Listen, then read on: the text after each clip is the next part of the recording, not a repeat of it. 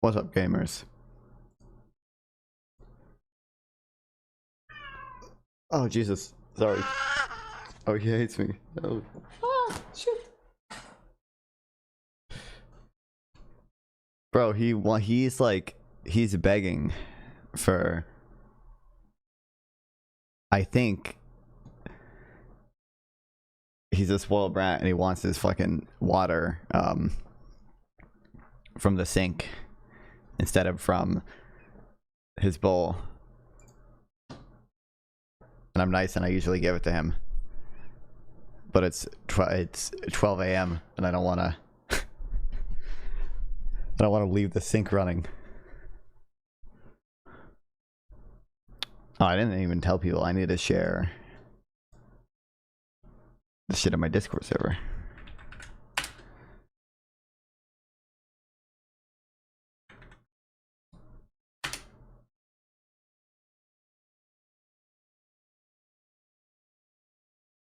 There we go.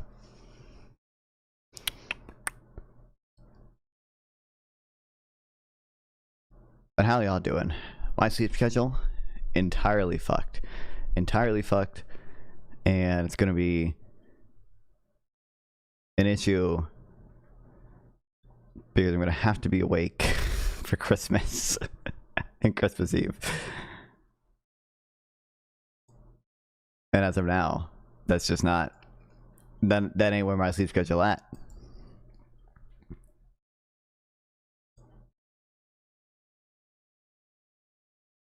Fuck that, sleep through Christmas. I would think my family would be a little upset. I think that's, you know, that's the issue there.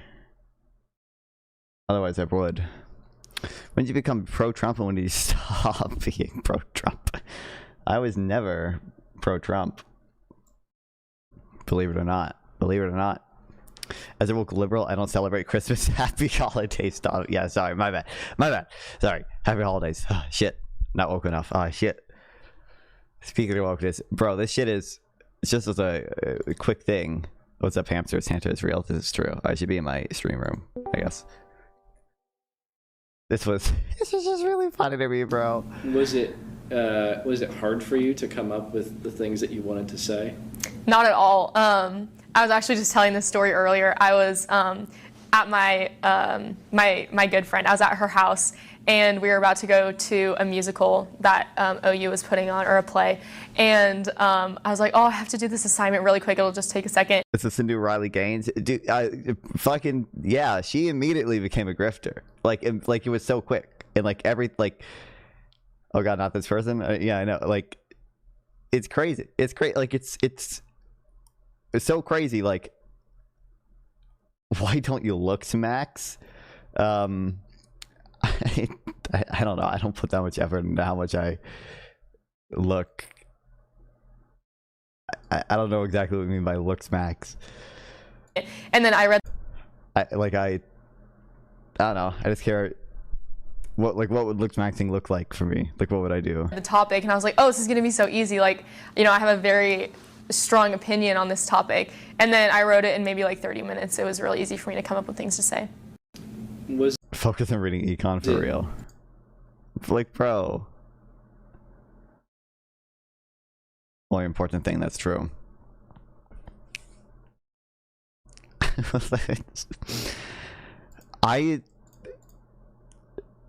I like, I don't know if she intentionally did anything. I don't really, like, on balance, I don't think she did. But like, if it came out that like she intentionally did this shit to jumpstart her like career, like, I think, like, I would not be surprised. I would not be surprised. Focus on learning math, grind math for 7 hours a day. I don't know if I need to do 7 hours a day. That seems excessive, but I should learn a little bit more statistics stuff. I sent you proof Santa existed DMs. Oh boy. P1, it is a conceptual truth, or so to speak, true by definition, that Santa is a being which none more jolly can be imagined. This is the ontological argument for Santa, that is the jolliest possible being that can be imagined. P2, Santa exists as an idea in the mind. P3, a being that exists in a mind, in a reality, is, other things being equal, more jolly than a being that exists only as an idea in the mind. Before, thus, does Santa exist only as an idea in the mind. We could imagine something that is more jolly than Santa, that is a jolliest possible being that does exist. P5, but we cannot imagine something that is more jolly than Santa, for the contradiction to suppose that we could imagine a being more jolly than the jolliest possible being that can be imagined. Conclusion, therefore, Santa exists. This is true. Someone with a math degree, I'm starting to like start views more. Valid. Maybe Santa's a creature that makes people become more generous around Christmas time. That's shrimp. Jesus, okay. That's who does that. Look at people on Twitter. Zane has like grad level math despite being an undergrad. You must math max. It's math over and econ over if not. Okay. I guess I go about that. It's almost Christmas Eve. This is true, Dylan Thomas. Welcome back. 15 minutes. Where's Santa at right now?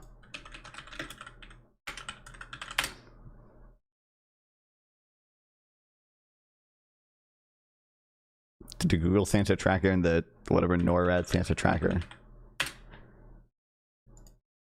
Saying it's a fucking genius, low key. I mean, oh shit.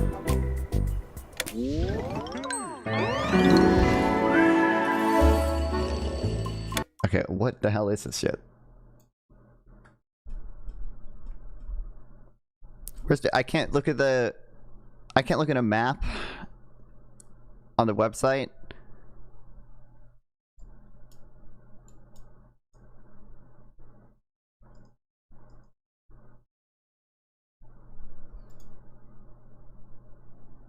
I guess I can watch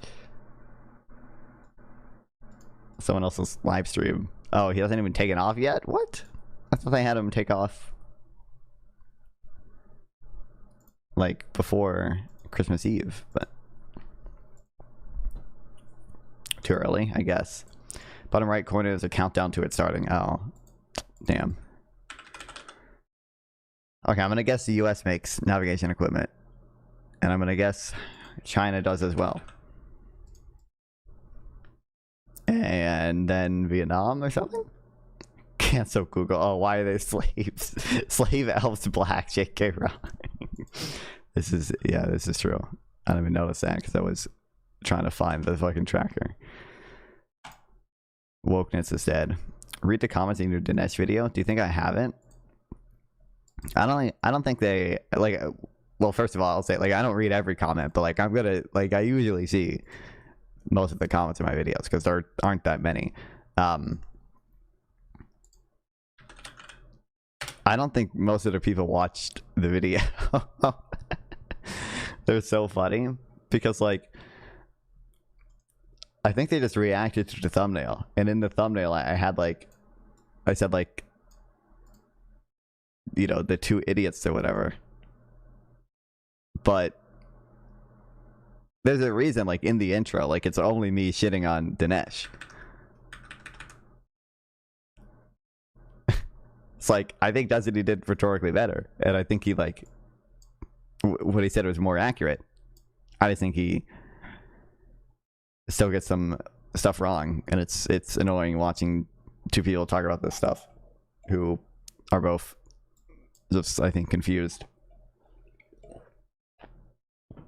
Did you know Santa used to wear a black outfit, then Coca-Cola made the red one popular? I think black suit is badass like symbiote Spider-Man. I've heard that. I don't know if that's just a popular meme or something, but by meme I mean like meme in the Richard like Dawkins sense. I don't know how people can watch this debate and come away with the idea that it's just two people who don't know economics arguing, when it's very clear that the reality is on Destiny's side, and that Dinesh is living in economic delusion. It's like, I think meme is in unit of measure. Is that the, when I say me, like I'm just saying like a popular like cultural like fun fact thing that's probably not really true. I hate the DGG cult, but like it's not even like, if you watch the video, it's like mostly me shitting on Dinesh, and then like one or two times I'll say like, well, I wish Destiny, you know, knew something about like banking so he could dunk on Dinesh better. Matthew Iglesias is a lot smarter than every DGGer. For how do you know Matt Iglesias isn't a DGGer?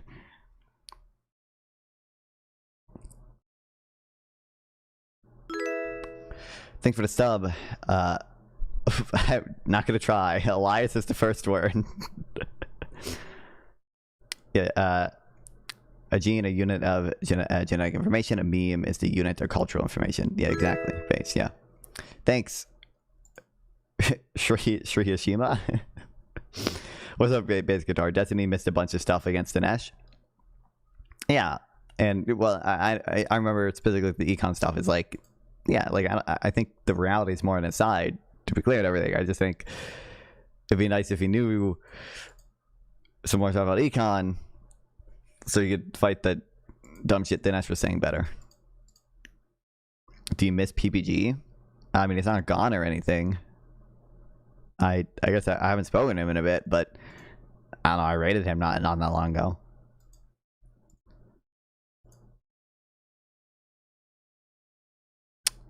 I'm gonna guess Germany.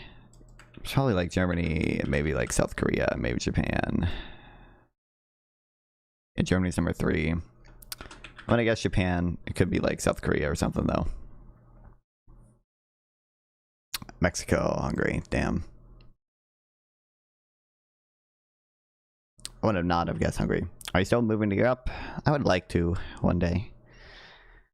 I would love to live in Amsterdam.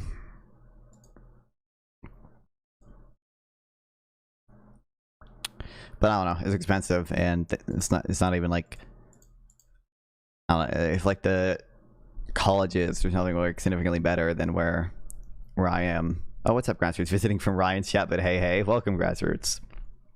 Well, welcome back. You know, then I'd consider it more, but it's just I don't know, it's more expensive, and I can go to an in-state school in North Carolina and they're pretty good. But I would love to live in Amsterdam or Oslo or somewhere one day. I loved Amsterdam when I was there, but I want to live in Tokyo. Have also been there. Oh, Cringe. Another Zoomer. I don't know if you're a Zoomer. I'm gonna assume you're a Zoomer. Another Zoomer who wants to move to Tokyo. One of my biggest pet peeves is his whole 2000 meals thing. I spent way too much time looking into it, and I'm convinced Dinesh is straight up lying. And people, oh, Dinesh is definitely, yeah, you know, he definitely, at the very least, is indifferent to the truth, and I think he just wants to be popular within the MAGA right-wing movement, and apparently he's found his way to do that. Okay, medicine, pig meat, some other random bullshit. And cheese. I don't really know. 118 billion is a decent amount. I feel like, I don't know, Switzerland makes medicine, don't they? I don't think this is Switzerland, though. I don't think they have this much. Maybe they do have meat and cheese. Don't they have pastures? I don't know, I'm just gonna go Switzerland. Oh, god damn it. Denmark? Yeah, hell yeah. Not gonna lie, the more I learn about manufacturing, the more I want to move to Japan. Their culture is basically autism. Lol.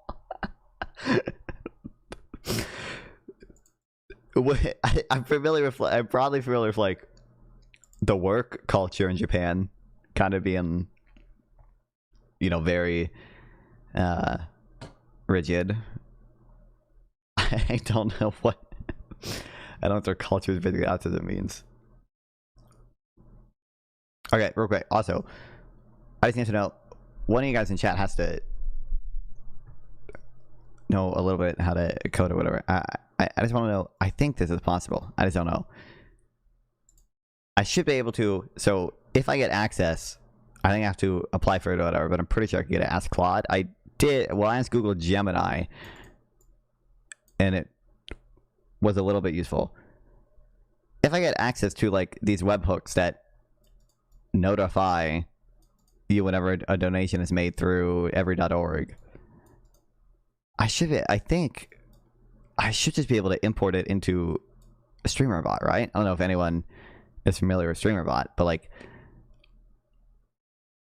the way it lets you connect to like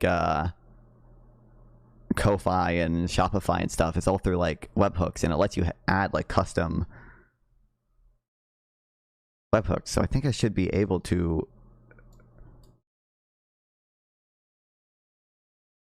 use it if I get access to it.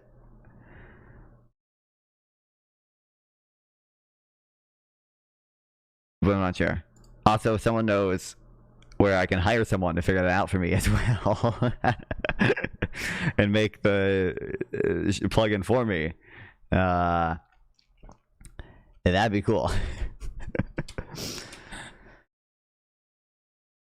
Because I don't know if I could probably post on fucking Reddit and ask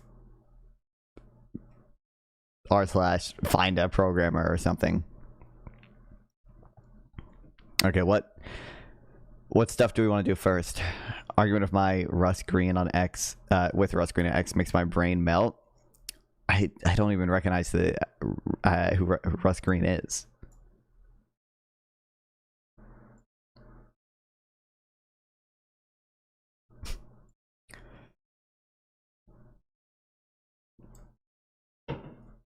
But I think we're gonna do some of the boomer memes. Oh, this is I recognize Russ Green from this. It's like an article on your list. Yeah, I haven't read this yet. Also, I don't even know if I can read it unless someone archived the thing. Uh-oh, I got some bad news. But I want to get to the Scott Alexander article, at least. Because I wanted to do that last time I streamed. But first, you should like this Too Easy money, because I'm sure there are progressives mad about this as well. I'm just curious about the case for progressive austerity, okay? Owen McDonald, gonna be as mad about this one. Oh no. Oh no. Pat Glacier said austerity, okay? Dear Lord. Inflation was very high in 2021 and 2022. While it was definitely lower and falling in 2023 and 2024, it didn't go all the way back down to the Fed's target rate of 2%. Then in 2025, inflation stayed above target and if anything, picked up a little. Given how central inflation was to the politics of the Biden era, I think this basic set of facts has received too little attention. Do you know the account Hoping? No. At least not off the top of my head. Democrats have decided that talking about affordability is better than talking about inflation, which is fine by me. But it's spun out in ways that are slightly odd, which progressives both overthinking the true meaning of the cost of living crisis, as in this Roosevelt Institute report, and also underthinking the boring question of what Democrats are prepared to do on policy to generate lower inflation. I'm more that part of Twitter than you. That's not surprising. When I did the one of the like Twitter sentiment things or whatever, you know, I think it was like had me like 80% effective altruist, like 10% that part of Twitter. I forget what else was on there. I just remember being like it was clearly I did it down one of my hardcore shrimp welfare phases or something because I was overwhelmingly just effective altruist. Kasian Kanban. I'm not. Iwajika. There's so many Japanese tools that are fundamentals of good manufacturing. It's crazy. Their approach to design and quality is just unparalleled, and that's a reason for living there. It's cringe. It's cringe. Break the stereotype. Live in Amsterdam, not Japan. Okay.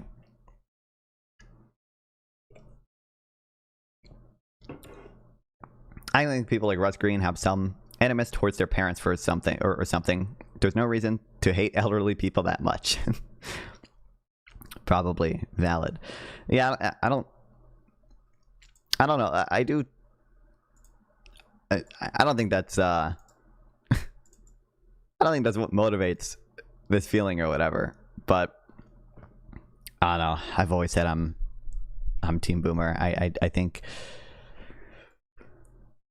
Gen Z's just a little crazy sometimes. I think they're just a little kooky. Okay, I think they're just a little, and it's like I don't even know. I don't even like think Social Security is optimal or anything. Okay, but like can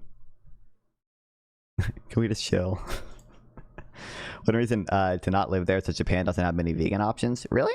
I thought might not have many vegan options, but I thought they had more vegetarian stuff because I thought they eat fucking rice.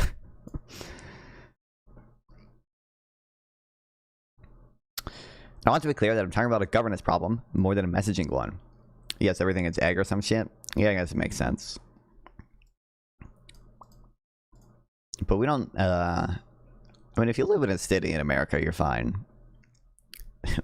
If you live in a relatively rural place, there's not going to be many specific vegan options. But I mean, you can make it work, obviously. But there's like, there's a single dedicated vegan restaurant, like within a 30. Oh, what's up, Sazrama? Goon falling back at it again. I am Sazrama. I'm always gooning. Welcome back. Yeah. There's like one dedicated vegan restaurant. They're not even like really dedicated. Like they serve non-vegan stuff. They just also like advertise themselves as vegan friendly and have vegan food. And then there's like one restaurant, a pizza restaurant that offers specifically vegan cheese. And that's basically it. Everything else, it's like, okay, well, I guess I'm having the side salad with no cheese and French fries.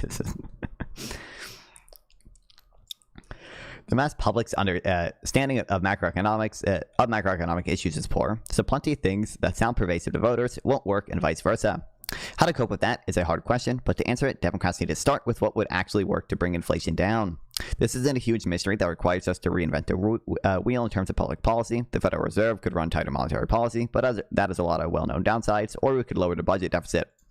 We should reduce the budget deficit is not an alien concept in the Democratic Party politics. Bill Clinton did it. Barack Obama's administration emphasized deficit reduction, though at a time when it was macroeconomically inappropriate. Joe Biden ran a unique experiment in dropping this from the Democratic Party lexicon, and it didn't work out very well. What platform is a nonprofit webbook thing on? It's on every.org. They offer, I think I would use the partner webhook if I could get it. And then I should be able to import it to StreamerPod. I need the premium plan to actually use it, but I was trying to test it. So I can't actually test it without getting approved for it or whatever. They let anyone get like a API thing, but I don't think it does what I need it to do. Of course, how to reduce a deficit is controversial, but there are plenty. I'm talking to a guy at FarmKind right now. I think I can make it work. I think I can make it work. Because I know that they have access to whatever every.org thing. I believe they have access to something that notifies them, because you can see notifications on the website, and they, for like the shrimp welfare thing, they have like a real-time tracker. And I don't know, they presumably they could give something to me to add alerts, I think, hopefully.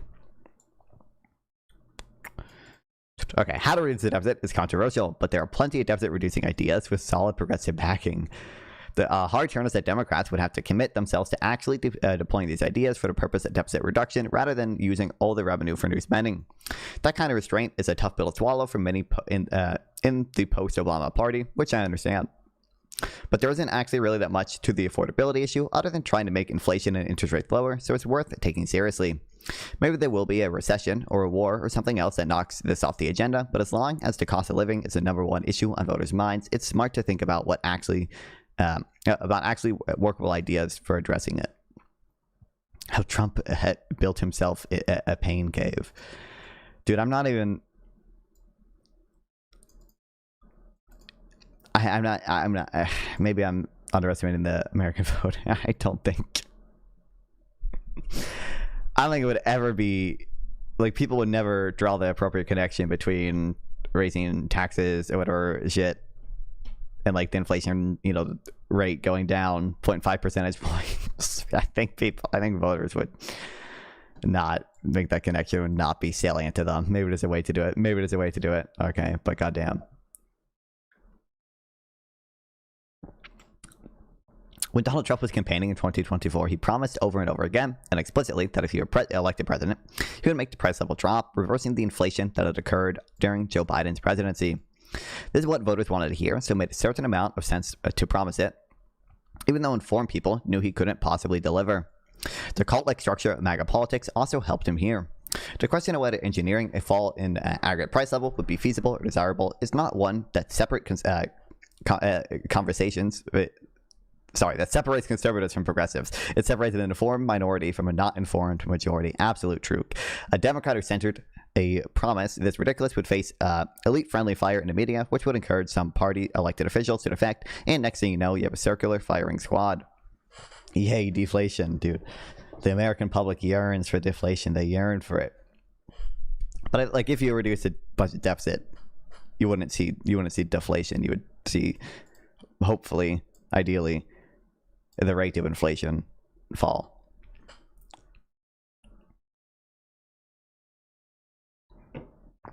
Or maybe that's all fiscal theory to price level nonsense. But if Trump wants to run around the country promising an immediate drop in the price level, nobody's going to take up space in conservative media to contradicting him. What happens after the election? Well, that's a problem for after the election. But I have to say that I thought it was going to work. My guess was that if Trump won the election, conservative media would start cheerleading for the economy. A lot of independents would sort of mentally reset and say inflation was a Biden problem. I was actually pretty confident about this. In retrospect, overconfident. What we know about inflation is that historically it has been brought to an end by a recession. For that reason, if you go back to 2022, you can find a lot of analysts who are confident that only a big spike in unemployment will bring inflation back down. It's cool and all, but if you consider that public sector deficit is private sector surplus, I have not. Yeah, this is true. Actually, this is the reason recessions happen. True, it's because every time we reduce the budget deficit, we reduce the private sector surplus, and that's what really brings recessions. So at the time that I thought I was wrong, but I had to concede that I was making a purely theoretical argument. Empirically speaking, past inflations were ended by recessions. We know that when a recession hits, jobs in the recession become the top issue. We had no information about how public opinion would react to inflation slowing down. I just kind of assumed that if Trump he would reset people's intuitions and do okay. And I guess he made the same bet, but it's worked out very poorly for him because voters, including a huge share of his supporters, say that they genuinely want falling prices. I love the American public. Yeah, I saw this poll. This poll obviously went viral on my part of Twitter.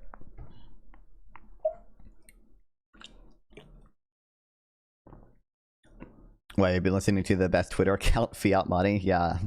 Don't they literally have that in their fucking banner?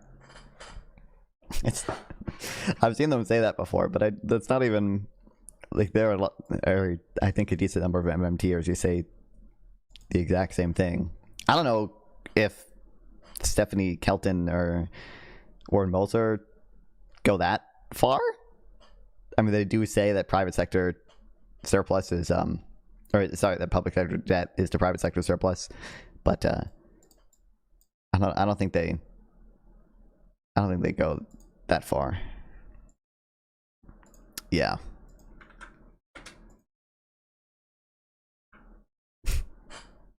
True.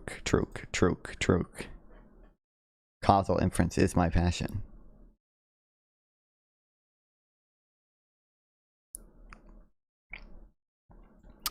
Part of what I find that aggravating is that there are a lot of more interesting questions out there, like should you make unrealistic promises to win an election? On the one hand, winning is good. On the other hand, I feel like Trump set himself up for problems here by overpromising. On the third hand, he's constitutionally ineligible to run for re-election, so maybe he is narrowly correct not to care.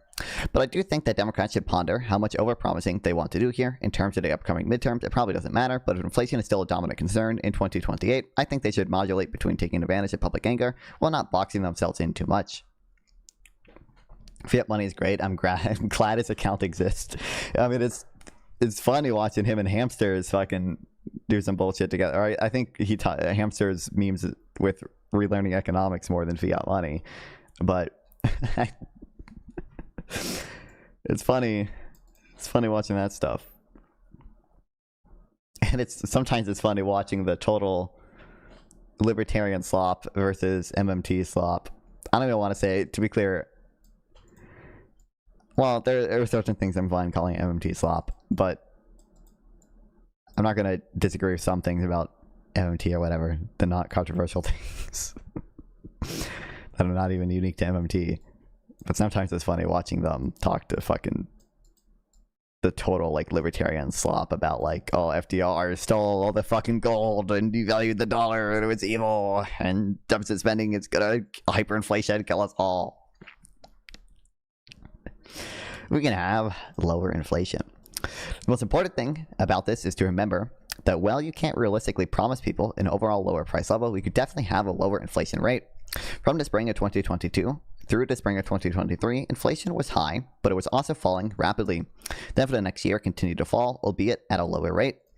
Since then, though, we have genuinely stalled out at an above average target level. What's more, part of how we accomplished that reduction in inflation was higher interest rates. Have you considered that interest rates raise inflation? Things like higher mortgage and car payments aren't technically considered inflation for sound macroeconomic reasons, but in common sense terms, the price of money is a price. It's just drama in MMT more. MMT thinks we should print infinite money. This is true. Do you think they even know that inflation exists? This is true. That is, I will say, that is what's annoying about the fucking either the total libertarians who say that, or even like the libertarians on Twitter who say that, or even I think Ben Shapiro has like a video like doing some insane straw man of MMT, and it's like you're these guys are really gonna make me defend this bullshit, bro. You're really gonna make me defend this bullshit. I think it's quite reasonable to promise inflation at the Fed's target level. It is Trump who chose wrongly, I think, to spend his whole first term in office bullying the Fed for easier money rather than encouraging them to hit their target first. Of course, the reason he did that is he wanted to lower interest rates, but you can create sustainable lower interest rates with a lower budget deficit. If Doge had actually identified a large amount of government waste, for example, that would have been a great way to accomplish this. But they didn't, and not because there is no wasteful spending, but because they were already focused focused on nonsense, political soft targets, and arbitrary power grabs rather than identifying waste. The government routinely spends billions of dollars a year in farm subsidies, for example, and now under Trump, we're making extra bonus payments to compensate farmers for the harm we're incurring due to his trade wars. So evil, so evil, so evil, so evil, so evil. It's all so evil. MMT is weird. I'm not sure what to think about it. Listen. I think our Captain OK is in here. Or maybe he is here. I'm not gonna say I know enough to like discount everything in it, obviously. But like there seems to be a decent amount of consensus about this stuff from people I've listened to, and it aligns with what I've read about MMT. It seems like a lot of MMT is either stuff that like no one like really actually disagrees with, like the fact that countries that have sovereignty over their currency can, you know, aren't constrained in the same sense that a household is constrained. They're constrained by the rate of inflation mostly. I've never seen an MMT model, so it's all fake. This is true. Isn't there a fucking, there's another MMT account on Twitter that has their models all the time. It's I don't even know if they're like they're like prediction models. They're like trying to predict the fucking stock market and stuff, and they have a ton of shit. But they're not like actual, like they're not like models published in any papers or like academically. So yeah, but you know, it's either stuff like no one actually disagrees with, or it's like funny word games with how you define things like private sector surplus and you know, private savings. And that's, you know, that's why a lot of mainstream economists don't like them. The issue of MMT is it's just a PK versus mainstream debate with different names. Oh shit! Santa is a home intruder and trespassers on my domicile will be SHT and survivors will be SHT again. Merry Christmas. Merry Christmas, grassroots. I appreciate it. Thanks for the $20. This is true. Doesn't Santa know he's violating the NAP because he's, you know, initiating force coming into my property without my consent? Doesn't he though?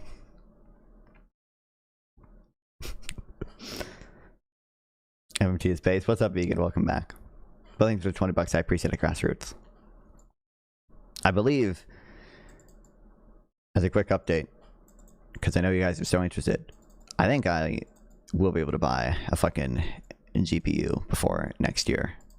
Probably. Depends on how much Christmas money I get.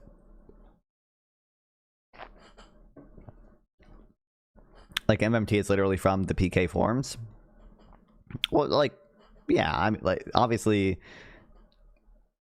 most of the, I mean, they're going to share like a lot of assumptions and everything. They're going to share a lot of beliefs. Although when you say from the PK forums, wasn't it? I thought wasn't MMT revealed to Warren Mulser in a dream when he was working at the Fed? It's like, or he was like interviewing people at the Fed or something, and trying to just study how like monetary interactions like actually like work and go down and everything. MMT is believed basically the same thing, just a few extra things in different framing. Yeah. Where's I at with this? I'm not going to say that you could single-handedly end inflation by ending the Trump tariffs, replacing the lost revenue by ending some of the Trump tax cuts, eliminating the side payments Trump has made to offset some of the harm of tariffs, and then cutting unnecessary farm subsidies, but it would help. I get that if I were to write the Democrats' agenda for 2029, should be the technocratic tax reform and scalpel-like cuts in federal spending, plus ideally some big bipartisan fiscal commission to address the larger deficit challenge. People would rightly say that sounds boring, but absolutely everyone agrees that voters are fired up about the cost of living. There's nothing wrong with politicians trying to put some ideas on a table with some razzle-dazzle. But Trump is not lacking for razzle-dazzle, and after a year in office, people are really mad at him. The main thing keeping his standards afloat is that even though he is deeply underwater on affordability, Democrats don't have much credibility either. I mean, he admits he got it mostly by posting. Posting is how ideas are made. The ideas of bloggers and Twitter shitposters are more powerful than is commonly understood. Indeed, the world is ruled by little else. This is true.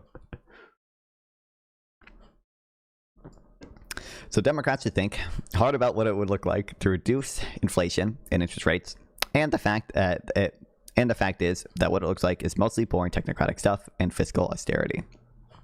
Oh no, oh no. Owen McDonald raging right now. He's quaking. I feel it. Oh my god, all these neoliberals, they want to cut all the welfare spending. I don't understand why people like Stephanie Kelton. I read an okay amount about MMT. I always thought she made the least compelling case. Yeah, I mean, I don't know how many Stephanie Kelton, like, fucking fans there are out there. She just wrote the most, like, accessible book on it, right? So, and she posts on Twitter. I don't know, I think Molster posts on Twitter too and stuff, but she's active on Twitter, and I think Substack. I think she makes Substack relatively frequently. What is this? What is total boomer luxury communism? Oh boy. Same article, no paywall, based. Gold hit record highs by gold. Welcome back, Tesco Johnson. This is real. Go to goldsilver.com, guys, and buy your favorite, buy gold from your favorite libertarian slop YouTubers. Let's go. For the thing is, MMT seems to have come from decades of deficit spending and people saying it would cause massive inflation and that not happening. I don't know. I think but like I think that's gonna be shared among like a lot of mainstream economists. I don't know. It's like Ron Paul, okay, is gonna come out and say, "Oh my God, all the quantitative easing, all the deficit spending is gonna cause massive fucking hyperinflation. We're all gonna fucking die." But like no one, like Paul Krugman is saying, the same the same shit as like MMTers would there. I thought bad is chopped and cooked meat. Oh, if you're fuck fiat currency, find gold and melt it and smelt it down. Sorry, and be rich. This is true. I mean, we have and people buy, old pennies and old quarters for that reason, but not legal to melt them down yet. Don't you know nickels where it's really at? You should buy $250,000 worth of nickels and put them in a storage container in the desert to keep them safe and dry, and then you can sell them for a profit later on. Become a nickel investor. Okay, anyway, to a generation of millennials reared on a political combat of Barack Obama's first term or David Cameron's ministry in the UK, austerity is a dirty word, and the whole idea of fiscal discipline feels alien. But two key points on this. One, the Keynesian logic goes in both directions. If you believe strongly in fiscal stimulus when there is high unemployment and interest rates are zero, you should believe in fiscal stringency when there is high inflation and interest rates are not zero. Most people would support bringing back the gold standard if it meant 2019 prices would be, because people are idiots. I agree, easy buddy, but like no one who supports that. I don't want to say no one who supports that. Most of the median voter, okay, the average voter who supports that is not going to be thinking, well, I recognize that the gold standard would be an issue insofar as like the Federal Reserve couldn't easily respond to changes in the demand for money, and there might be sustained periods of deflation which will lead to higher unemployment and volatility, and no one, they don't know that shit. Gold standard, I call it the neo gold standard, so it sounds cooler. Well, he should be citing Elcina's book. I don't know who these people are. In fact, Elcina's case isn't really Keynesian, but it's an argument for austerity. I mean, presumably the more, you move away from Keynesianism, the easier it is to justify austerity, actually. But what do you think I'm doing? Oh, I might notice it, actually.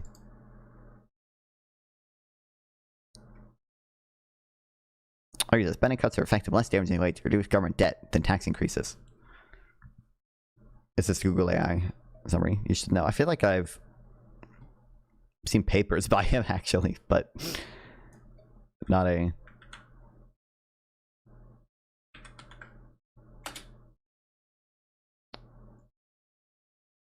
not a book.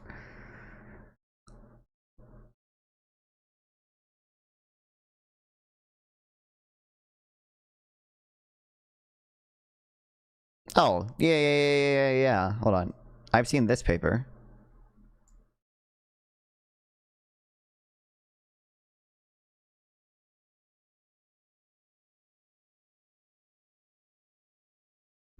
You laugh, I made 50K on gold stocks this year. My second best was NVIDIA, which I sold like 80% of.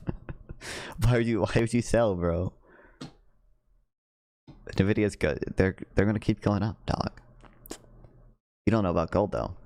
How can you not afford a new GPU yet? Surely you surpassed $500 in super chat revenue over the past month. I don't think I've made 500 in super chat revenue over the past month.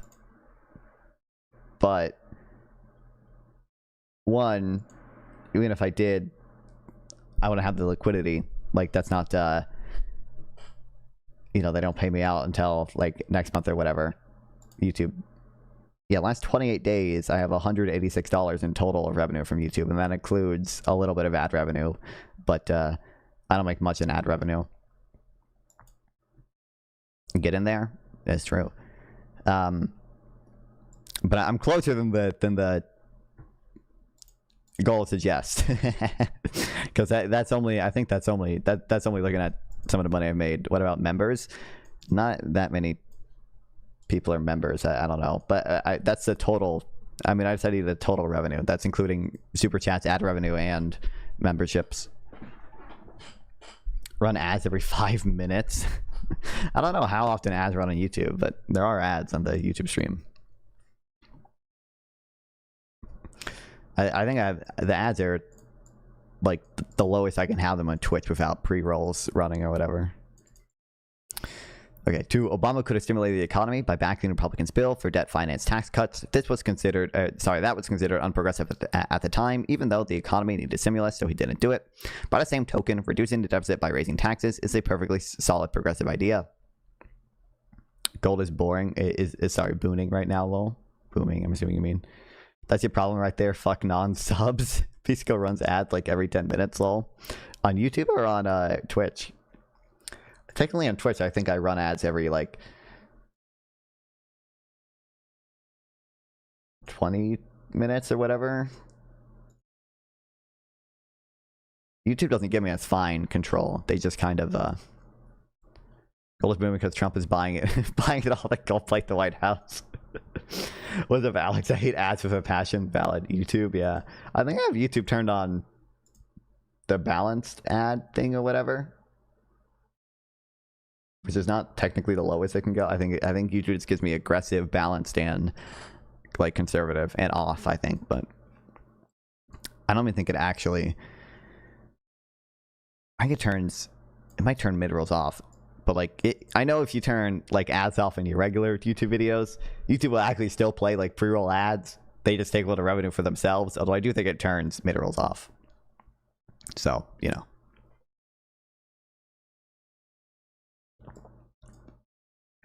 I know before you get monetized, YouTube will still play ads on your videos. They just don't give you the money. Although in fairness, before you're monetized, you're not going to be making like almost any money from ad revenue anyway. Yes, I like that theory of all my gold money is being fraudulently spent by the president. Nice.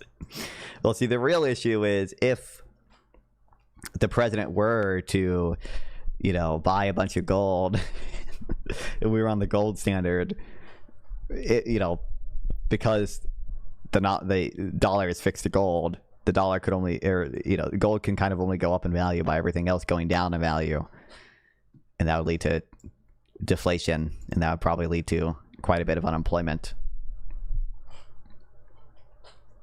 Because, you know, sticky wages and all.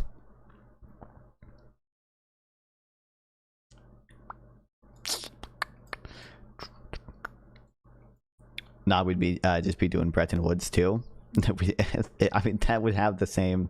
Oh shit! How did I move that? Same. It's also probably harder today because the gold standard is less. Or gold would probably is a less stable demand today because, you know, places like India and China and whatever country is going to eventually, you know, reminds me of Roosevelt silver in China. Yeah, I think I know what paper you're talking about. Starfuse silver is up too. You guys don't just invest in NVIDIA, bro. Okay, you guys don't see the vision.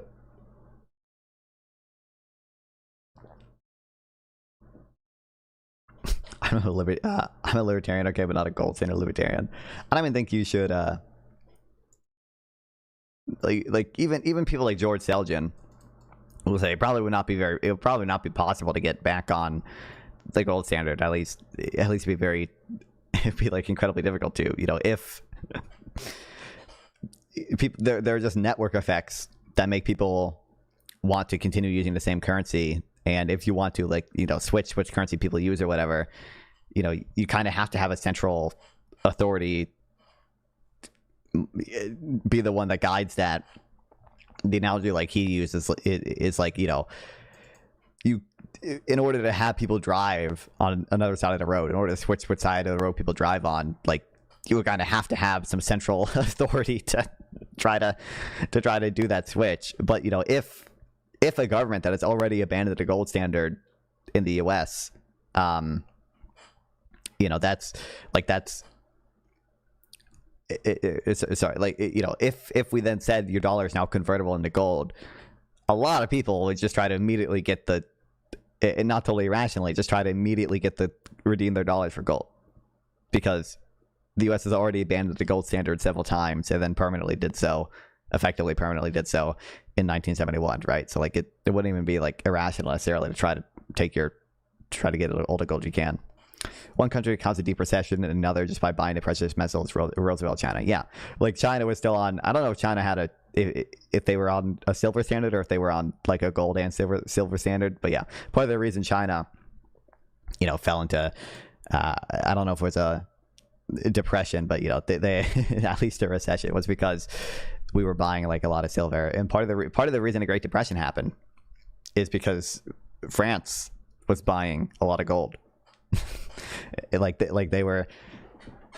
wasn't just France, it was a few different countries' central banks. But you know, the Great Depression might have just been avoided if central banks around the world had maintained the same amount of gold in reserves and not continued trying to hoard gold.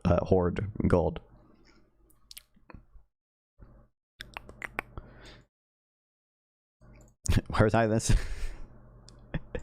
Any Democratic administration is going to want to make some efforts to raise tax revenue, and they're going to find that raising taxes is hard. There will not be enough revenue to cover everything that everyone wants the government to do, but if the thing that the public wants is lower inflation and lower interest rates, then the way to deliver on that is to devote the lion's share of new tax revenue to reducing the deficit.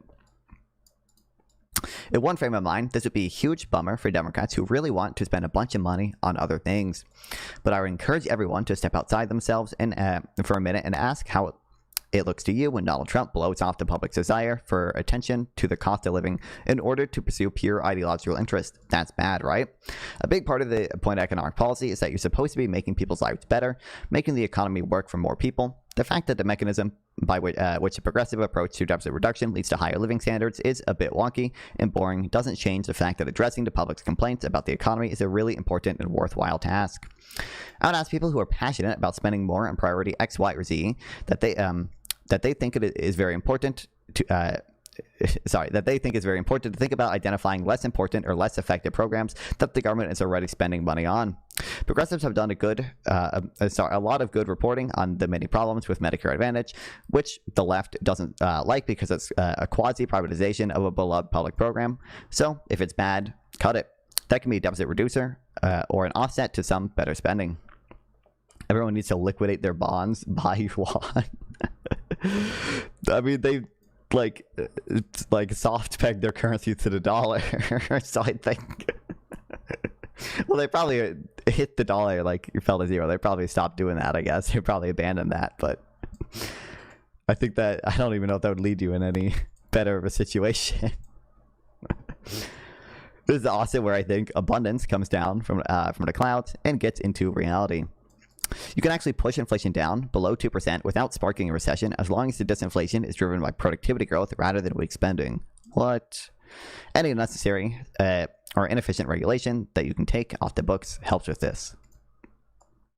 Man, Glacius coming out of favor of deflation, of supply side deflation. I hear the criticism that this is boring and that a political agenda needs to be sexied in this, but it is also literally the public's #1 priority. So how boring can it be exactly? It's just it's not even gonna be. I just have no faith that it's gonna be salient and people are actually gonna notice it if it's not like actually fucking deflation. But figuring out how we close the gap between the public's intense interest in inflation and the cost of living and the slightly humdrum nature of the policies that would achieve this is an interesting problem. But we've just seen Trump spend a full year trying to find a solution that doesn't involve actually addressing the substantive issue, and it doesn't work.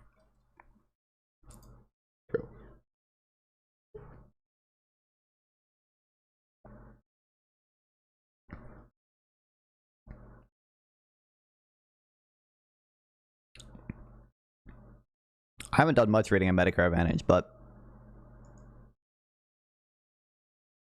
I thought Medicare Advantage, like, technically has better outcomes for patients, although that's just because they're able to, like, insurers are, like, able to kind of game the system to get more money per patient with Medicare Advantage. Okay, I think I don't think there's stuff in this article that progressives are going to get too mad about. Okay, I think next time I talk to PPG or Owen McDonald or these socialist fucks, okay, they're not going to yell at me about how neoliberal Democrats want a bunch of austerity. Okay, I think we might avoid that. I think we might avoid that. I think we might have done it. We'll see though.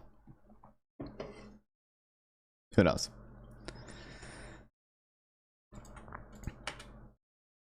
Okay, what memes do we want to do? Do we want to do next? Who's Alabama John? I have no clue. But I'm assuming it's random fucking bot channel.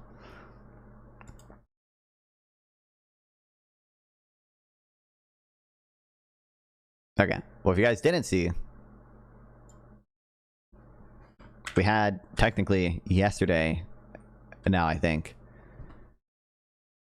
like 4.3% GDP growth. Thank you, Donald Trump. Economists got it all wrong. Yes. Oh, I thought they already have the estimates for Q4 growth or whatever, and it was like, I mean, it was above the prediction. I think GDP now had GDP growth at like 4.1%, and then it had the blue chip consensus. I think the top part of the range was like not quite 4%. And we're going to get another wave of economists got it all wrong. But before that, Jason Furman, New York Times article about 3 theories about why GDP's growth has been strong, but the job market seems to not be as great. Economic data never tells a perfectly clear story, but lately the contradictions have been especially jarring. Just a week apart, the government delivered 2 sharply conflicting messages. One report showed job growth stalling and unemployment rising. Another showed the economy expanding at a blistering 4.3% annual rate, more than double the pace of the first half of the year. Nathan, how are you anti-Trump with such high GDP growth? Tariffs must be right. This is true. Don't you know the S&P 500 is at all-time highs, guys? Are we sliding towards recession or entering a new boom? The uncomfortable answer, by the way, easy money. Are you still in the we are almost certainly in a recession camp? I just don't think, listen, I don't think it's impossible. But despite the labor market, okay, not many other recessions have 4.3% GDP growth annualized. The comfortable answer is that the data is unusually foggy, and foggy because of the normal challenges of measuring a large and complicated economy. I have no reason to suspect the data was politicized. Yes, most people think it. I don't care what most people think. I don't care. I don't know. I don't care what people think. Okay, that's not a good methodology, in my opinion. There are three plausible interpretations, and while the truth is likely some combination of all three, policymakers cannot afford to assume they know the answer for sure. The most pessimistic, hold on, I remember this. If we're just going on what most people think, can we use the? I don't know if you're familiar with like the differences between the NBER's historical recession data and some I forget the name of the author who constructed a different measure of recessions in the U.S. historically. It's like the NBER for their historical recessions are going off like based on sentiment. Like they literally use like fucking newspapers and shit to construct historical dates of recessions. And there's an economist who wrote a paper looking at like actual industrial production, and he found out like, oh, actually NBR like way overestimates how long and how big recessions were historically. I think I know the answer. My lived experience tell me that terror are causing an industrial revival. Yeah, I walked outside and saw 20 new factories. I walked outside and I saw all the young men so happy to be working and toiling away in their factory jobs. The most pessimistic interpretation is that the labor market data is right and GDP growth is being overstated. Both employment and GDP figures are revised over time, but historically GDP revisions tend to be larger. When the two come into conflict, it is usually safer to trust the jobs number. Moreover, the employment data run through November, while the GDP data reflects the third quarter, which ends in September. On this view, Tuesday week's labor market report could show up as slower growth in the fourth quarter GDP report. I'm skeptical of this explanation. One of the well-measured component of economic growth is consumer spending, which represents more than 2/3 of the overall U.S. economy. And American consumers have been spending at a surprisingly rapid pace this year, based on a combination of lower income consumers stretching their borrowing and higher income ones spending some of their newfound stock market wealth. Don't you know, actually, 50% of their consumption is from the top 1% of people, and GDP doesn't even matter. I walked outside and it saw a new factory, and a Somali guy throws a stick on the ground. There's room for improvement at #MAGA. True, we just need the mass deportations, then the factories will really take off. Kill me. The most optimistic interpretation flips the story around. GDP is actually right, and the labor market data are misleading and will eventually be revised upward. There is some support for this view. Private sector job growth has been solid, and the headline figures of total jobs have been dragged down by a sharp decline in federal employment, $168,000 jobs lost over the past 2 months. Still, there are countervailing signals. Jerome Powell, the chair of the Federal Reserve, has argued that the official data may be overstating job growth. Economy is fucked. Don't listen. True. And in fact, the economy may have lost jobs in recent months. In particular, the surveys used by the Bureau of Labor Statistics to compile the job numbers can go awry when there are abrupt changes in business creation or business failure.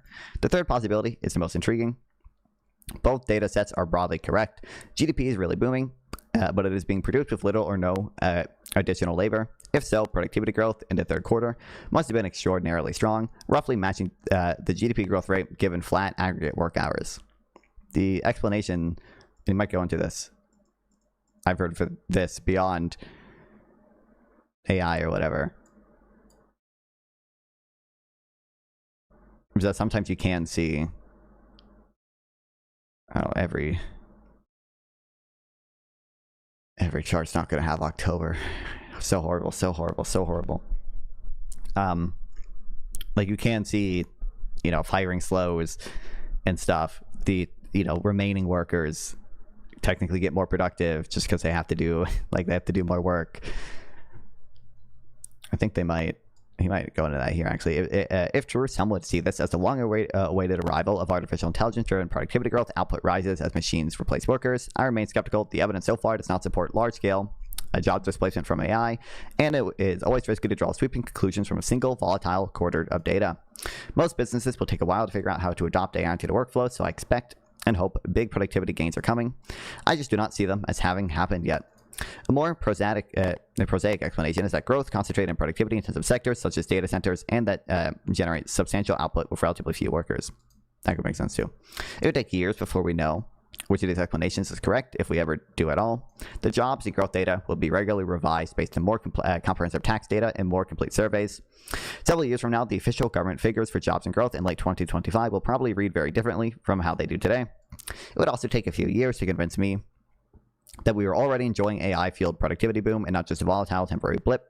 The confusion in the economic picture is not limited to growth and jobs. The inflation picture is also murky. Inflation has hovered around 3% for nearly 2 years, but the latest consumer price index report showed a noticeable step down, raising fresh questions about data collection and measurement, particularly in the wake of recent data collection disruption of the government shutdown.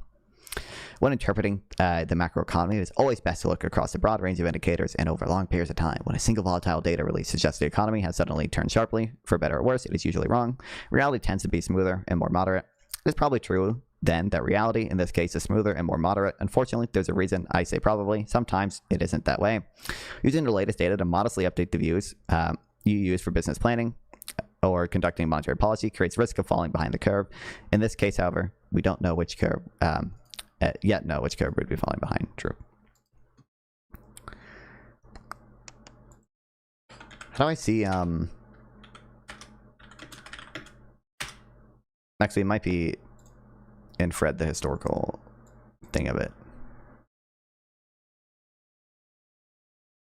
Yeah, like GDP now is at 4.7%, which is, that's, to be clear, that's off by more than they're usually off by. Usually GDP now is like within, you know, 0.1% of where GDP actually ends up being. But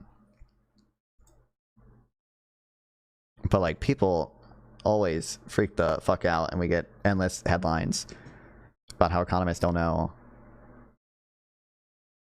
how to account for this shit. Do you like Chris Friedman's slop? I like his graphs. I mean, I think they're goofy. It's funny. I guess I'll say I like it, but I don't like it in the sense that I think he contributes very meaningfully to the type of conversations people are having.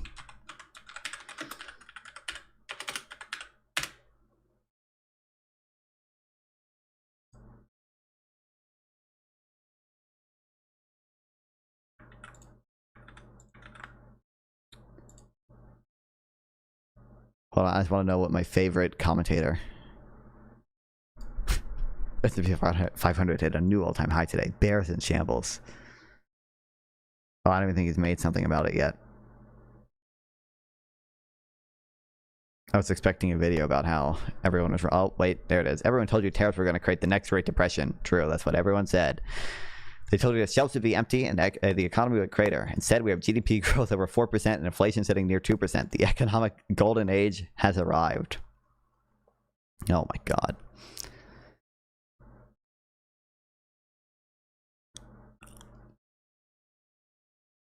At the very least, the economic boom is here.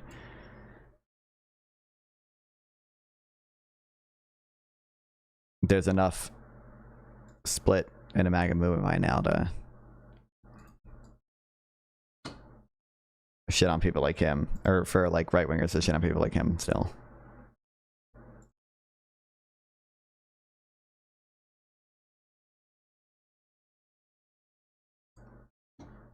Okay, I don't know if we're gonna watch a whole of this.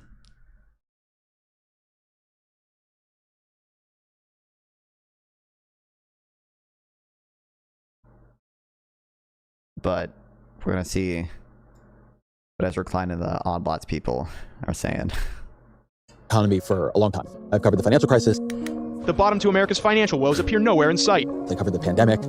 Supply chain issues, record high inflation, and labor shortages slow pandemic Tesla when unsupervised FSD releases if you could afford it? Probably not. recovery.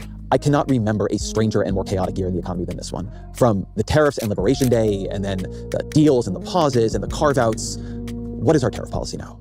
to the giant AI build out that is keeping the economy afloat.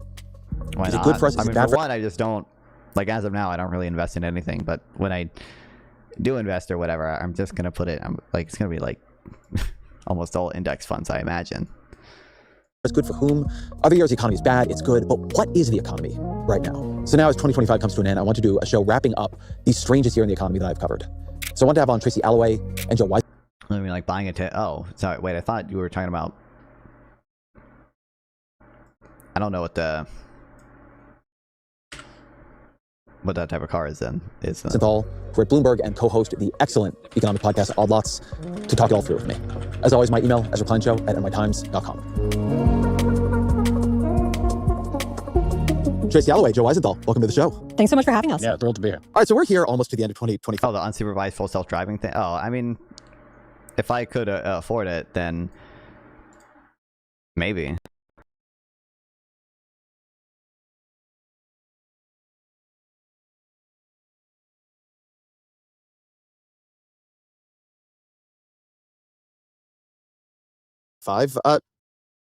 Tracy, let's start with you. How would you just describe how the economy is doing right now, if you knew nothing else? That's actually a really tough one, which probably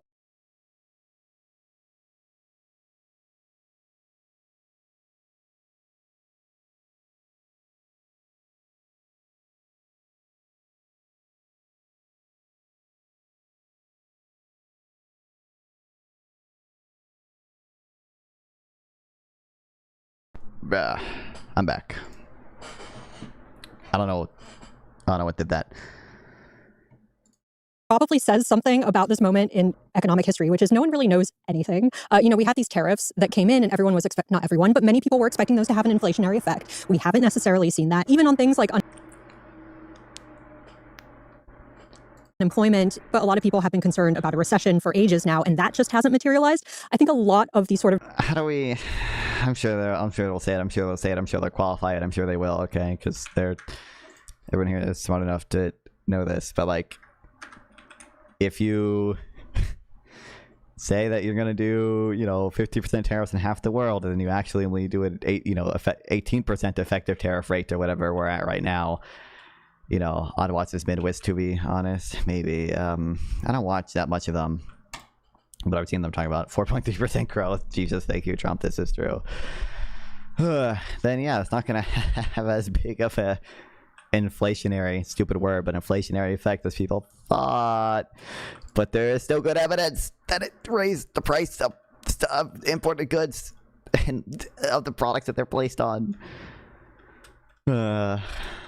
traditional economic thought that should dictate how things develop and unfold isn't bearing out. And so I would describe the economy as unexpectedly chaotic, perhaps. It's just not acting the way a lot of people thought it would in the current situation. Is it chaotic or is it unexpectedly normal?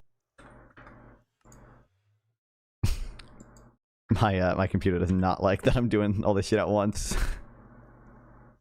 I kept thinking as I was looking at this data, that if you just showed me the macro... At Veritasium. Yep, that's Derek from Veritasium right there. Or data of the year. If you showed me the jobs numbers, like month on month, showed me GDP, showed me inflation, yeah, that's and I didn't fair. know any storyline, I would say, hey, pretty normal year in the economy. Yeah, there's a layer of policy chaos built on top of an economy which seems surprisingly resilient to that chaos. Joe, what's your state of the economy gloss? There is clearly a labor market deceleration happening. I don't think anyone would dispute that. So now unemployment is, as of November, 4.6%. All that being said, the temptation is to assume that, okay, you have this like creaking labor market and then it snowballs and then you have like a proper recession. But people really have been talking about the imminent recession for 3 years. Yeah, I remember Joe Biden's imminent recession. There were so many imminent recessions. And I think everyone's just very gun shy right now about calling anything. We also have this sort of weird thing with understanding the economy is murky in the best of times. Then layer on to the fact that data collection prior to the government shutdown has been getting worse and worse, response rates to government surveys. Then you figure, okay, during the shutdown, that impaired...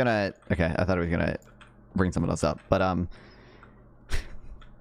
it is also like, for economists did they all have Biden derangement syndrome when all of them said there was going to be a recession in 2022 or 2023? Because that, like you said, that they've been talking about it for 3 years. That did not end up happening. Now, in fairness, I guess a lot of economists said, not that there necessarily would be a recession, but that in order to bring inflation back down, there would have to be one. And inflation has not been fully brought back down to target level. But no one cares that, during Biden's years, all the economists were also wrong. They all Biden. They all thought that COVID is going to break everything and the American Rescue Plan was going to break everything. But They were wrong. Biden derangement syndrome. I'm going to The data start that movement. process on top of that. So you have this other multiple, I don't know, error bands is maybe how you would present it. And then the underlying economy itself, let's say we had this clear snapshot, then you have this very strange economy where we know there is this one sector of the economy that's doing absolutely phenomenally well, which is AI and other tech adjacent things. And then the other areas that probably also conveniently, I'm sure I'll mention this, but the area of the economy that's all tariff exempt. are sort of stagnating, maybe a little like stagflationary vibes. So even if we had a very clear picture, let's say we had great response rates in all the surveys and they had been running, we hadn't had a government shutdown, this is just a very strange underlying condition. So levels and levels and levels of uncertainty. The ontology of the economy is unclear. Yeah, absolutely. So I want to go through some of these stories that you all have covered very closely, that we've covered some, and try to go through what happened at the start and where they've settled. And I want to start on tariffs. Trace, you mentioned the tariffs. So take me back a little bit to the week of Liberation Day. There were a lot of emergency episodes of your guys' podcast, which are great. What happened then, and what has happened at a high level since then? Yeah, so that was a crazy week for obvious reasons, sort of capital H history being made. I think the surprising thing to everyone was the actual rollout of the tariff announcement and just how unstructured it seemed to be in many ways, in this idea that, we were going to impose tariffs on small islands, out in the in Oceania, Tariff the penguins. Right, and whose only export is like bat guano or something like that. It just didn't make any sense. And, markets don't deal with uncertainty at the best of times. And this was like a boatload of uncertainty being dumped onto the markets. Exempt, and the only two of the Mag 7 that aren't are SpaceX and Tesla. Well, I mean, you can, I think there are, NVIDIA has their fucking exemption to export controls. Anyone who's friendly enough to Trump, Apple has got smartphones or whatever exempt. If you're friendly enough to Trump, okay, you can find a way to get the tariff exemption, bro. So you saw this huge reaction. What was even more surprising is that the market recovered so quickly. We spoke to a lot of businesses back in sort of April and May and asked them, how are you dealing with the tariffs? And we heard, for instance, from a women's clothing company saying, it's been absolute chaos. We don't know what's going to happen this year. I'm supposed to be putting orders in for the winter Christmas season. I don't know if I can actually do that with my suppliers in China. I don't know how much to order. And yet, fast forward to now, and things seem to be ticking on relatively well. The big question is going to be whether or not that's an overhang from, earlier periods in the economy. People have already bought a lot of stuff. They stockpiled inventory coming into tariffs. So maybe we're still living through that hangover in many ways. Maybe at some point, all that uncertainty, which you would presume would cause businesses to invest less in their own companies, maybe eventually it'll hit. One of the reasons the tariffs were hard to cover is they kept going up and down. Yes. Then there'd be these bilateral deals with other countries. Joe, I want to show you a chart from the Yale Budget Lab that tracks effective tariff rates. This is cool. Isn't it? Yeah, I love this. That tracks effective tariff rates since the beginning of the year. Yeah. So can you talk through what you see on the chart, just like what happened? Sure. And then what you make of it? Yeah, absolutely. So this is a chart of the U.S. average effective tariff rate since the beginning of the year till now. And at the start of the year, the U.S. was it was an open economy. We had very few trade barriers. It was less than 5% on average. Probably looks like it was somewhere close to 2%. Then obviously when we start getting those initial tariffs on Mexico and Canada, and then of course Liberation Day in early April, nearly 30% effective tariffs across the board. And then of course we started getting the deals and the carve-outs and the bilateral arrangements. And we've settled in this area that's a little bit, somewhere between 15 and 20%. But we are now a very high tariff country. I think if you had taken those first numbers seriously, people would have looked at them as like, no, we just can't trade at these levels. With the modifications, they became, I think, tolerable. But I think the way I've been thinking about the tariffs is on the one hand, you might say, okay, tariffs are inflationary, right? They raise the price of goods. That's inflation. Another person might say, tariffs are disinflationary. Tariffs are a tax. Historically, and most economists would say... Oh my God. Are we really going to do... I mean, maybe he's building up to doing this. Are we really going to do that? Like equivocation, bro? No,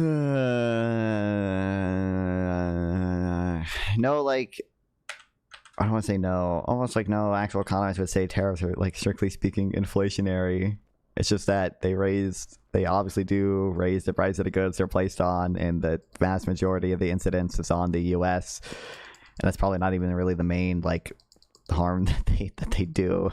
But voters perceive that as inflation, which is why you have Kamala Harris saying it's inflationary, okay? But no one... That's a politician's issue. That's not a... The economists got it all wrong. I told you they were odd lots is midwit. Yeah, I thought they were... Maybe we can make it okay. Like I said, maybe he's just building up to it though. Maybe we'll qualify it. Say that we raise the tax on things, you're taking money out of the economy. That's disinflationary. So you could actually it's kind of to add to this uncertainty. You can make both arguments. The way I conceive about it's disinflationary because it slows down economic. Yeah, because you're taking money out of the economy. People don't have that money to spend. Yeah, exactly. So it's a tax, and so it's disinflationary. I think the way I resolve the tension in my head is not to think about inflation versus disinflation itself per se, but just to think about this idea: we have raised the cost of doing business in the United States. That's so true, but okay. I Thanks have for a the friend 10 who bucks, makes Dr. Hedgeman. I designer appreciate it. lighting for bars and restaurants and stuff, and she made her purchasing budget at around 150k. Prior to 2024, it's over 560k now. Well, I love deflation. More money for me. It technically means less, probably less money for you. Morally superiorly vegan. It just means more, the money you do have is worth more technically. But I mean, you know, grassroots. I like just looking at the aggregate data and everything. Restaurants, oh, okay, more real dollars for me. Yeah, sure. That I think we could safely say. So Tracy mentioned we talked to a woman's clothing retailer. We're also in Alaska this summer, and we talked to this guy who owns the biggest furniture chain in Alaska. Which is really fun. And he was talking about how, okay, we're going to find a company in India that don't you own your own business or whatever, grassroots? I forget what you do. I feel like I might be confusing you with Patrol or whatever, but I thought you owned your own shit too. Manufacturers this couch or chair instead of in China. So they find workarounds, which is why trade hasn't come to a halt. But that company in India, maybe they don't take as many orders as previously because they're worried that by the time that couch gets to the port, that maybe the tariff schedule is going to be different, and then the person doesn't want to take, the importer doesn't want to take delivery of it at the new tariff rate, et cetera. You know, when it all shakes out, like inflationary, disinflationary, we don't really know. But you like add up all of these factors, really it's going to make uncertainty about sourcing decisions. It's going to change your pricing. You don't know about how consistent you're going to access your goods. And so I think in the end, it raises the cost of doing business, or, you know, it throws sand in the gears, so to speak, of the economy in ways we may not feel for a long time, but which may over time sort of degrade the economy or degrade our standard of living. It settles hot, right? That is a big... I'm gonna die in Minecraft, bro. A non-fun fact. He is one of the biggest non-fun oilers, okay? So it would make sense. It would make sense. He's got to do something to afford being the non-fun biggest oiler. But what's up, Gavin? Welcome back. I'm a programmer, electrical engineer, and Santa home defense specialist base. Non-fun, get better at Minecraft is the thing. I'm bad at Minecraft, bro. I'm bad at all video games. I hit a few of the things. I just also am bad at aiming to things once I hit them. You see that? Incredible skill. Watch this. Watch this. I missed again. How did I not hit that one? Oh my god, this is embarrassing. Oh my god, this is fucking embarrassing, bro. Oh my god, I swear I play Minecraft. I swear I can. There we go. Hey, I did it. There we go. More than half as high as it was right after Liberation Day. And I feel, Tracy, like I listened to a lot of all-outs in that period, as in every period. And I was listening to the Flexport CEO tell me that global shipping was going to collapse. I was hearing people say that kids were not going to have Christmas toys. And then Donald Trump said, well, what do these kids need all these toys for anyway? Which is right. Which is right about. It's the anti-materialist turn in Bloomberg here.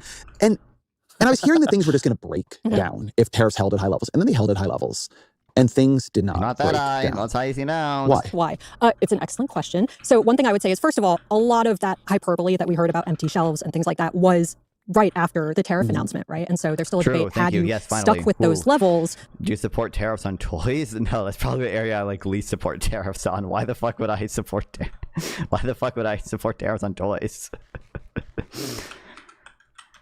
Maybe we would have seen that. But even where they settled at the higher rate, actually, if you zoom out on that chart and go back to the 1930s, we're at the highest effective tariff rate since the Great Depression, basically. So you're right. This is really surprising. I think one of the things that's happening here is there's a tendency to oversimplify, I guess, the business environment. You know, people think there's a company in the U.S. that imports... Yo, Hasbin Gold fans are crazy. It says something about him being racist, and all his fans are like, when did he say something racist? Name one thing. Like, where do I start? True. I mean, Hasbin Gold fans are not gonna be the smartest people, bro. I'm not. You're not gonna.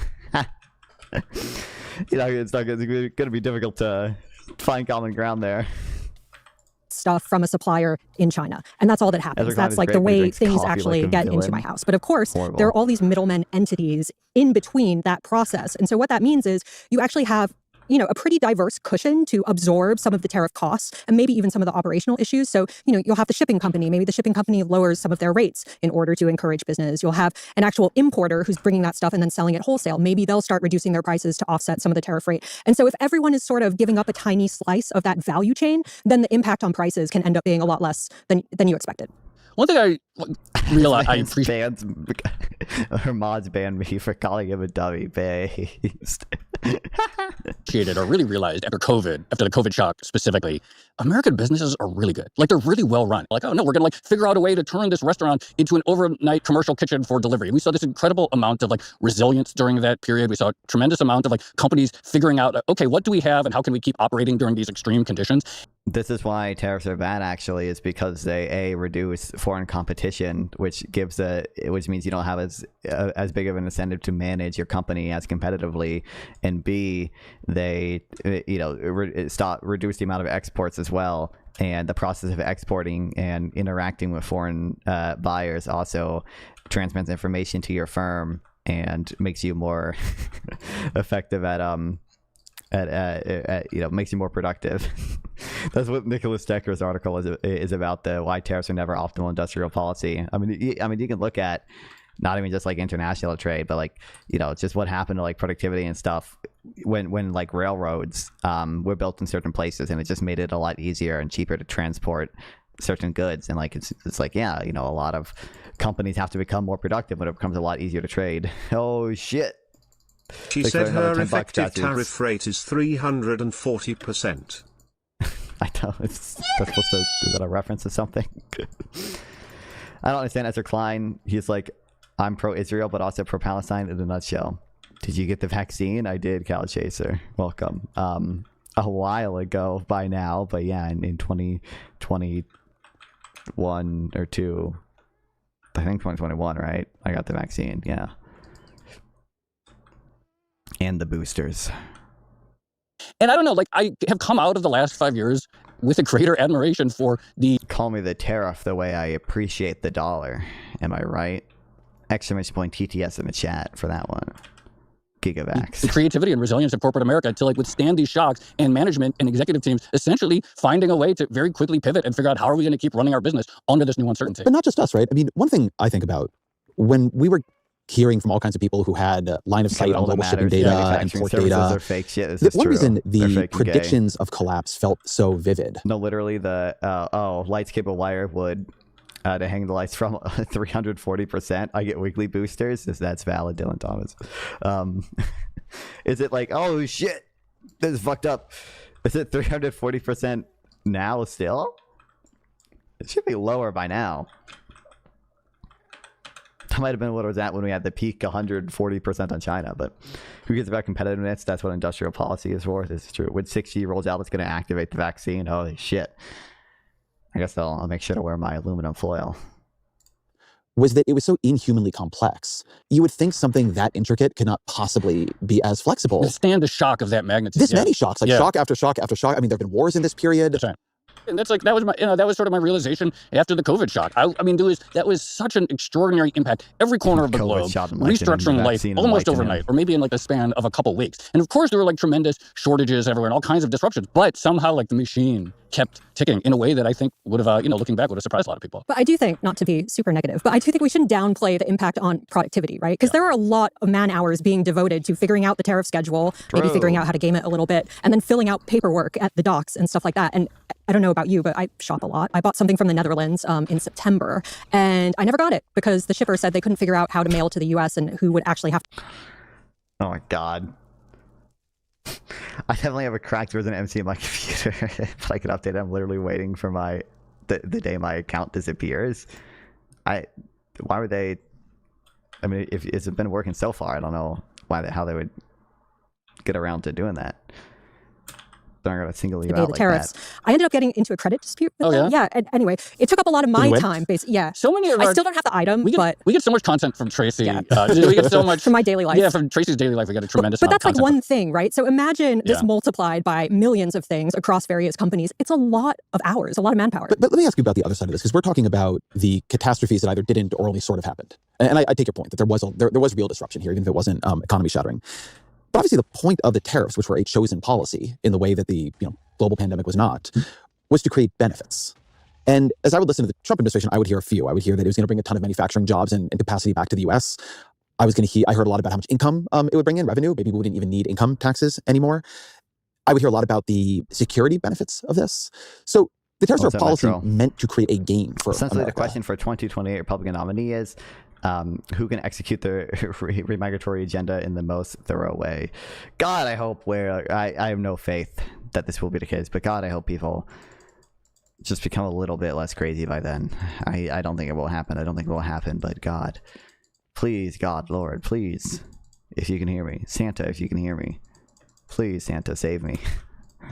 Did they? This is the funny thing. I know it's so funny. We're talking about tariffs for all these minutes, or for so long, as if it was just something that happened. But to your point, there was ostensibly, the idea was that it was going to make the economy better. We chose It this. chose to do it. It makes it very different than the pandemic, obviously. I have seen no evidence that we have seen some gain from it. None. There has not been some great boon for the American workforce. It's like, okay, we have to, we know that unemployment has been ticking up. It is true that revenue, they're collecting a decent amount of revenue from the tariffs. That is real. But like the idea that is somehow obviously redounded to the benefit of the American consumer or home buyers or something or whatever, it made the, our deficits more sustainable per se. I haven't seen any evidence of it. So like in terms of the good, I don't know. Well, there's also a major policy tension, right, where Trump was claiming that this isn't going to have an impact on prices. Your prices are going to stay the same. It's not going to slow down the American economy, et cetera. But then he was also arguing that this was going to be a huge revenue generator for the U.S. government. You can't have both, right? You can't charge people a bunch of money and raise a bunch of money and expect not to be taking the people's money, right? It has to come from somewhere. I didn't mention one other policy aim here. So we had Liberation Day. We tariff a bunch of penguins for a while. They begin to sort of remove some of them.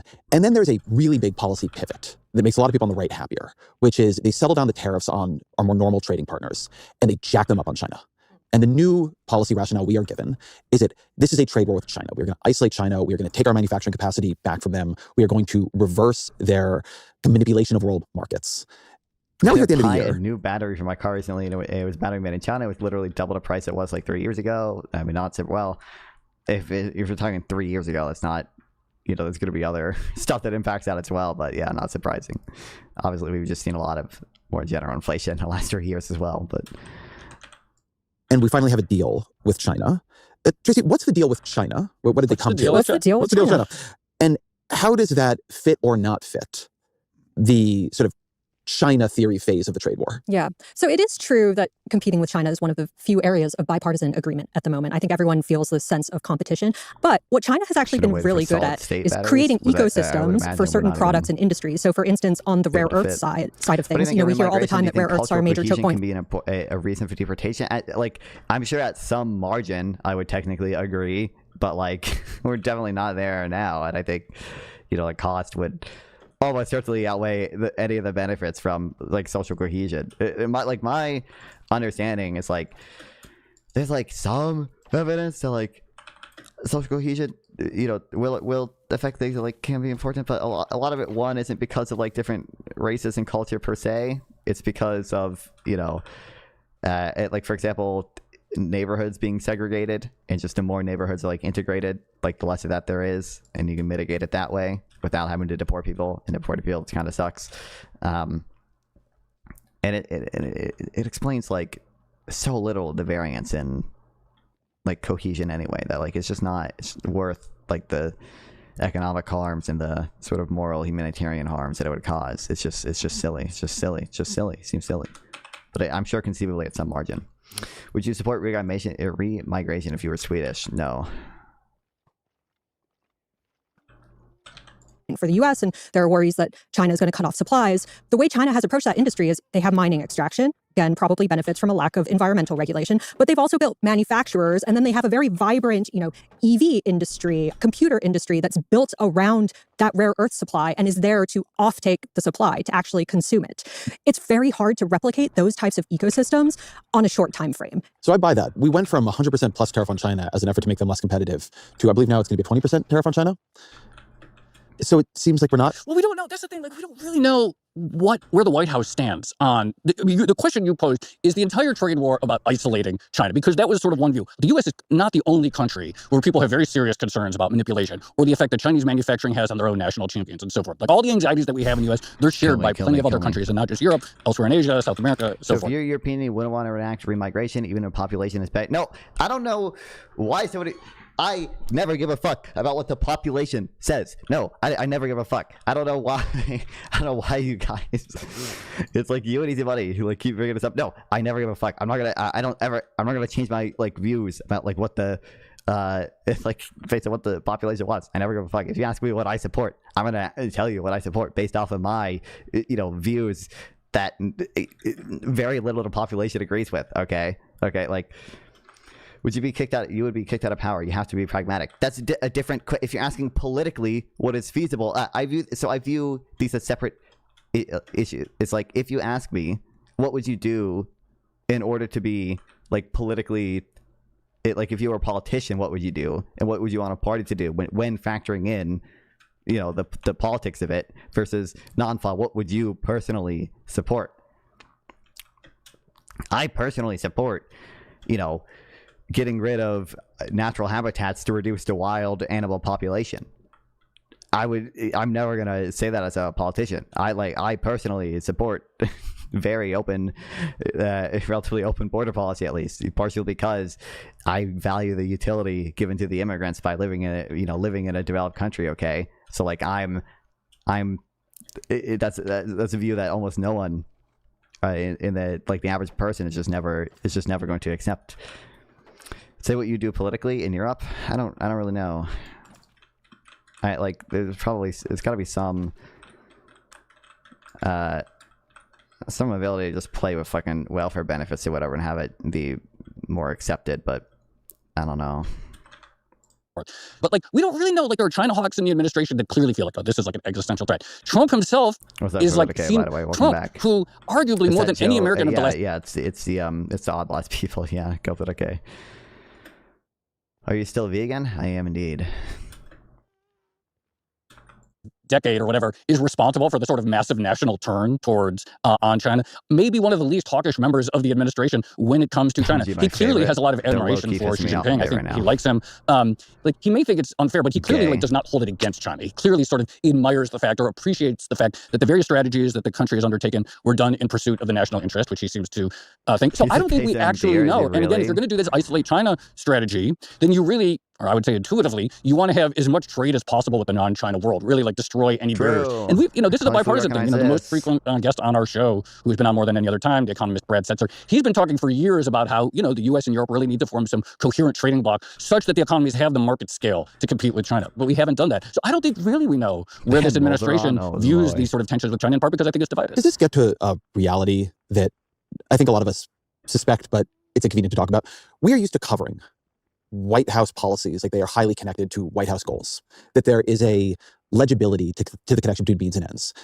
The Trump administration often seems to me to have different levels operating completely separately. So there are policies that come out of that everyone implicitly views homosexuality. It's worse, even if they don't explicitly say it. It doesn't come from homophobia either.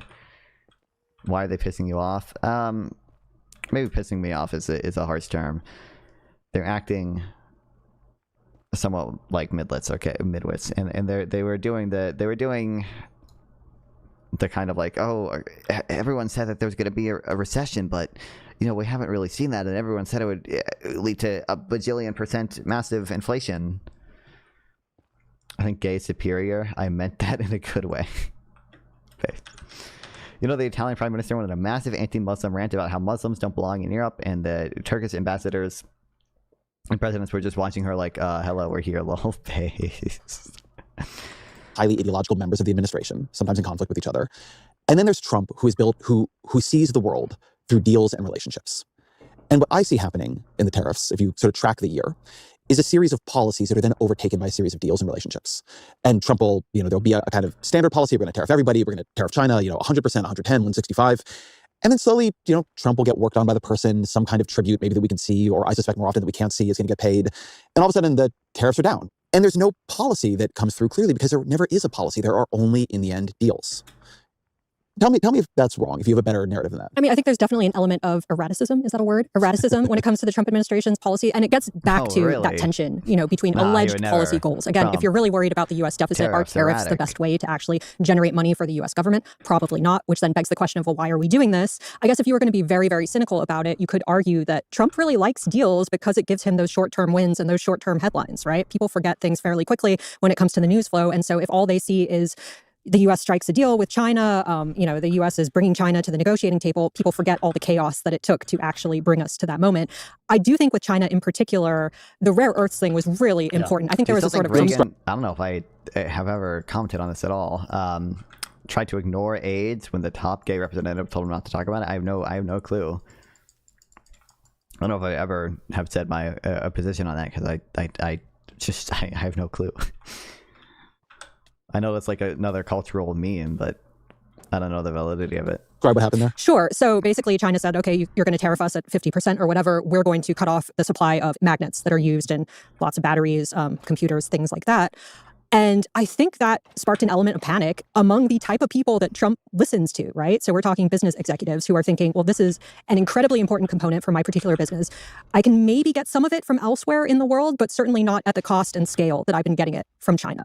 So China has done a phenomenal job of basically putting itself right in the middle of a crucial choke point for the entire glable economy. And they were able to use that to their benefit to reduce the tariffs. They didn't get them all to zero, but they brought them down a lot. So did we fight the trade war with China, Luke? I mean, I think, look, I do think Tracy's absolutely right that the rare earth specifically, to some extent, because of our vulnerability there, may have undermined the entire prosecution of the trade war, so to speak, because it's so specific. But to your and so arguably, yes. I think though to your your question though. I can't hear you. Goddamn. I don't know, but if it would have just been the CIA, right? It probably would not have been like Reagan directly. I don't know if he would have had knowledge of it, even if they did. I can make myself louder, but I don't know when I am gonna start peaking.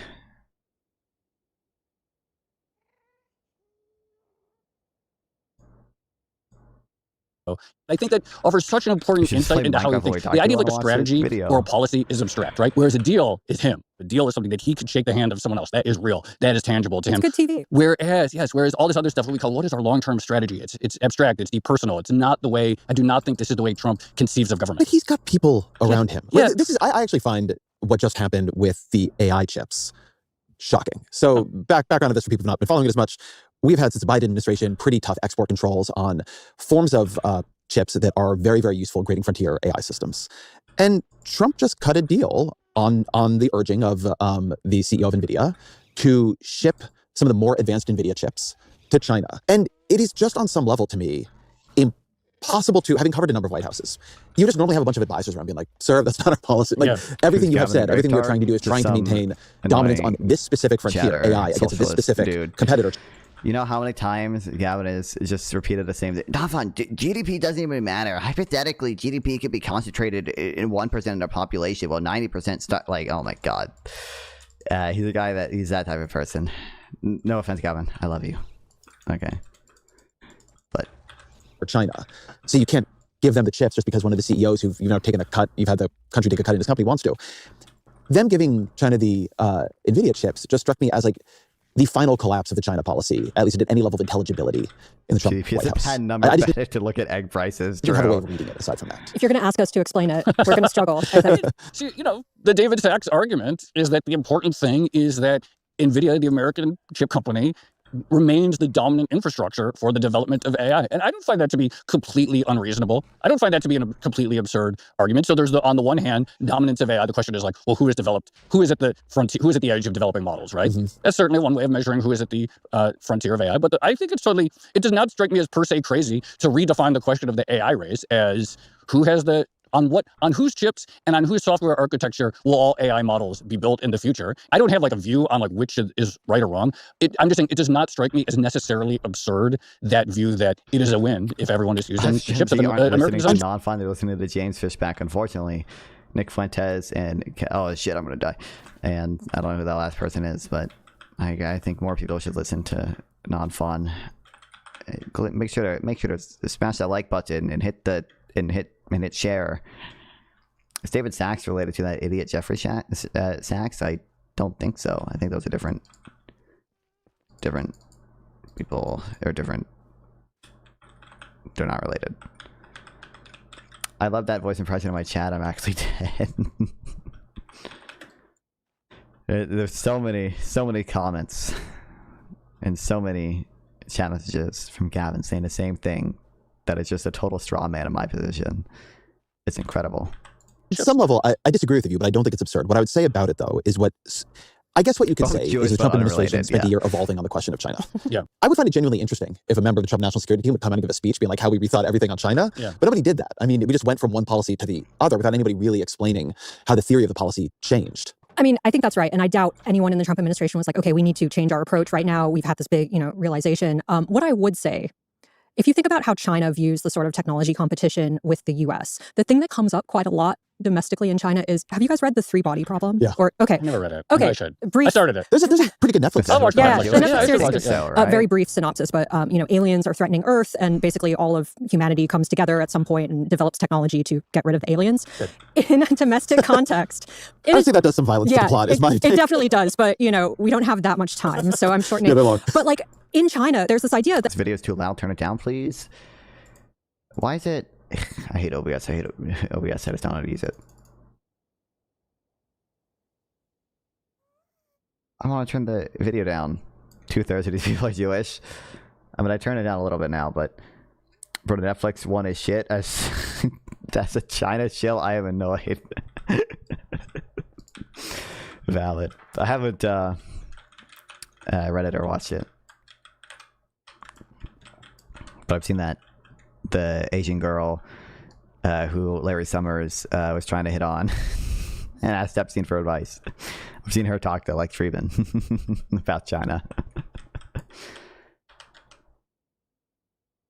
If we had your open border system and crime spike to levels never seen before, what would you do next? I don't know.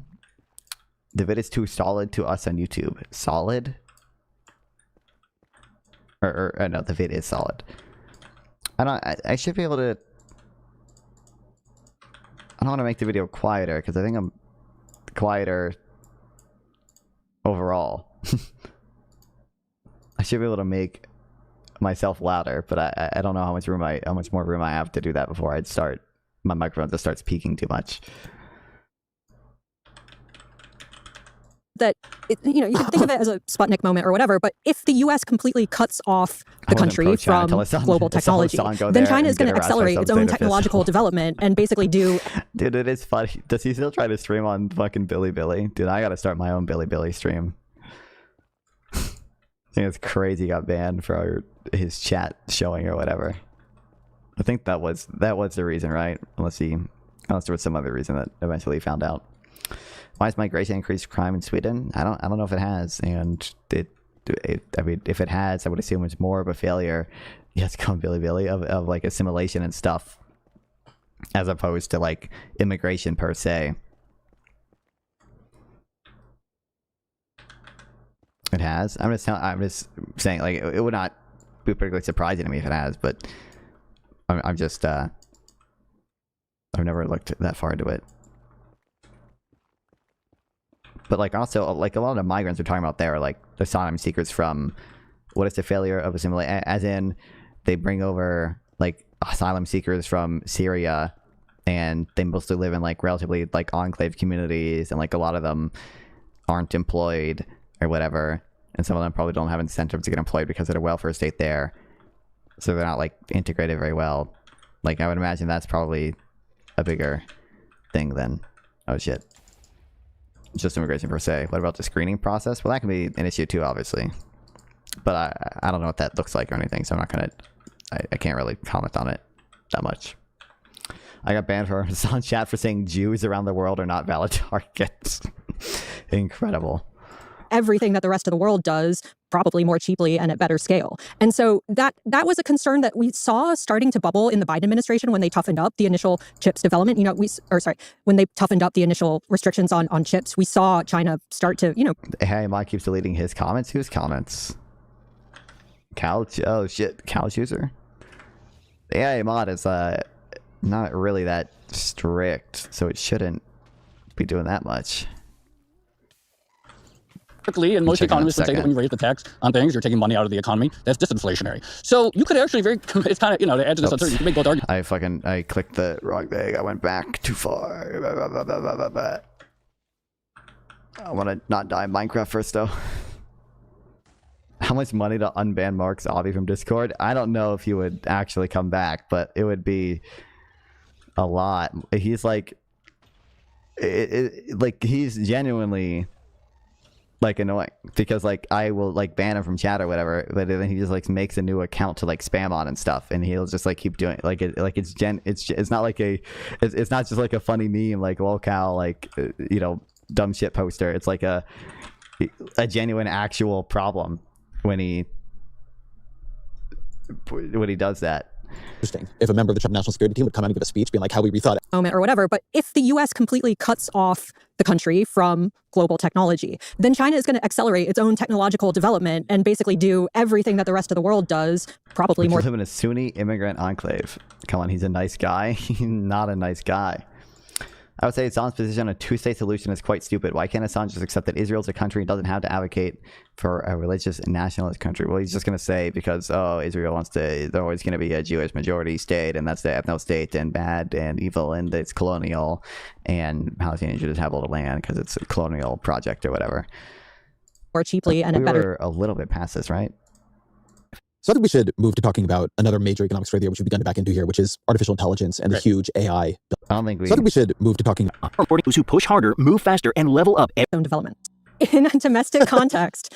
Honestly, that does some violence to the plot.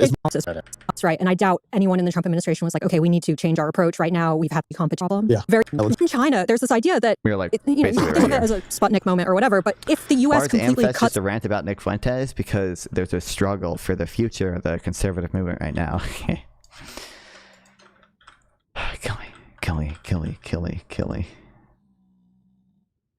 Off the country from global technology, then China is going to accelerate its own technological development and basically do everything that the rest of the world does, probably more cheaply and at better scale. And so that was a concern that we saw starting to bubble in the Biden administration when they toughened up the initial chips development. You know, when they toughened up the initial restrictions on chips, we saw China start to, allegedly produce some pretty advanced things. So I think there is a concern there that if you press too hard, China is just going to double down on its own development. In today's super competitive business environment, the edge goes to those who push harder, move. T-Mobile.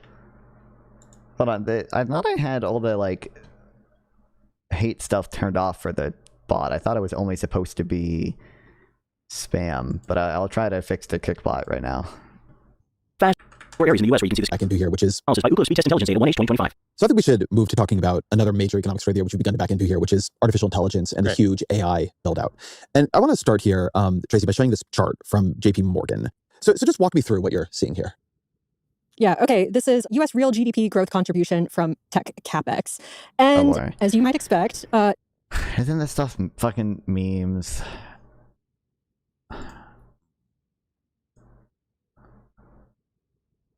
An ethno state is bad here, but Israel's a country. No matter how they formed, they are here now. Well, I basically agree with you, Gavin. But why can't he just advocate for? I'm going to explain the logic that he's using. It's just that colonialism is bad, and we should essentially stop at nothing to undo it, and American imperialism bad, and yada yada yada.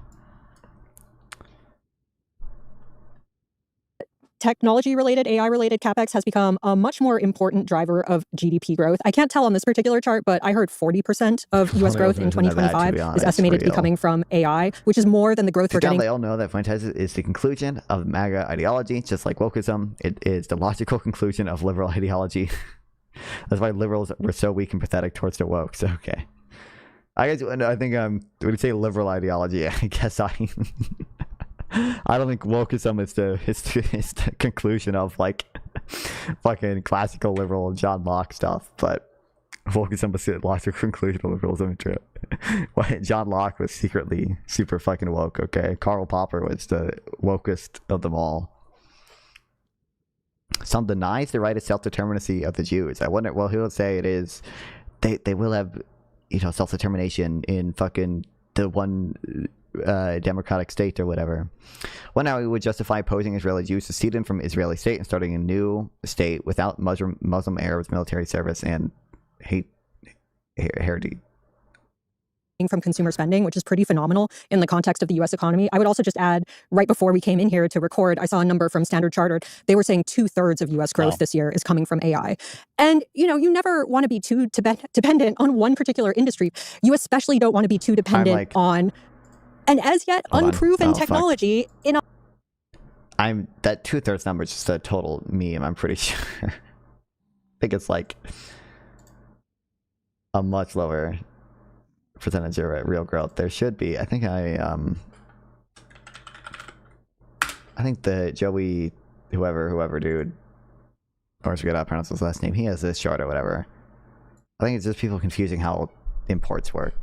The AI boom is massive, but if you think all recent U.S. economic growth is downstream of data centers, think again. Total investment in computers and software contributed roughly 0.3% to the 4.3% GDP growth in Q3.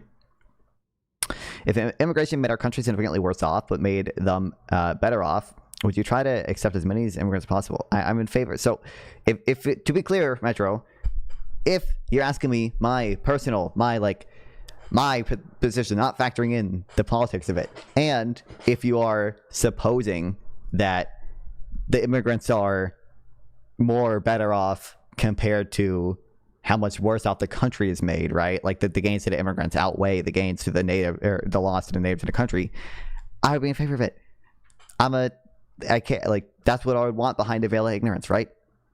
That's what I would want behind it. If I was just told I was going to be stuffed into a suitcase and be a random person, you know, in this world, I'd want to do the thing that makes like the most people better off. And if you're just supposing it's the thing that makes most people better off, like maximizes expected value, is to let these immigrants in or whatever, then I would want that to happen. In a highly cyclical. Oops, shouldn't be doing that.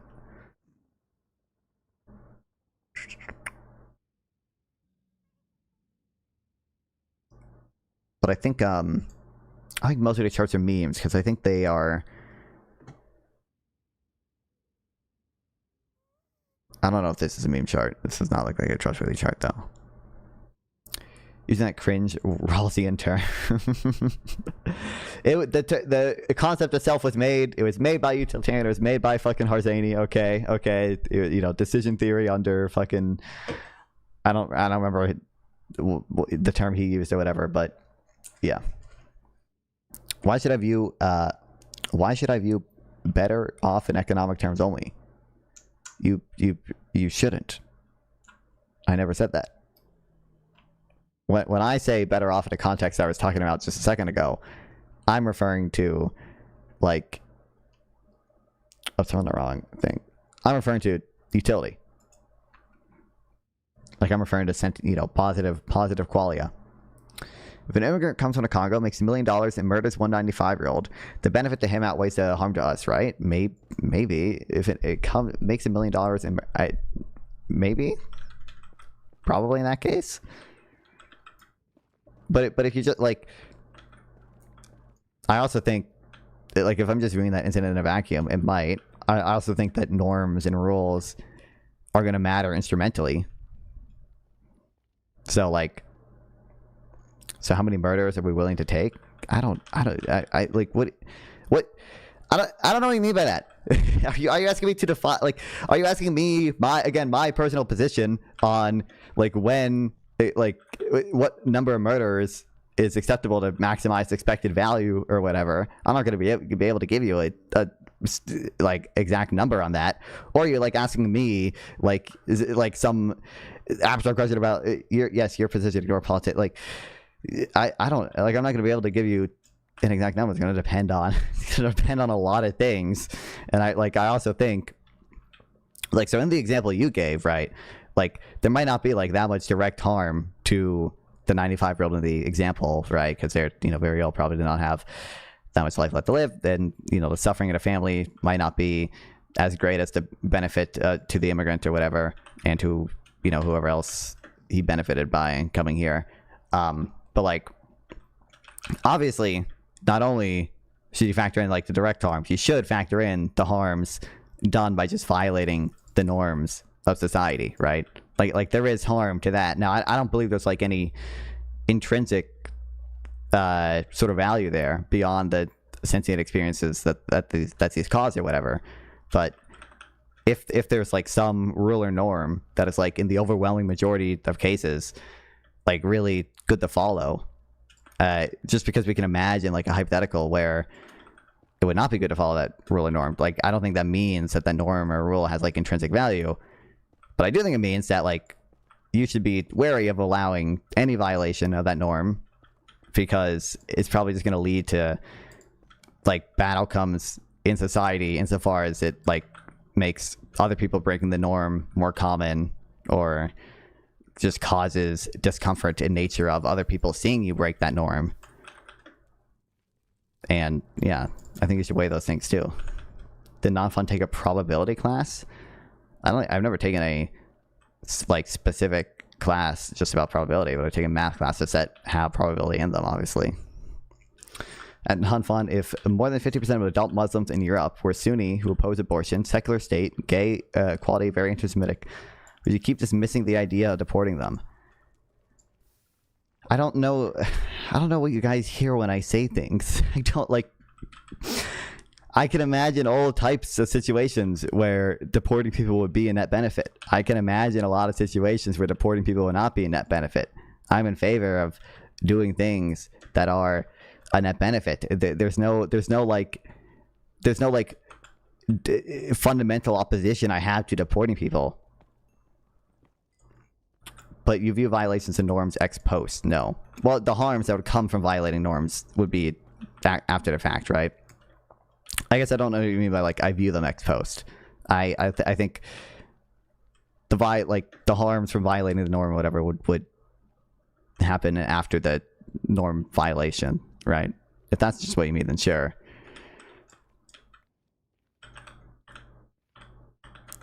Whole industry for your growth. What is all this money buying? You all have had a bunch of episodes this year on the sort of AI build out.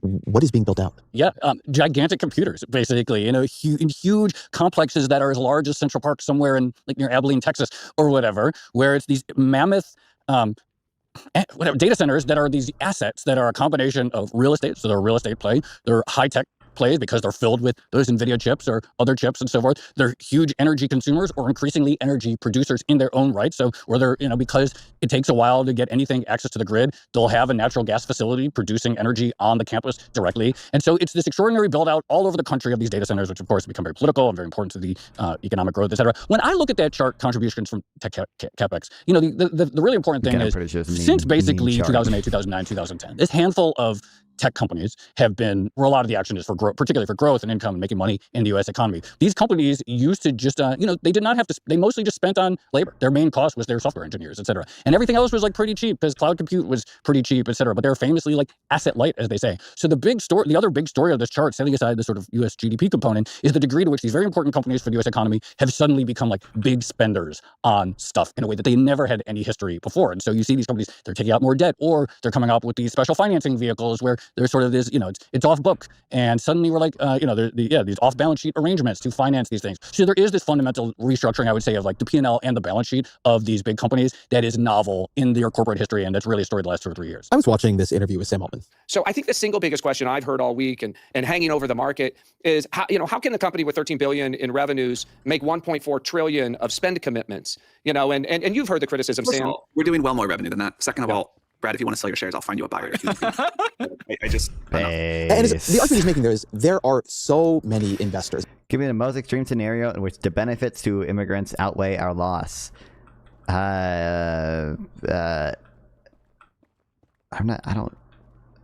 don't know. Off the top of my head, it would just be like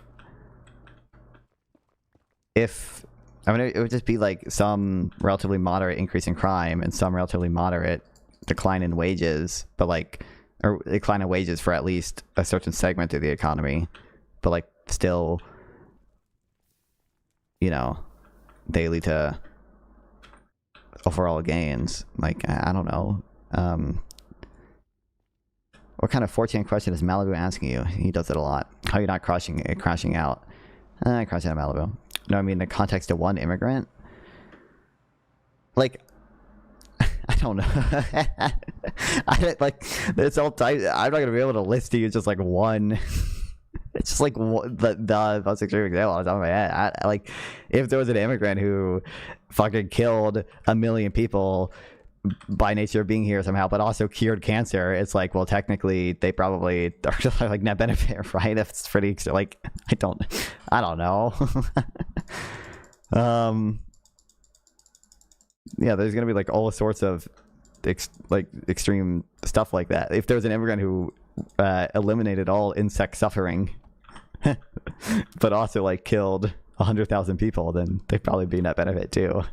But I don't know if that's what you mean or not. But like, Metro, this is why the objections are like so shallow to me, for 2 reasons. One, I think a lot of it just falls into like, let's take a look at like some norm or like rule or whatever, which like tends to be good to follow or something. Like, oh, we should screen immigrants. Like, we should limit the amount of immigrants who come here to some extent, right? We should want to avoid extra crime in our country and stuff like that. And then like let's imagine, or like, you know, a general rule, like we should not let murders in a country.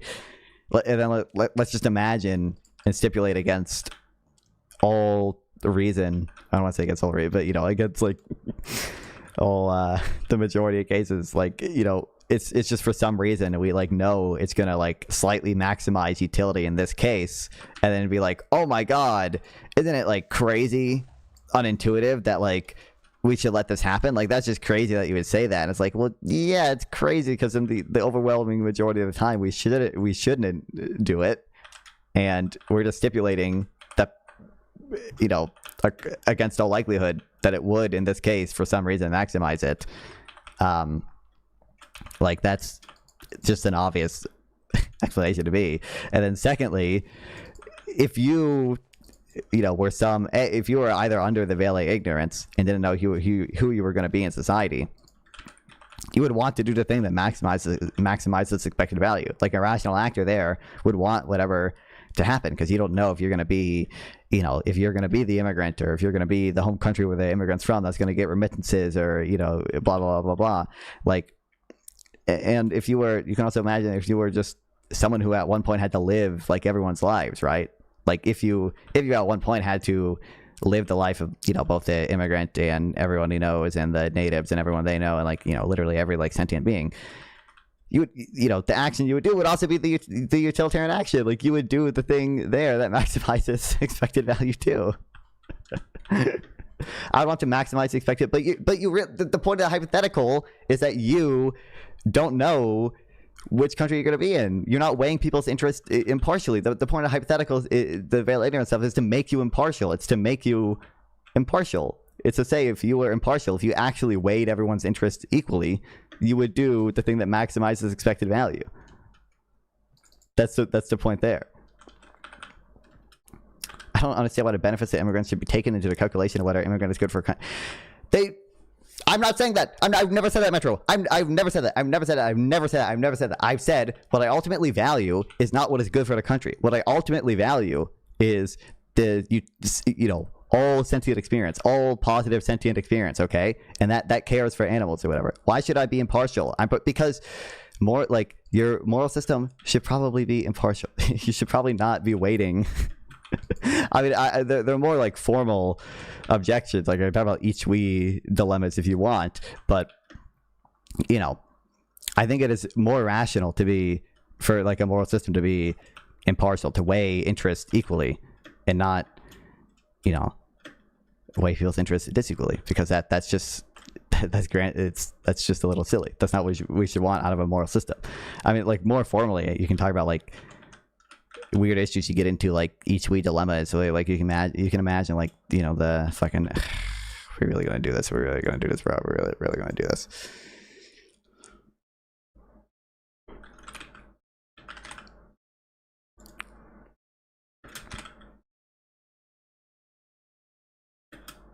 Why does immigration policy have to be more? I'm talking more. When you ask me, I'm gonna crash out, Metro. I'm gonna crash out. If you, I don't understand. I don't know what you guys hear when I say things. I don't know what you hear when I say things. When you ask me, Nonfon, what is your position on this thing? Ultimately, what that is going to, on almost anything, what that is going to ground out into, what the fundamental thing that's going to ground out into is going to be my view on what is moral and immoral, right? My view on economic policy is obviously informed by the studies we have in economics. It's informed on the theory, economic theory we have is informed by all those things. But ultimately, if you follow, you know, if you keep asking questions, try to get to the bottom of like anything, ultimately my position on anything is going to be informed by what I view as fundamentally morally valuable, as is anything. Like immigration policy, when you say, why does immigration policy have to be moral? I guess I don't know what you mean have to. I think it ought be. I think immigration policy ought be moral, because we ought be making policy based on what is good, and what is good is a moral question. That's a question about morality. It's a question about ethics.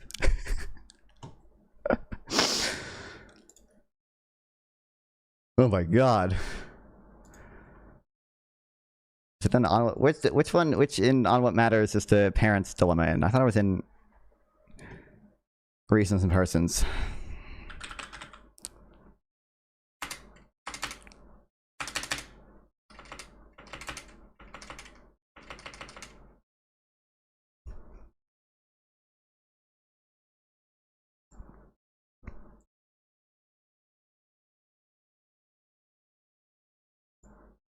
Oh, wait.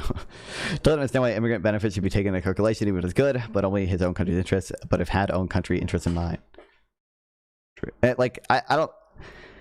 Yeah, here's the examples of these. I don't know if this will be convincing to you.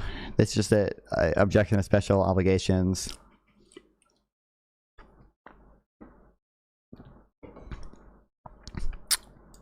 Okay, the self-interest theory is not the only theory that can produce each-way dilemmas. Such cases may occur when A, some theory is agent relevant, giving to different agents different aims, and B, the achievement of each person's T given aims partially depends on what others do, and C, what each does what each does will not affect what these others do. Can't speak. Sorry, Jesus. These conditions often hold for common sense morality. Most of us believe that there are certain people to whom we have special obligations. These are the people whom we stand in certain relations, such as children, parents, friends, benefactors, pupils, parents, clients, colleagues, members of our own trade union, those whom we represent, our fellow citizens. We believe that we ought try to save these people from certain kinds of harm and ought try to give them certain kinds of benefit. Common sense morality largely consists in such obligations. Carrying out these obligations has priority over helping strangers. This priority is not absolute. I ought not save my child from a cut or bruise rather than saving a stranger's life. But I ought save my child from some harm rather than saving a stranger from a somewhat greater harm. My duty to my child is not overridden whenever I could do something greater, some greater good elsewhere. When I try to protect my child, what should my aim be? Should it simply be that he is not harmed, or should it rather be that he is saved from harm by me? If you would have a better chance of saving him from harm, I would be wrong to insist that the attempt be made by me. This shows that my aim should be to take the simpler form. We can face parents' dilemmas. Consider case 1. We cannot communicate, but each could either 1. Save his own child from some harm, or 2. Save the other child from a somewhat greater harm. The outcomes on this table are shown, which it's very blurry, but you understand the point. Since we cannot communicate, neither choice will affect the others. If the aim of each should be that his child is not harmed, each should do here 1 rather than 2. Each would thus ensure his child is harmed less. This is so whatever the other does. But if both do 1 rather than 2, both our children will be harmed more. Consider next those benefits that I ought try to give to my child. What should my aim be here? Should I insist that it be me who benefits my child, even if it be worse for him? Some would always answer no. But his answer may be too sweeping. It treats parental care as a mere means. We may think it more than that. We may agree that with some kinds of benefits, my aim should be to take a simpler form. It should simply be that the outcome be better for my child. But there are other kinds of benefits that my child should receive from me. With both kinds of benefits, we face parents' dilemmas. Consider case 2. We cannot communicate, but each child could either 1. Benefit from his own children, or 2. Benefit the other child somewhat more. The outcomes are shown below. If my aim should be that the outcome be better for my own child, I should do 1 rather than 2. And the same holds for you. But if both do 1 rather than 2, this will be worse for both our children. Compare case 3. We cannot communicate, but I could either 1. Enable myself to give my child some benefit, or 2. Enable you to give your child somewhat more. You have the same alternatives with respect to me. The outcomes are shown below. You're going to notice a pattern here. If my aim should be here that I benefit my child, I should do 1 rather than 2, and the same holds for you. But if both do 1 rather than 2, each can benefit his child less.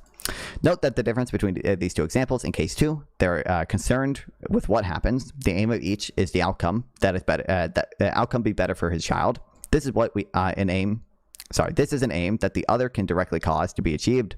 In case 3, we're concerned with what we do. Since my aim is that I benefit my child, you cannot, on my behalf, do so. But you can help me do so. You are thus indirectly, you can thus indirectly help my aim to be achieved. 2-person parents dilemmas are unlikely to occur, but we often face many persons versions. It is often true that if all rather than none give priority to our own children, this will either be worse for all our children or will enable each to benefit the children less. There are many public goods, outcomes that benefit our children, whether or not we help produce them. It can be true of each parent that if he does not help, this will be better for his own children, but he saves, whether in money, time, or energy, he can spend to benefit only his own children. But if no parent helps to produce this public good, this will be worse for all our children than if all do. In another common case, such as the fisherman's dilemma, each could, don't worry about it. Each could either, 1, add to his own earnings, or 2, he goes over it, but by self-restraint, add more to the earnings of others. It will be true of each that if he does 1 rather than 2, he can benefit his own children more. This is so whatever others do. But if 1 rather than 2, each can benefit his children less. But if all do 1 rather than 2, each can benefit his children less. These are the only 2 ways in which such cases can occur. Not the only 2 ways. There are only... Sorry, I can't read. These are only 2 of the ways in which such cases can occur. There are many others. We can... There's a lot of... We can do more stuff on this if you really want to. But, like, if you understand...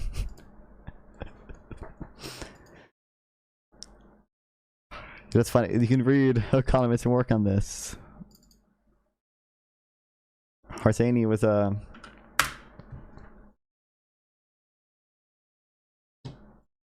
economist who worked on stuff like this. Where's just the... of this? I think this has a section on special obligations too. I got a shout out to you tomorrow, hopefully. Well, I appreciate it, Gavin. I think I'll be streaming tomorrow. But I've been streaming late recently, but it might be a little bit later even because I have to be with my family for Christmas Eve. But yeah, technically later today, I guess.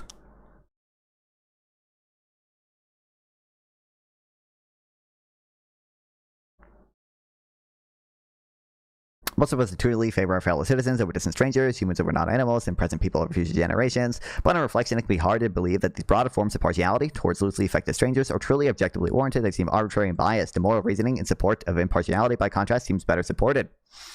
Maybe the difference between me and you is that I don't believe we have some universal spell. I don't believe that. You're the one that. But I don't believe in it. It's special obligations. I don't believe in special obligations. I'm the one that doesn't believe in special obligations. You do seem to believe that we have some special obligations to our citizens. I'm saying that doesn't seem warranted. That doesn't seem like the most rational, morality.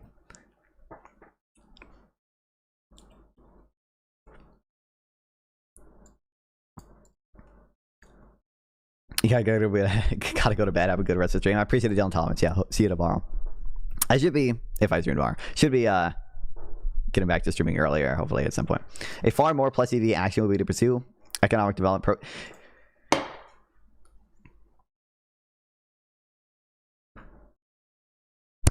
I'm in favor of what maximizes expected value, okay? I'm in favor of what maximizes expected value. If there's something that maximizes expected value, I would be in favor of it. I would be in favor of it. If there's something that maximizes expected value, I'd be in favor of it. Okay. So, the argument against me cannot be there would be something that maximizes expected value more, because I would be in favor of doing it. I'd be in favor of doing it. That's not an argument against me. That's not an argument against me.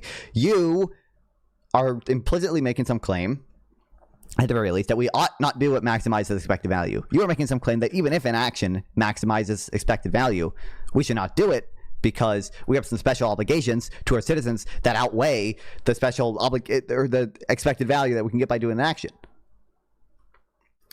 If you truly valued maximizing value, you'd save the woman over the baby. Admit it? No. I think the reason I think you should save the baby there is because I think it does maximize the expected value. But I think we might just be okay. So on the some people in chat might not know about this. There's just some Instagram reel that was like, getting married is scary because he doesn't. What if he doesn't know who to save during labor? And a lot of my female friends liked it. And the point of it is that you should obviously save the woman. So if all that is in the hypothetical is there's one world in which a baby lives and there's one world in which the mother lives, I think you should save the baby because there's just more years of happiness to be had in the baby, right? Like the mother is already 30 years old or something. There's just more happiness. There's higher expected value from saving the baby. If you then add in, which is what people seem to be doing, like, oh, the baby has an increased risk of dying anyway, right? And, you should save the mother because she's, going to be healthy afterwards, and, maybe she could have more children. Then I could agree with that. Wrong single parent households often lead to worse outcome. But I don't think those are enough to outweigh the just benefit of living a full life. Like, is the outcome, like, there's still net positive life, almost certainly, even if you have a single parent household. So, like, I don't think that just because, the harm done by being to a child by living in a single parent household is enough to outweigh the just added, like, let's just say the mother is 30 years old, the added 30 years of life that child is going to have compared to the mother. If the only thing you're valuing is the length of life, perhaps, well, it's not the only thing I'm valuing. Right? I'm just valuing the amount of sentient experience, that positive sentient experience that is, created. And I think, well, that's what you're citing. Well, I'm saying, obviously, there's more positive sentient experience, positive quality to be had from saving the baby, right? Even if, obviously, I recognize, like, you can make the argument, like, oh, there's going to be some harm to the baby. It's not going to live as good of a life as the average person or whatever, on the basis that it is in a single parent household. And I can agree with that. So, like, maybe the normal person has, we'll just say, 1 million utility throughout their life, right? And, the baby, because it grows up in a single parent household, is only going to have 900,000 utility.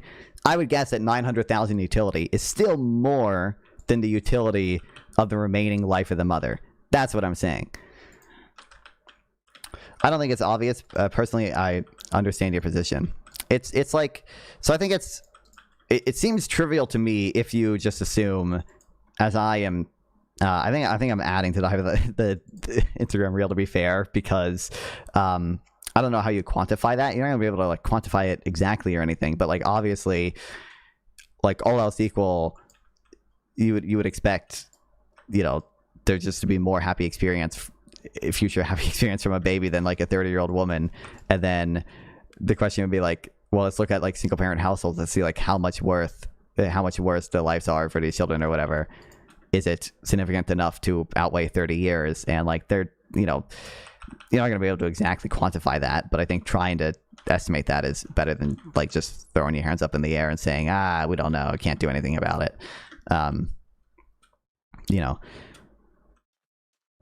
Malfon, have you read The Culture Transplant? No, but I don't know how serious a lot of the stuff is in there, honestly. Or, I don't want to say serious. I don't know how. I don't know if there's enough empirical evidence to sway me into believing it's that big a deal. Impoverished countries don't stay poor because of the imperialism. They stay poor because of institutions. I don't totally disagree with you. I'll leave it alone for now, but I disagree with you. Cringe, horrible. I don't, I would imagine it seems like almost obvious that children from single parent households still live net positive lives, as long as they're vegan and don't cause harm to animals. Okay, but and it's not clear to me that the harm would, they would have less utility because they grew up in a single parent household as compared to the mother. But I do think if you just add in that the mother is going to have another baby in the future, then I would be in favor of saving the mother, to be fair. Right. But, and there'd be at some point at which, like, the risk that the baby would die is going to be worth saving the mother, if it's, like, a sure thing or whatever. But let me talk about this in VC real quick, not to debate. I want to understand your position. Sure, you can join.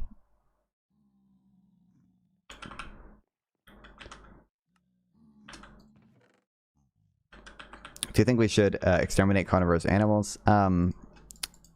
So, like, exterminate is I don't think you should like literally kill all of them, because that probably have negative effects downstream. But I do think we should reduce wild animal suffering. But that also applies to non-carnivorous animals, to be clear.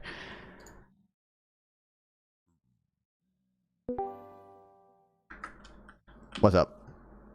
Hello? Hello. Yeah, so we don't have to, I don't want to like debate, because I do think, I agree with you, there are some like intangibles or things that you can't exactly quantify here. Mm-hmm. But what I'm held up on is you're saying sort of like, you're pointing to this thing, we keep saying obviously, as in it's somehow self-evident, and that's kind of the wall I'm hitting, because I don't see it. Wait, but I mean, I guess, okay, so you would say like it's obvious that like there's sort of higher expected value, like more happiness to be had in saving a 1-year-old than saving a 95-year-old, right? Yes. I'm just saying like that same thing is gonna like apply here. Like it seems obvious to me that like I'm following you. Yeah, if we just say all else equal, like if the baby has a good, as equal chance of surviving as the mother and stuff, and we don't assume the mother's going to have more children in the future, then like it seems just, maybe not as obvious, but just about as obvious that, maybe rather than obvious, it's highly intuitive that, the baby is going to have sort of higher, like more positive experience in the future than the mother will be, because the mother is older already. Right. So I guess, and I understand the angle that you're kind of coming. Like, have you seen that fucking movie? They butchered the book, but I think it was I, Robot, the Will Smith. I haven't. And he fucking. Oh, okay. Well, he hates robots because basically, slight spoiler, but it's a shitty movie. But robots, they have to follow the laws of robotics. But basically, he's in a car that goes over a bridge, and there's a little girl there, and the robot jumps into the water to save them, and it saves Will Smith's character over this like 7-year-old girl. And so he resents robots because there's like this, it did the utilitarian calculus, and it determined that he had a greater chance of survival, so that's why it picked him over the girl. And he's like, any human would have picked the little girl, right? For I think driving at something similar to what you're saying. Like, I guess I don't know, because again, I don't know quite how you quantify this. When you say like there's more like what potential for happy experiences, and like when you're 30, there's just less of those opportunities or experiences available. Is that kind of what you're getting at? Yeah, basically, I'm just saying like humans have subjective experience. Some of those subjective experiences are positive, some of them are negative. Like just in the same way that a 95-year-old just has less positive experiences left because he just has less time left than a 1-year-old does.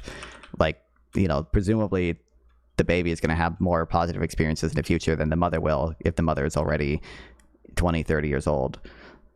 Okay. I think that does come in, then factor in, because their outcomes for children with single fathers are better than single mothers. But outcomes are still worse than having a 2-parent household. And I think you already agreed that, if the woman, like, let's say there was no complications that prevented future pregnancies, if she had the ability to have children in the future, apart from like the emotional stress and trauma of whether the parents would want to try again, that you would then sort of flip and say, well, then I would go that route.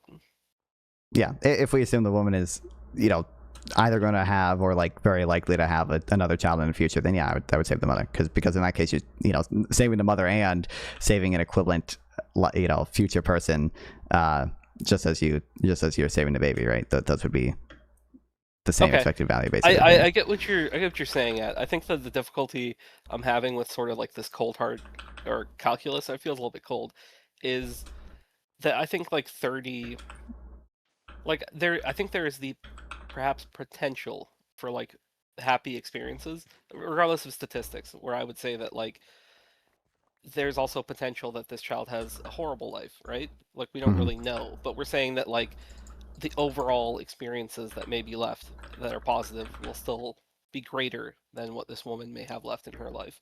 Yeah. So, like, yeah, I mean, it'd just be like... I guess it's just, to me, it seems like it's a weird comparison to compare the value of someone's life in that way.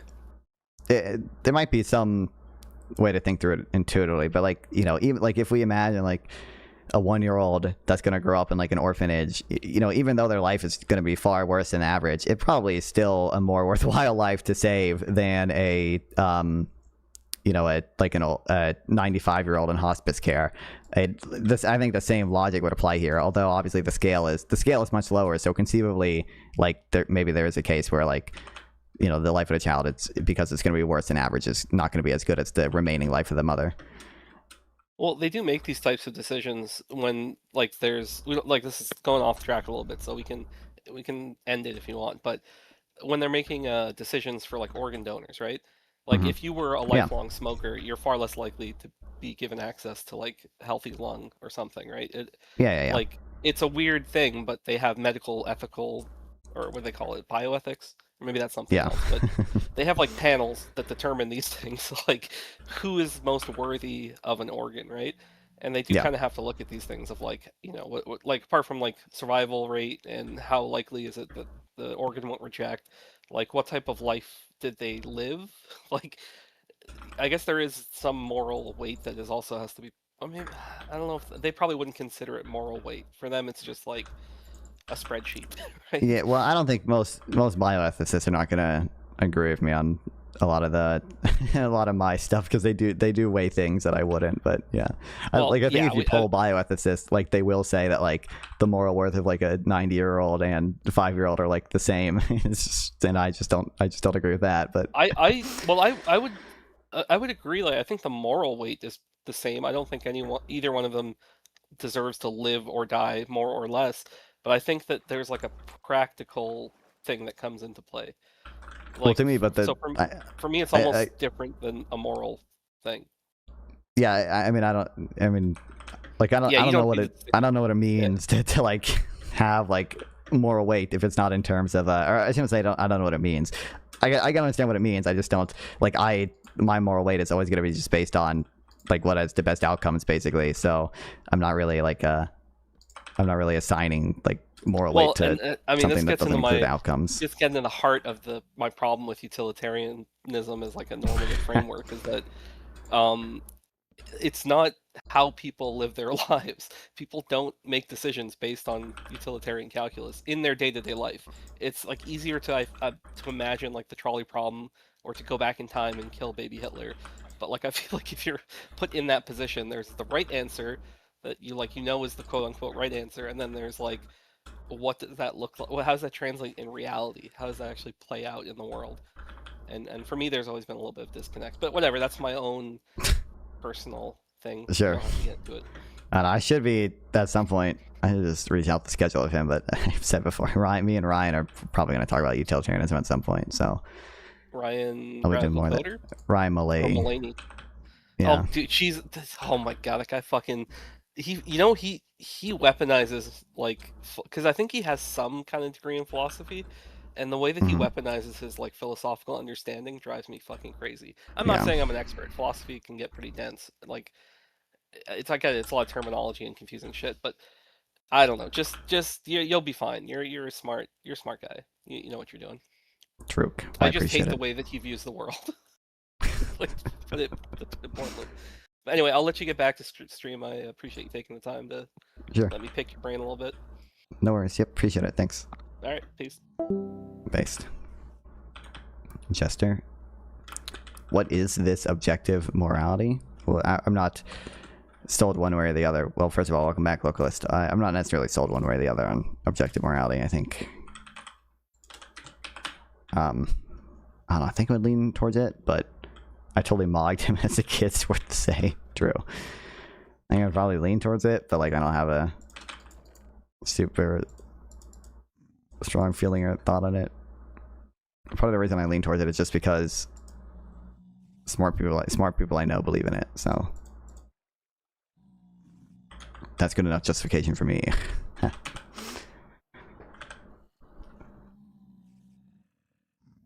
If God exists, why did he give me a small dick? This is true. If God exists, why do shrimp suffer? Unironically, though. Of every different level, piling into if you could buy, OpenAI remains a private company, but if you could buy OpenAI stock, people very much would. But these are, as Joe was just saying, banks and private equity.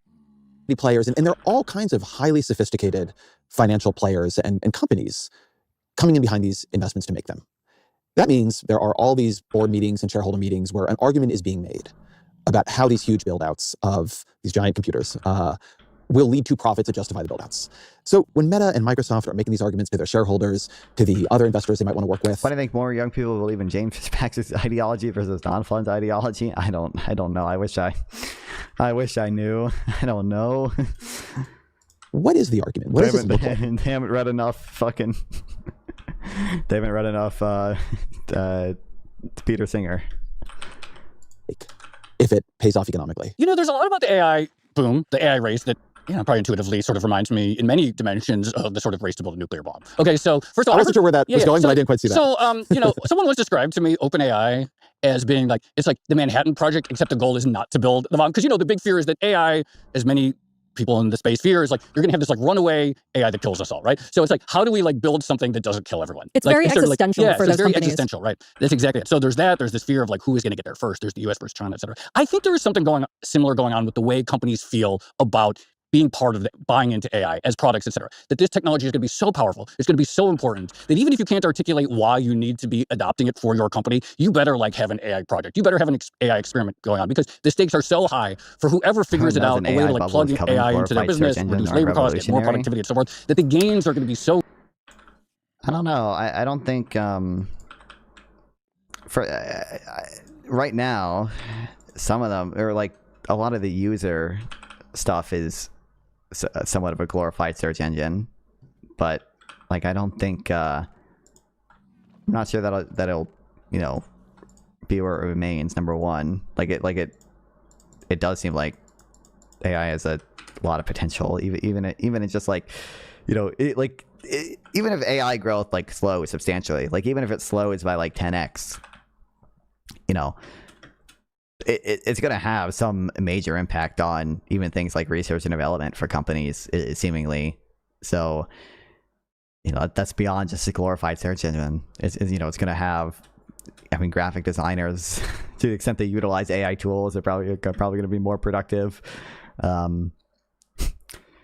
Yeah. Great. That you literally just can't afford to not be investing in it from a consumer experience. I think you like listen to someone like Mark Zuckerberg, he clearly thinks that. I think you look at every other company, it is this fear. And I do think it's worth pointing, there are examples, clearly engineers use AI coding all the time. Other companies are figuring out a way. We did an episode with the CEO of a firm, and he was talking about how AI allows them to see like companies that are misstating what they do in their terms of service. So it is true that already companies are figuring out ways to deploy. How would you respond to someone who labels your ideology as authoritarian? I'd ask them what the hell they mean by authoritarian that would really encompass my ideology.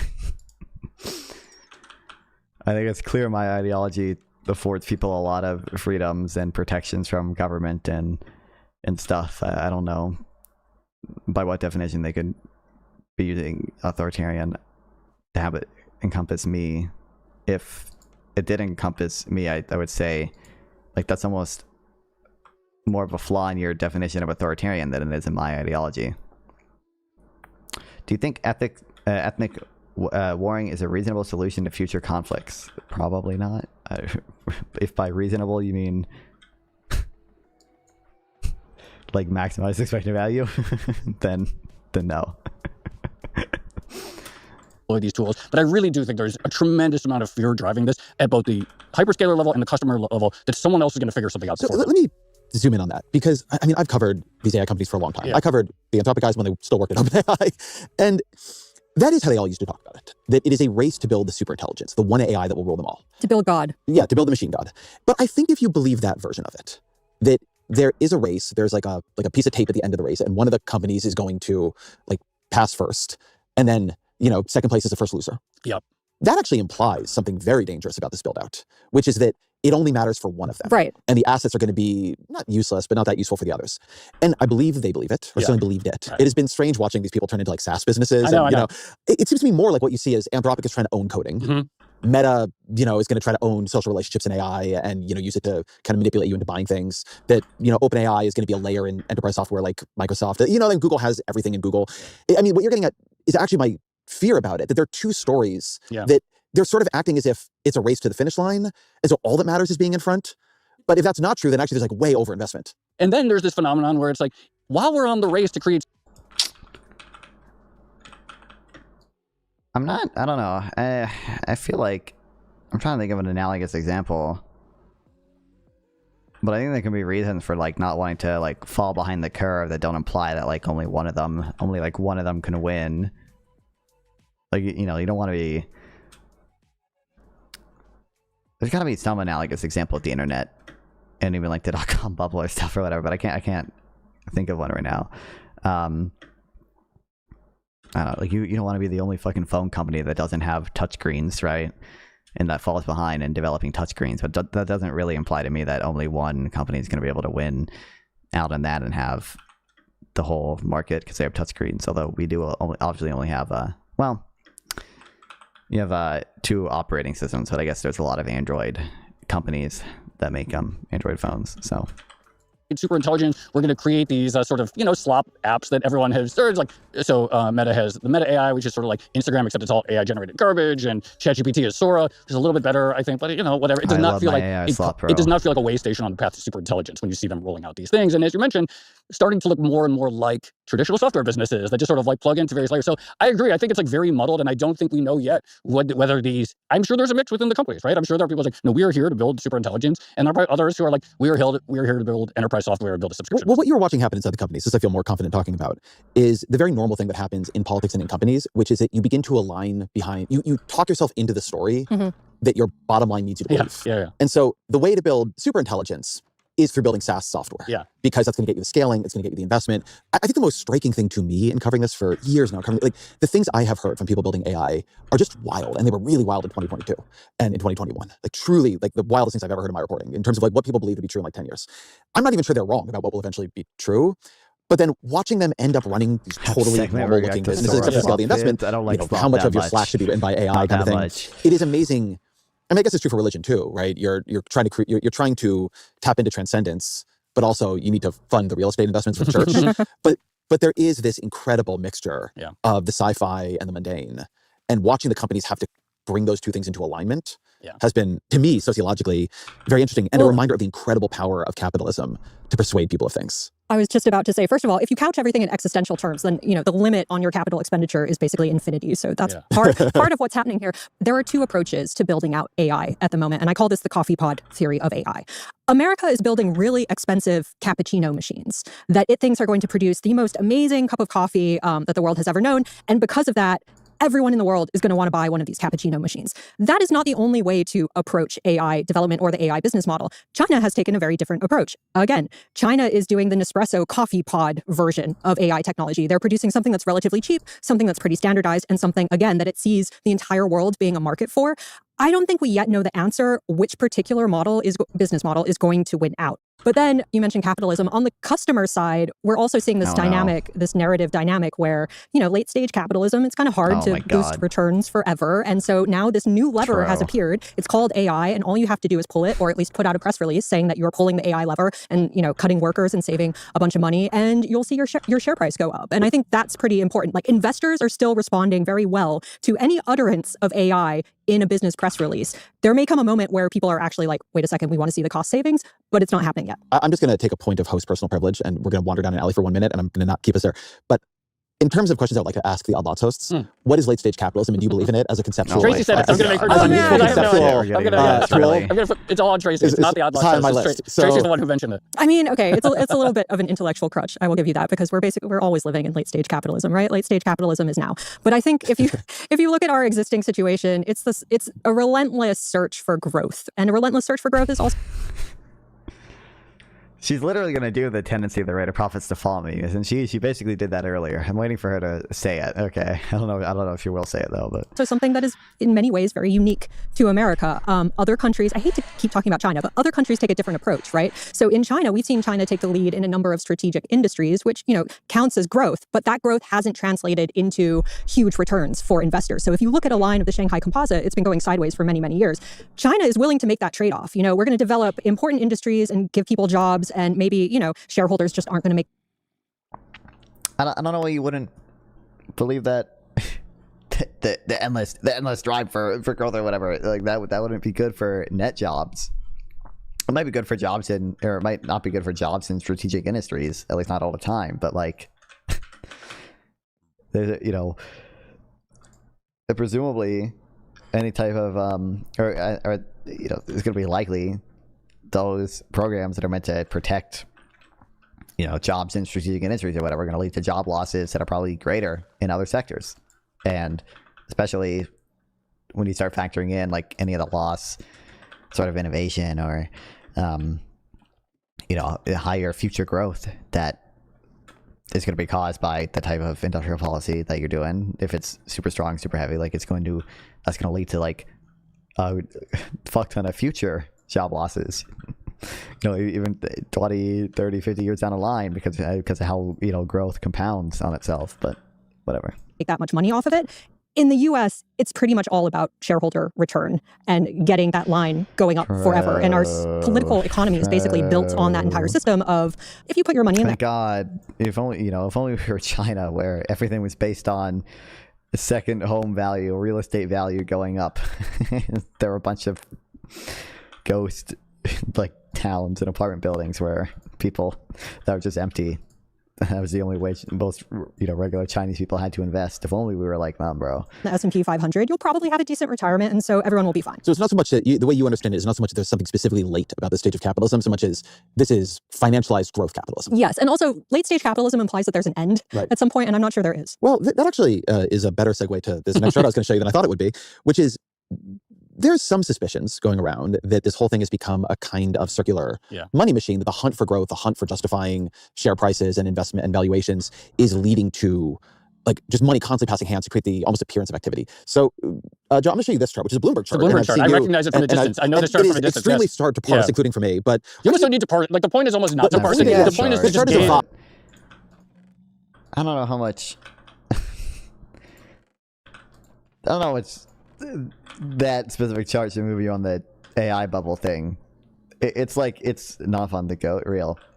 It's company. I mean, I like the way No Opinion phrased it or whatever. It's companies kind of doubling down on a bet that they're already making, like with their own AI, the shit. And you would expect these type of network.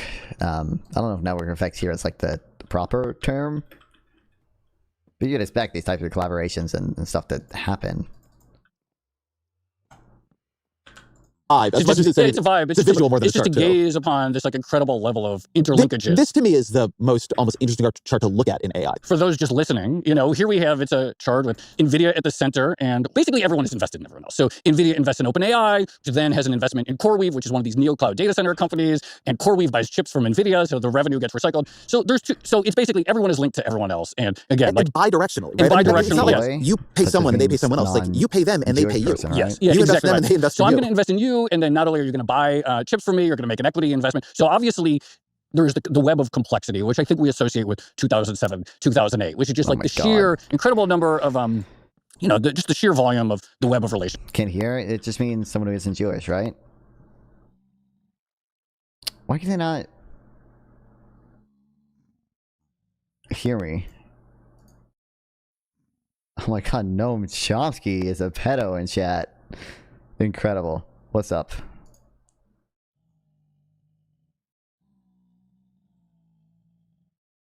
Relationships and so forth, and part of just like how hard that is to decipher. But then there's the other element that go back to like the .com bubble, and if you looked at a lot of the but like the 2008 stuff, like that wasn't. I don't know if that was the issue. There was like circular investments. The issue is that sorry, you goy? No, because I'm spiritually Jewish. Okay. The issue there was that a lot of the credit market was used things like the mortgage-backed security as like collateral for loans and stuff. It was that the not spiritually Israeli exactly is that the credit market relied on that kind of being a good asset. It wasn't necessarily the circular investments, and I don't think the credit market relies on debate me on 2008. It was part of what I said you disagree with, which I don't think it's true. Like I don't think the credit market relies on the fucking AI shit being particularly great. I'm sure there are banks that have made maybe risky loans to AI companies and stuff, but I don't know. I don't think it's the same like widespread shit as there was in 2008. I don't know if there's AI backed securities. Maybe, who knows?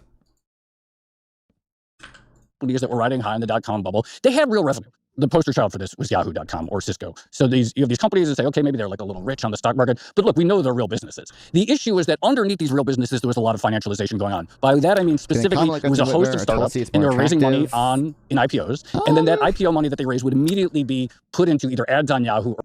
I think Whitmer... Tulsi Gabbard, no, I'd say Tulsi Gabbard, but kind of, maybe Tulsi Gabbard like 5 years ago. She looked pretty good during the primary. I don't think she looks as good now, but although, to be fair, you know, Kamala is old too, so...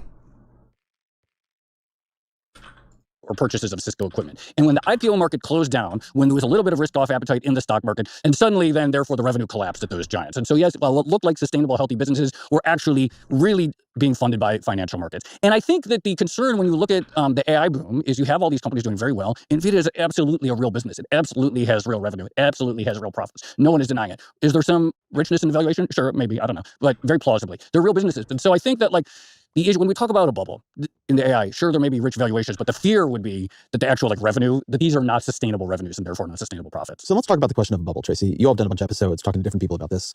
Make for me the best case you can, both against the idea of a bubble and then for it. Oh man. Okay. So against the idea of the bubble is very simple. It's this idea that we were talking about earlier, which is this is basically a winner takes all strategy. And if everyone develops the products that they say they're going to develop, if they develop AI models or systems that match. I don't understand why it has to, why does that have to be winner takes all? I don't get it. It still doesn't make sense to me. Magically solve every business or person's problems in the entire world, then perhaps you can justify some of those valuations. It's not a bubble if magic occurs. That's right. No, that's right. Yeah, and that's what it's not even, it's not, if magic occurred, we don't even know, we don't even like really know like what intelligence is. So like it's hard to even say like if intelligence is like literally just a matter of, you know, sort of computing a bunch of fucking data, then like we will have a super intelligence. We just don't know, you know, when or how much electricity it'll take. But like that's not a possibility that's like easily discounted. And that would, but even if we never hit that, even if we don't hit that, like it's still, again, going to be huge. Like I think it's like, I'll pull up the source for this again, but like when I was talking to Beth and Bulldog, it's like even if AI growth slows like 10x, you should still expect like massive gains to like research and development, and that's stuff that like, you know, long-term technological progress, like that type of research and development, that you know, that's very good. That's very high. That's very good for growth. At some level of explanation, all intelligence is probably necessarily computing, but I don't know if that matters. Yeah, I'm not smart enough to know exactly the what the relevant thing is, but you know, if intelligence is or like, you know, achieving super intelligence is just a matter of doing what we're doing now, just at larger scale and with better models, like we will achieve it. There might be there's some possibility that maybe electricity will just be a big bottleneck, or maybe you know, it would require so much information that there's just no way to do it with all the data we have available, or maybe you know, intelligence is going to require some special fucking traits that we can't really add to computers, but who knows? They're promising magic, right? Absolutely. That's the way they talk about it. So I think there's a concern as AI becomes an even more dominant force in the US economy. If the bubble bursts, or even if, you know, the promised revenue and savings doesn't materialize to the scale that people think it's going to, then you're going to have an economic impact that potentially feeds on itself, which would be similar to what we saw, again, not to be too pessimistic, but similar to what we saw back in the run-up to the great financial crisis. But the basic case for a rapid AI progress can be made with reference to a few statistics. 1, the maximum task length AI can do has been doubling every 7 months for several years. 2, the number of AI models we can run has been going up 25x per year, meaning that once AIs get to human level, it will be like the population of human researchers is going up 25x per year. 3, both compute and algorithmic efficiency have been going up more than 3x per year.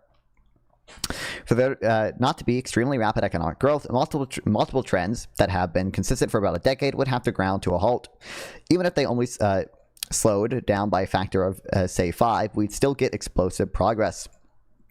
Your XLR cord is dying? Hell so. What's happening to it? Is it because I have the Christmas lights? It might be doing a static thing. Is it doing that?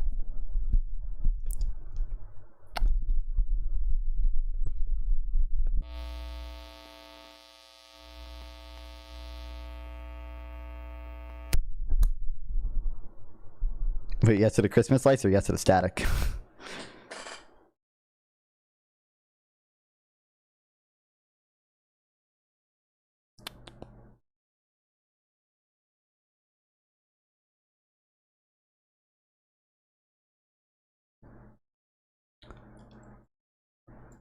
My cat chews my XLR cord sometimes. I gotta find a way to prevent that as well. Crisis, housing became an incredibly important driver of U.S. economic growth. Everyone was buying houses. Houses were being built. We saw the share of housing construction in the U.S. economy go up. And eventually it got so big that housing became the source of wider problems in the U.S. economy. That wasn't always the case. It used to be that there were problems in the U.S. I don't think housing was ever that much of a driver of growth on its own. Again, the issue, as I understand it, is that if the mortgage-backed securities became a big part of the credit system, and when the subprime mortgages went to shit, the entire credit system went to shit as well. But if you just look at like how much unemployment increased, like after the housing boom ended, like unemployment went from like 4% to 6%, and like the rate of growth in building and prices in America for homes was not substantially different than let's watch slop, please. What slop do you want to watch? Than the rate of increases in other English-speaking countries that didn't even experience the same decline in housing prices or anything. economy, and housing would get hit. What happened was housing got so big that housing became the proximate source of problems in the wider U.S. economy. And the concern now is that we might be on the same path with AI. So, you showed the chart of the circularity of a lot of these businesses. I always think about that It's Sunny in Philadelphia meme of the guy standing in front of, the board with all the red strings connecting everyone. Check this out. Take a look at this. It feels... But again, I don't think the credit market relies on those investments paying out to the same extent. I'm sure there are some banks that have made risky loans or something that would probably go under if that a lot of those investments failed or whatever. But I don't know if it would spill over the same way 2008 did. Well, I think it would depend on Federal Reserve policy probably. Anti-Trump R's versus MAGA. Oh, did that release? When did that come out? Today? If it came out today, I don't want to because they're gonna fucking copy strike me. It's gonna be annoying. It's very much like that once you start to untangle these relationships. But the other concern is just the opacity of how AI is actually getting financed right now. There's a lot of stuff going on in the private credit market. You want to say what the private credit market is? Sure. So the private credit market is where businesses get loans from, sometimes banks, but mostly other types of investors. And these loans and bonds are not publicly issued, not publicly traded. So normally if, IBM or Microsoft or whoever issues a bond, it would come with a big prospectus. There'd be a lot of information available about it online. You could see the terms and people would trade it. Anyone can buy it. You would trade it after. Private credit is something much more bespoke. It's sort of a customized loan between a business and an investor. We're going to get Scott Bassett as Fed chair who thinks QE is the best engine of inequality. Oh boy. It's very hard to get much insight on that particular market for obvious reasons, right? The clue is in the name. It's all private. And so I think when it comes... Is this a podcast? Yeah, this is the Ezra Klein podcast. To financing, it's pretty difficult to get a sense of the scale of what's happening right now, but also to get a sense of who is actually financing what. We hear stories, you hear big investors, like big private credit investors like an Apollo who will say something like, we're really into data centers at the moment. But it's hard to get a sense of how much. So I want to look at this not then from the market's perspective or the financier's perspective. It was the same thing we were watching earlier. I just didn't switch back to the scene after yelling at you guys. It was my bad. But from the worker's perspective, you were talking about how they're promising magic. And that's one way to put it. The other way you might put it is a promising replacement. Yeah. That the thing that would make these companies extraordinarily valuable is if in fact you being other companies.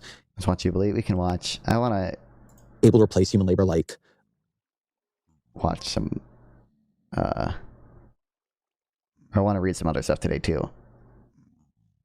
I want to see what they say about this. So for a couple of years now, economics types have debated this idea of the vibe session, which is a term from Kyla Scanlon.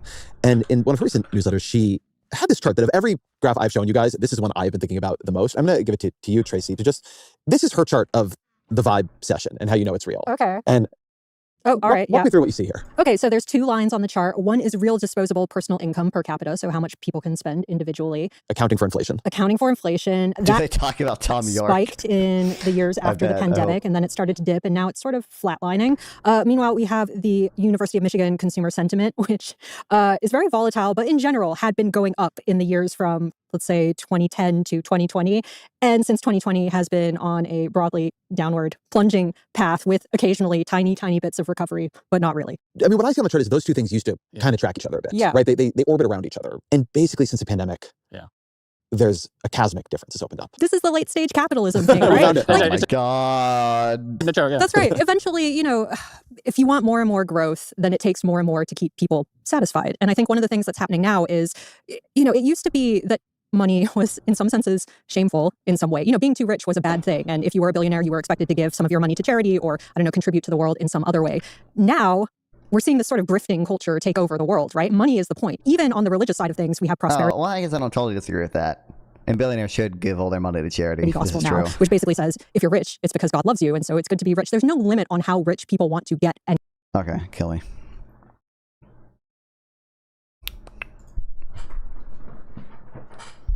Okay, I got other stuff to read though. I want to read the boomer slop.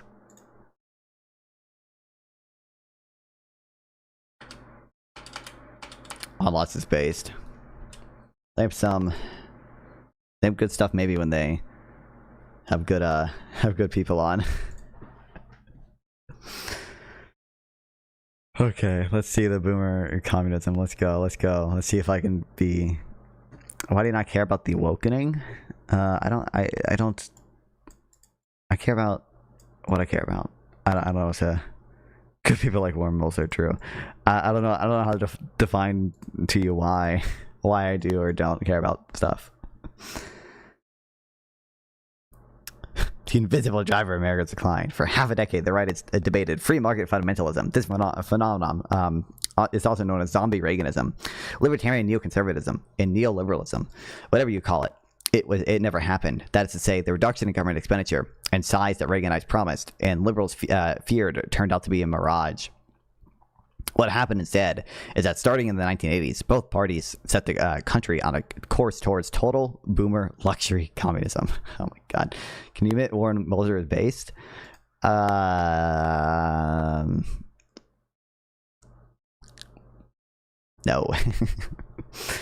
I don't think it's particularly unbased or anything. But, you know. TBLC is driving every aspect of American decline, from skyrocketing national debt and the erosion of our defense and industrial base to the despair of young people. I might agree with the first one a little bit. It's not the only reason for the decline, to be sure, but it's a major part of the problem. Yet TBLC has been entirely obscured from view. Have you listened to him? A little bit. I watched like interviews with him and stuff, and I think I've watched a lecture given by him, and I watched that one debate with him and Bob Murphy, whoever. Which in that debate was funny. He was based on that debate. The essence of TBLC is that it redistributes wealth from younger families and workers to seniors who are, on average, much richer. America has achieved the Marxist paradise of hunting in the morning, fishing in the afternoon, rearing cattle in the evening, and criticizing after dinner. Only it looks more like golf in the morning, horseback riding afternoon, drinks at the social club in the evening, and a restful night's sleep in $1 million home, all thanks to the largesse of the U.S. government. Younger people also are entitled to these benefits in the future. Like when you pay into Social Security, and that, like, you're promised like the average person is promised like 1.3x what they pay into Social Security right now.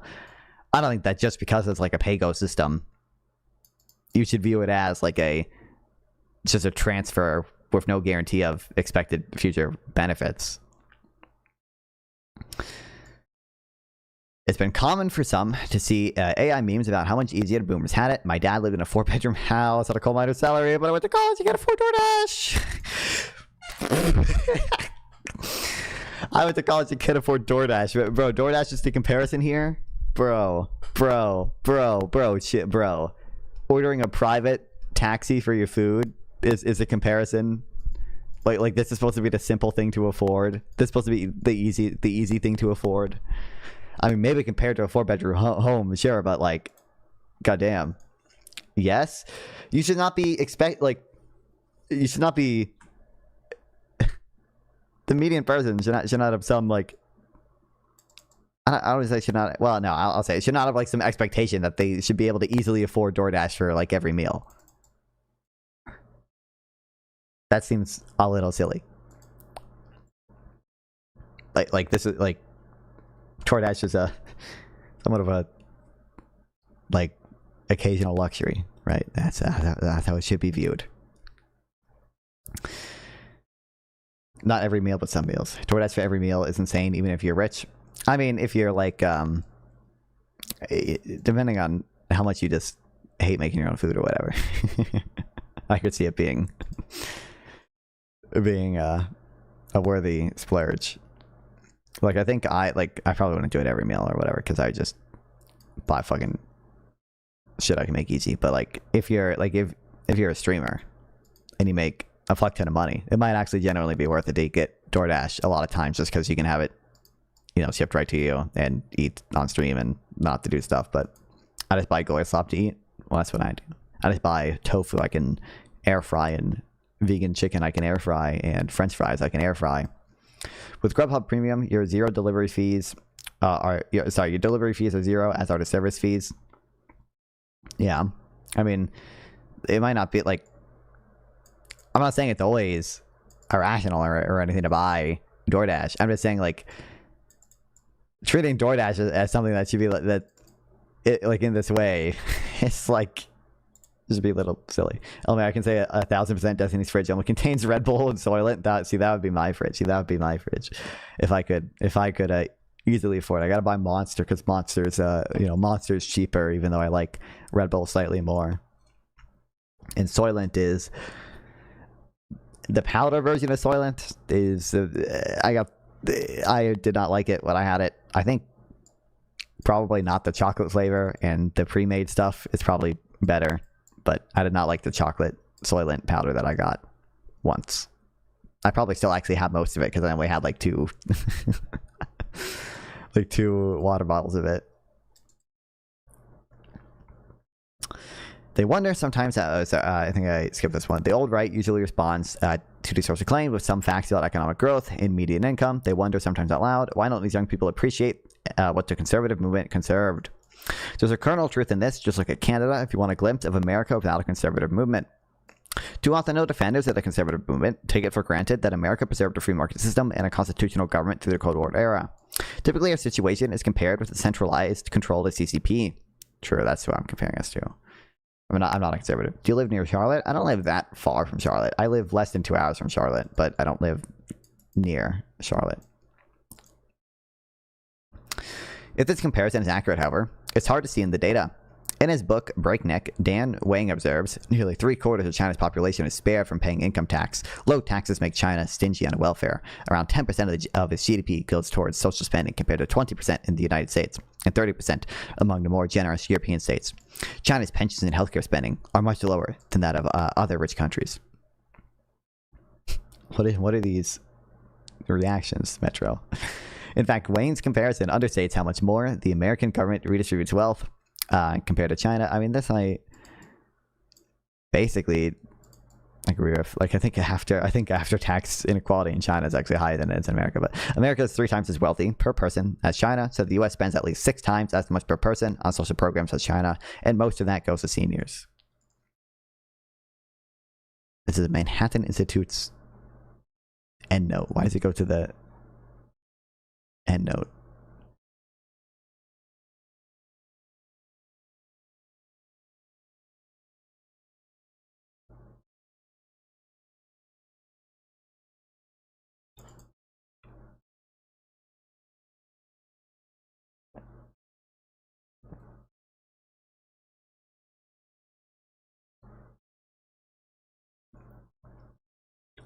Why don't you read Manhattan Institute to challenge your priors? I do read Manhattan Institute sometimes.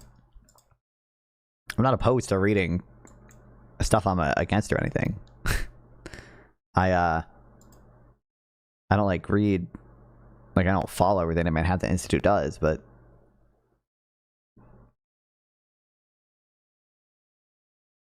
there's 6 times as much wealth redistribution happening in America as in China. That's the communism, but only for boomers. The luxury part comes in at how the government spends those benefits. True. I don't know if it's fair to... I don't know if the last half here is fair. America is 3 times as wealthy per person as China, so the US spends at least 6 times as much per person on Social Security programs as China.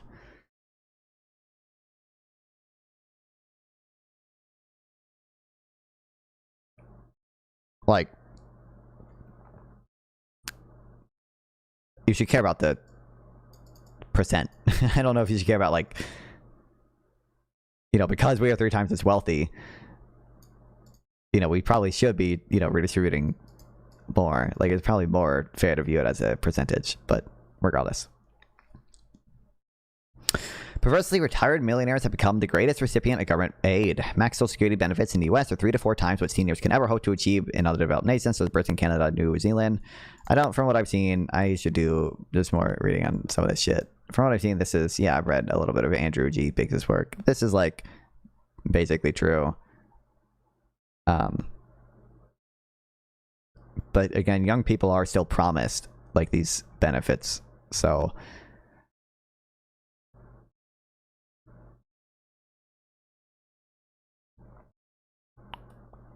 And I think too much Social Security goes to old rich people, and I think I think we should raise taxes on them.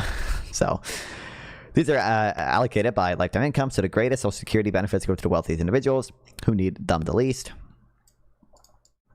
But they're also taxed more, right? Like you should care about the net tax burden, right? Like you should care about all the benefits someone gets and all the taxes they pay. So it might be true they get the greatest Social Security benefits because they paid in the most, right? But they also pay the most taxes. So you should look at the net, the net income there, the net amount they're taxed versus the benefits they get. And it's, but like my understanding, like the millionaires in the U.S. pay a higher net tax burden than, you know, regular people, including millionaire boomers. To my understanding, that's what most of the data is so far. That, you know, I don't know where exactly millionaire is on like the income percentiles, but you know, I'm fairly certain.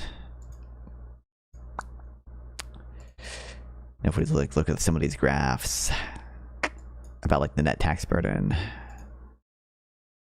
based on like income percentile. You know, like this is like this top 400. This is billionaires. I'm assuming millionaire would put you like 95 or something, and this is Syed Zuckman. Or is it David Splinter charts? That might be earlier.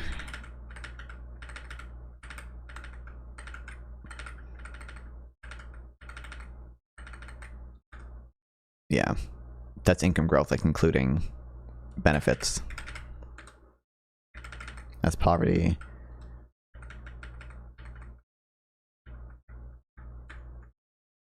Or there's a graph of like, it might be in this one, of like the net tax burden by quintile. And it's like the bottom 40% like don't have a net tax burden. But the top 40% do. Or the top 60%. Whatever. You'll have to believe me. Although I do think it's, to be fair, sensitive to the assumptions you make about unreported income.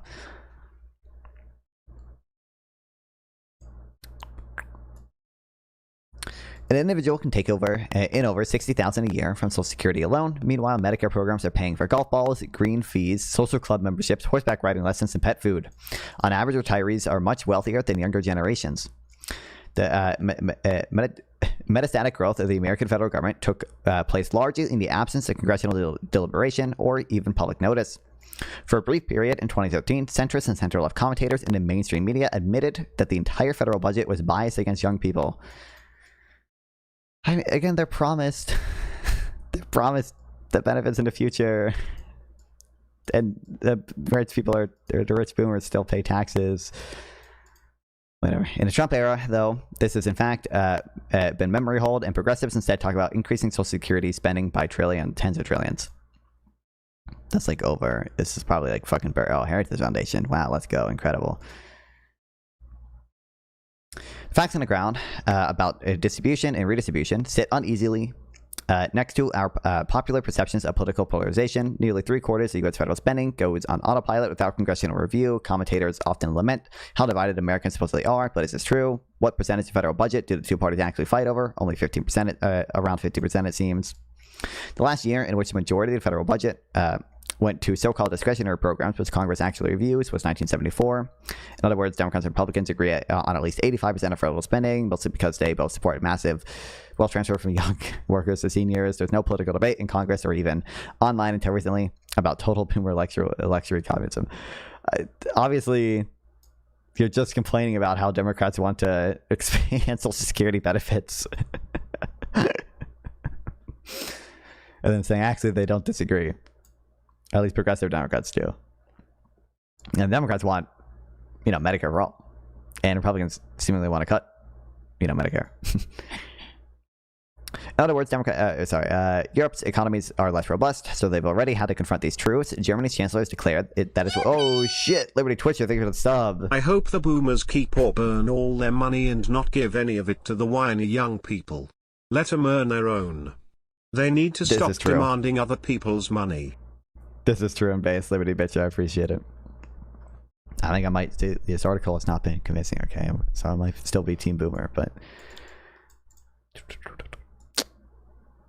Welfare state can no longer be financed. France has been locked into an intense political fight over raising the retirement age. But in America, our politicians act as if we can finance an ever more generous retirement state, despite our much higher military spending and aging population, plummeting fertility rates, stagnant economic growth. Since when have we been stagnant? And $38 trillion in national debt. The last major Social Security reform occurred when President Ronald Reagan signed the Social Security Social Security Amendments in 1983. This legislation saved Social Security from imminent insolvency by raising the retirement age, slowing benefit growth, and increasing taxes. Since then, American politicians have let Social Security grow on autopilot. New Zealand, Canada, Germany, Sweden all reformed their versions of Social Security during this period. The U.S. did not. As summarized by Avery James, Reagan's successors failed to control the massive elevation of government payments to the elderly, creating a powerful gentry constituency to move the country's parties and politics away from debating smaller or larger government. I'm hungry. He should order some DoorDash. You should get some Grubhub then. The GOP did betray Reagan's legacy, but that process began a lot earlier than 2016. Much of the stale intro right-wing debate referenced above conflates Reagan with his I don't know how to pronounce it, espionage. Is that how you pronounce it?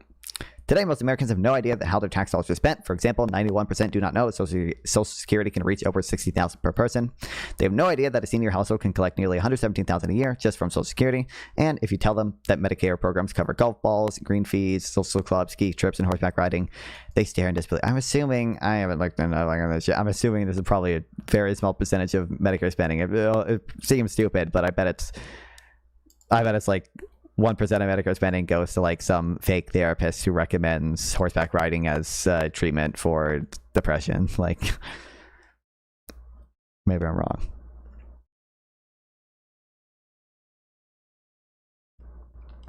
Refers to a less distinguished font. No, I recognize what it. I can use context clues and I understand what it means. I just didn't know how to pronounce it.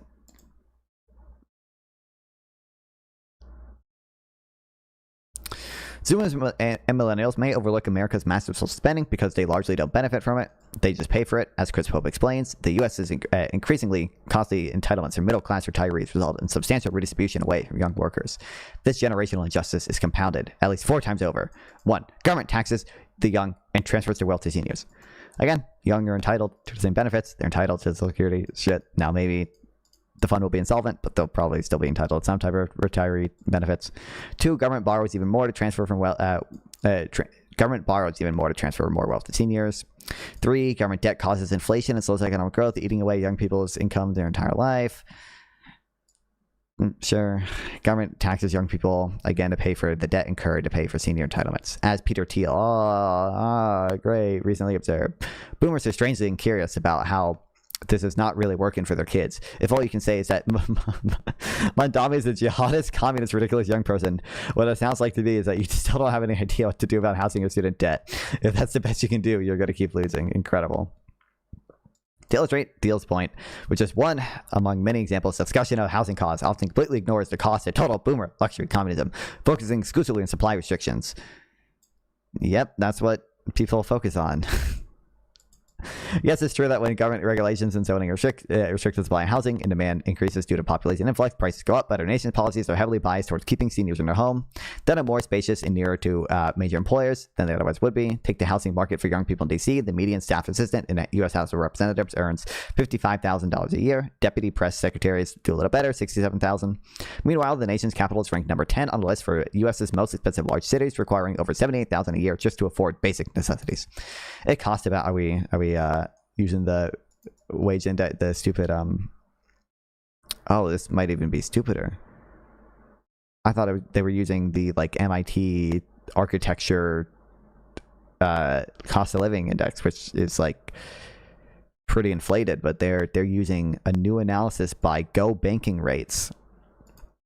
Incredible. Costs about twice as much to live a decent life. The average single-family home costs over $749,000, and many of the DC homes selling for under $1 million are located in high-crime areas and not suited for young people wishing to start a family. Ward 3, the district, by contrast, is gorgeous and relatively safe. It's tree-lined streets and accommodating backyards give it a calm suburban feel, even though it's still close enough for a reasonable daily commute to the city's major employers. It has long been the official policy of the U.S. government, however, to help retirees stay in homes there as long as possible. For example, DC is home to Newark's naturally occurring retirement communities, also known as senior villages. I think this can be dumb, but, like, is this not, like, literally, like, a zoning requirement, essentially? It's like... Also, this is why we should raise property taxes, to get the boomers out of their homes. We've turned prime real estate for young families into walkable nursing homes. In reality, Norks are anything but naturally occurring. Total boomer luxury communism helps these seniors stay in spacious homes for far longer than otherwise would. Like almost everyone else in the nation, DC offers special tax breaks for senior homeowners. This is stupid, I agree with that. This encourages them to stay in their homes despite their spare bedrooms instead of downsizing to selling to younger families. I agree. Nearly every state has special subsidies for senior homeowners, placing exemptions to freezes to deferrals to help them stay in place. It gets worse. Medicaid long-term care exempts home equity up to $1 million from means testing. And the Federal Housing Authority provides Americans aged 62 or older a special home equity conversion mortgage, allowing them to turn home equity into cash without additional monthly payments. Often this transfers burden to their heirs. If we don't radically overhaul America's entitlement regime, our entire nation will become a naturally occurring retirement community. Total boomer luxury communism is tangling the country in a web of contradictions. America now depends on a steady flow of new workers to pay seniors increasing generous benefits space, but it also pays people not to work and discourages the family formation. The system is at war with itself. America's entitlement system will change radically within a decade, if not sooner. The money's running out. The only question is, who will bear the burden? Each day that passes means Gen Z and millennials paying more of a price for the boomer irresponsibility. Aristotle reminds us that revolution occurs when there's an unjust distribution of the honors, offices, and privileges of citizenship. It is time not for a revolution, but a reevaluation of how we as a nation distribute these burdens and privileges. We can only fix total boomer electric communism, recognize it for what it actually is. Incredible. Okay. I agree with the housing stuff. The rest of that stuff seems a little silly. What is Scott Alexander have to say? Okay. 1. Hating boomers is a new cool thing. Amazon offerings include A Generation of Sociopath, How the Baby Boomers Portrayed America, the two apparently unrelated books, How the Boomers Took Their Children's Future, and How the Boomers Stole Millennials' Futures, and Boomers, the Men and Women Who Promised Freedom but Delivered Disaster. You don't hate boomers enough has become a popular Twitter catchphrase. Richard Anania, who has tried hating every group once, has decided hating boomers is his favorite. Some of the stuff in here is valid. I think I didn't read his whole article, but some of the stuff in here is fair.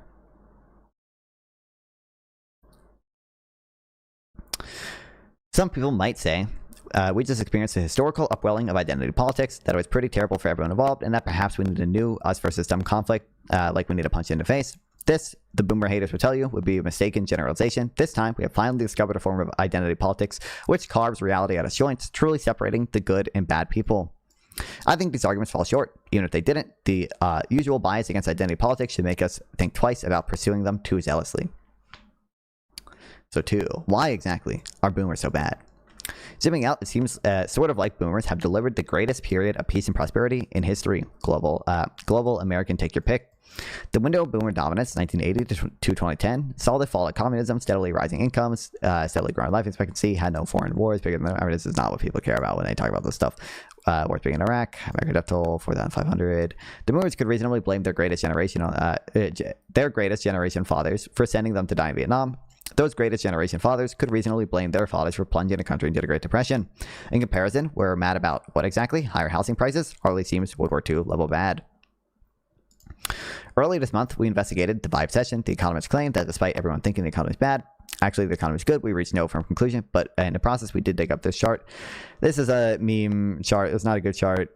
It's looking at like household income, including like Gen Zers who are still like in their parents' home.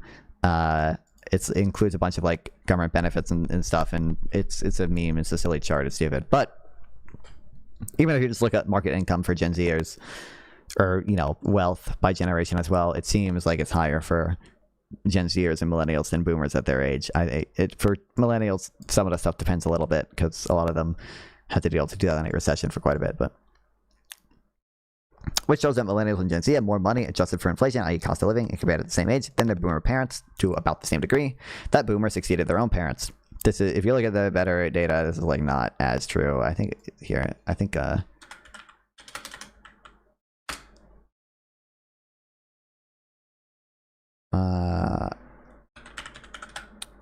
I have the paper saved in here because I thought we were going to talk about it more in this debate.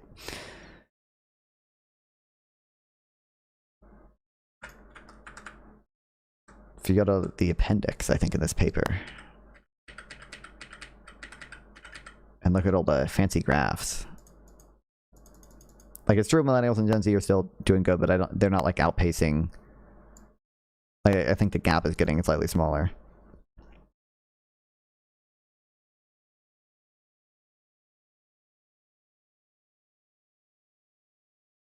Like, this is close to the Economist chart. Looking at the household sharing units, including, I think, like, is that Gen Zers who still live at home. And then if you just look at like market income for couple sharing units, that's Gen Z is still technically highest, but they are not significantly higher yet, at least. And millennials they were lower than Gen X for a bit there.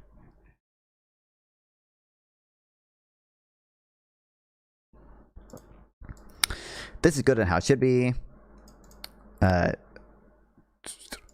The boomers have successfully passed on a better life to their children. The liberals make fun of Schrodinger's immigrant, who's both lazy, a lazy welfare parasite, and also stealing your job. But equally sinister is Schrodinger's boomer, who destroyed America through being simultaneously too far right and too far left. Progressives accuse boomers of instituting market-worshipping neoliberalism, failing the challenge of climate change, and resisting the arc of history on issues like trans rights and Palestine. But conservatives accuse the same boomers of overregulating everything in the name of the environment, shutting down nuclear plants, and starting the trend towards gay race communism with their hippy-dippy 60s values. In reality, the difference between generations and any of these things is barely noticeable. Is it pulling them at the same age, though? I would imagine not, but in fairness, I don't think we would have good polls from back then on a lot of those things. I mean, yeah, voted Trump. It's not going to be, yeah. It's not even clear that boomers are that much much more likely to be NIMBYs from Pew. It's just I don't know if I want to just like look at self-reported attitudes on this, though. I think in practice, more people might be NIMBY, more boomers might be NIMBYs in practice because they actually show up to the like local meetings about housing shit to complain, and millennials just don't do that as much. This is all focusing on anti-boomers. Its chosen topics. You can find others where boomers took downright saintly compared to their kids. Post censorship support. Oh, I would imagine the way they're interpreting these questions are just different. Like when boomers think censorship, I would like they're probably thinking something more than just like what many millennials are going to be thinking, which is like banning Elon Musk or like banning Trump off of Twitter. Like I think they might just be. I think that might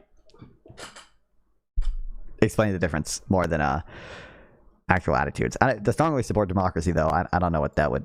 I don't know what that would be for that one. And the political violence is never okay one. I think that like is probably an actual generational difference, but I also like it's a dumb question because literally everyone agrees political violence is sometimes okay. Literally, like there's no one who would disagree with that. There's literally no one who will say you shouldn't have done political violence to stop the Holocaust. There's no one who disagrees with that. But so stupid question. Regardless, I think millennials are more likely to actually support political violence as of now, though. So I don't think the boomer millennial difference in most political opinions is big enough to matter that much either way.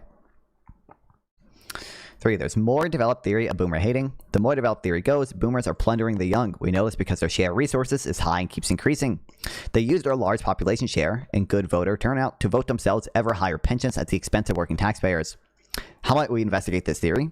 We can't use total Social Security spending because the number of elderly has gone up. Can we use Social Security spending per elderly person? No, the amount of Social Security paid depends on how much on the amount paid in. If each year's retirees earn more during their career than in previous years did, this is true, then each year will get higher SSS payments even if the system's generosity stays the same.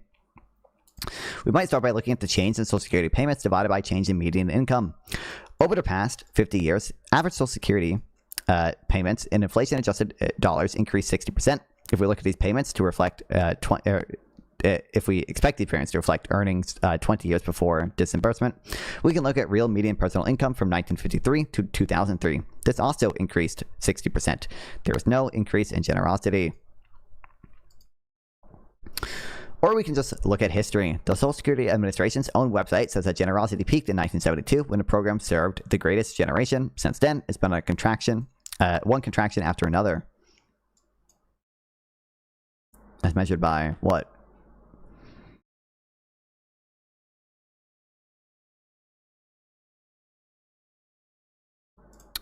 In 1983, the government increased the full retirement age from 65 to 67. In 1993, they made Social Security more taxable. Since then, most of the changes have been cost of living increases, which are indexed to inflation and not the result of active lobbying on old people's behalf.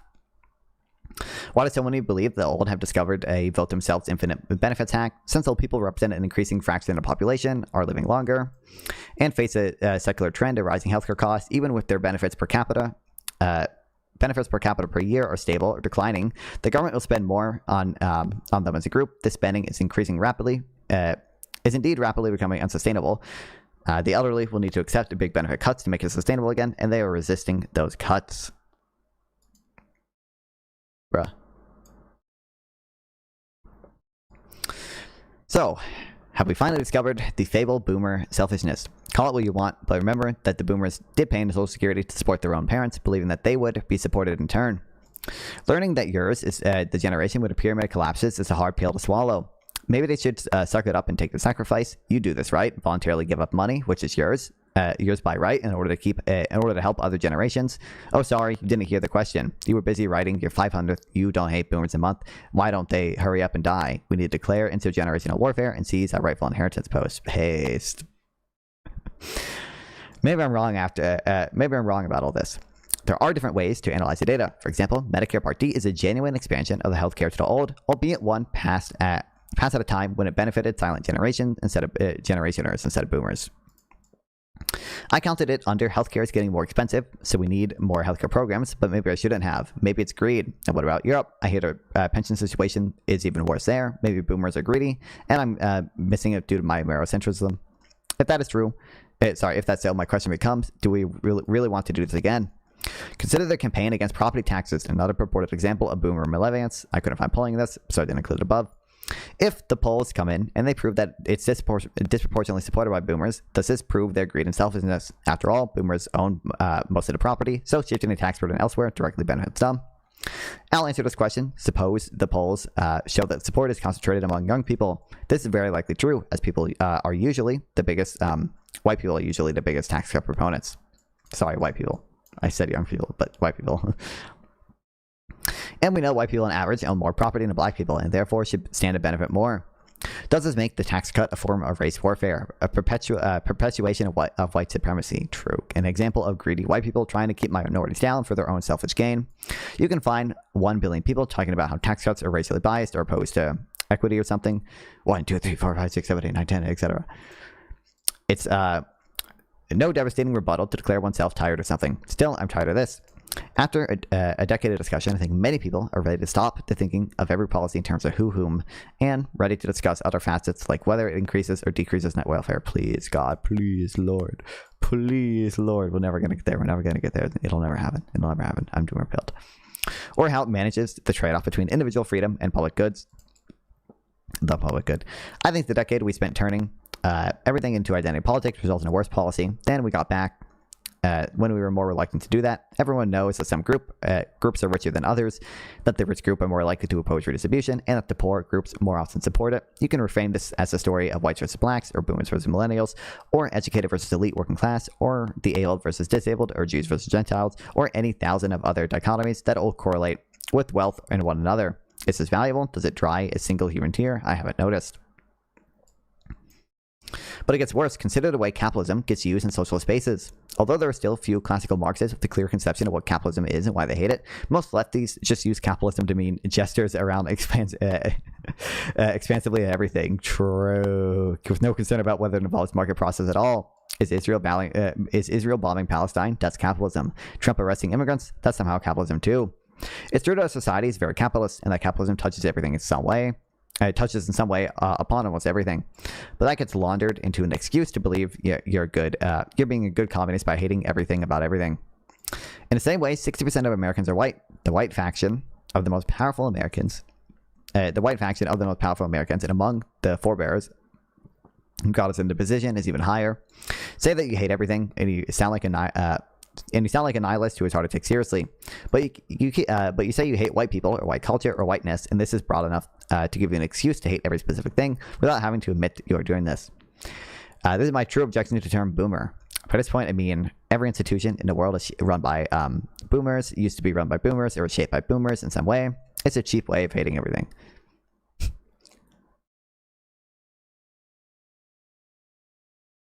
I don't. I mean, I agree. I guess I probably agree. Although I will say, like, I guess there are more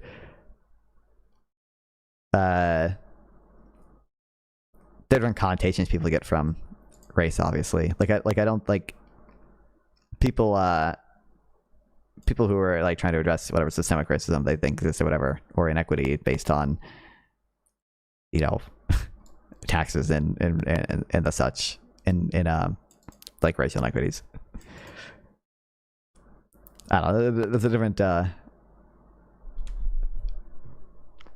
I guess being a boomer is an immutable characteristic too, but like the actions that you take by nature of being a boomer is not immutable, right? That's something that you can change, but regardless.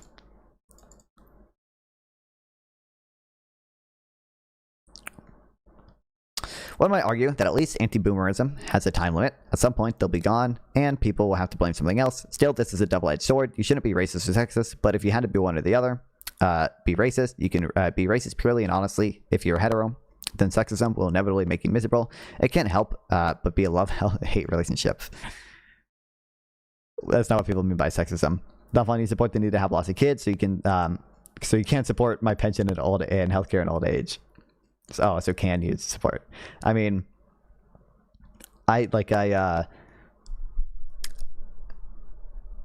insofar as that actually makes people have more kids, don't worry, I'll make sure you vote against your interest. I mean, I think making more, you know what, funny, Beth and Bulldog wrote an article about that like literally today, or technically yesterday by now. I think making more happy people is good. Which is why, like I've said before, like in the context of like abortion debates and stuff, like technically, like I think it probably would be good to like save 5 embryos over 1 fetus if you assume, or like over a 1-year-old baby, if you assume that the 5 embryos are going to go live all live good lives, because I would like rather have 5 people live good lives than 1-year-old continue to live a good life, right? Like it seems like, millennials are the largest generation population-wise by far. More than boomers or Gen Z. Sure. I thought we have enough boomers died by now. When did millennials become the largest generation? Nicholas J. Fuentes is the voice of Gen Z. He does not speak for me. He does not speak for non-fan.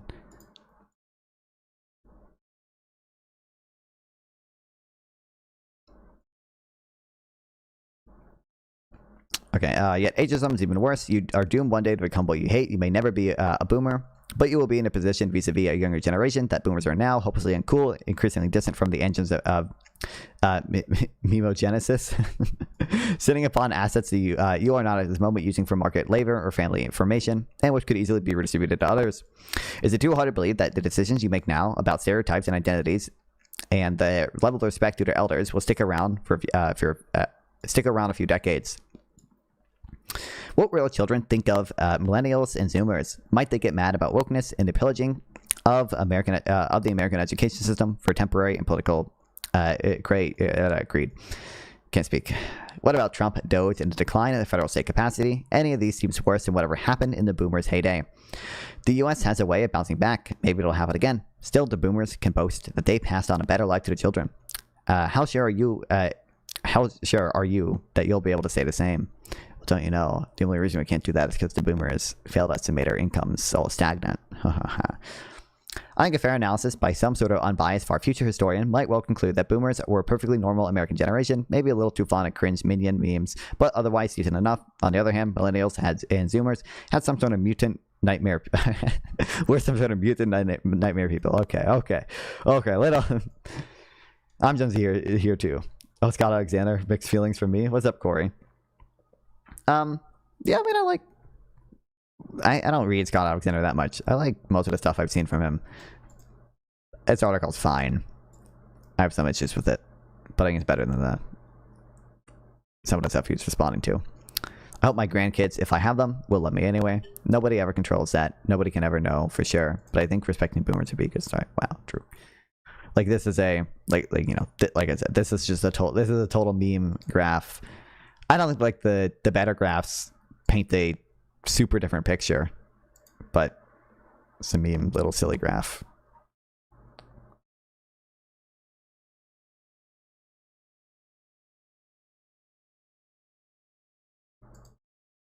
Yeah, true. God, I gotta write a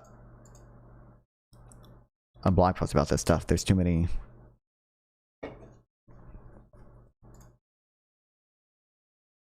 Gen Z slop articles recently. Okay, I don't care right now about that. Okay, we'll read this and I'll probably be done for today. It's not very long. Core nominal GDP. Why the jobs report is so unimportant. On average, financial markets respond to monthly jobs report more dramatically than to any other piece of economic data. In this post, I'll explain why. Recall that macroeconomics mostly focuses on 3 issues: inflation, the business cycle, and long-run economic growth. The first 2 are largely determined by movements in nominal GDP, that is, by monetary policy. And there's headline inflation and core inflation, and there's headline and GDP growth and core and GDP growth. Before considering core and GDP, let's review the concept of core inflation. You're ending after this? Yeah, I think. Cynics argue that core inflation is a silly concept and it ignores the prices that consumers care about the most, food and energy. That's not a good argument because core inflation is not used to measure consumer welfare. It's used to ascertain the underlying trend in inflation because food and energy shocks tend to be transitory. And it turns out that core inflation better predicts future headline inflation than does headline inflation itself. I'd argue that a similar consideration applies to NGDP. Nominal wages are the most important part of NGDP because the business cycle is mostly a product of unstable NGDP in a world where hourly nominal wages are sticky.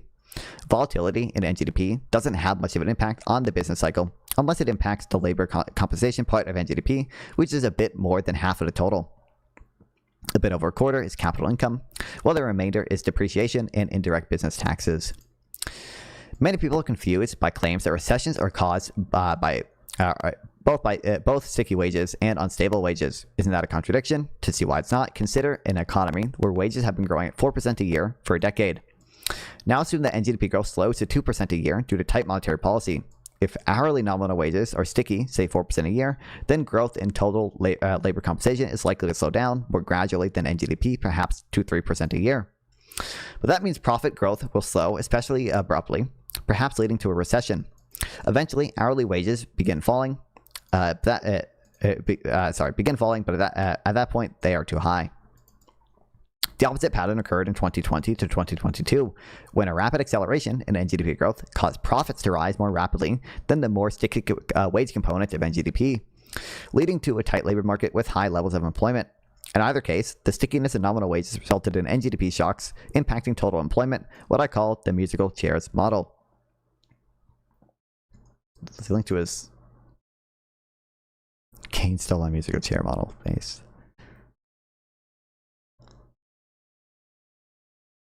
This is the part people find confusing. During a recession, you get high unemployment because wages are too high, even though a recession is associated with gradually slowing wage growth.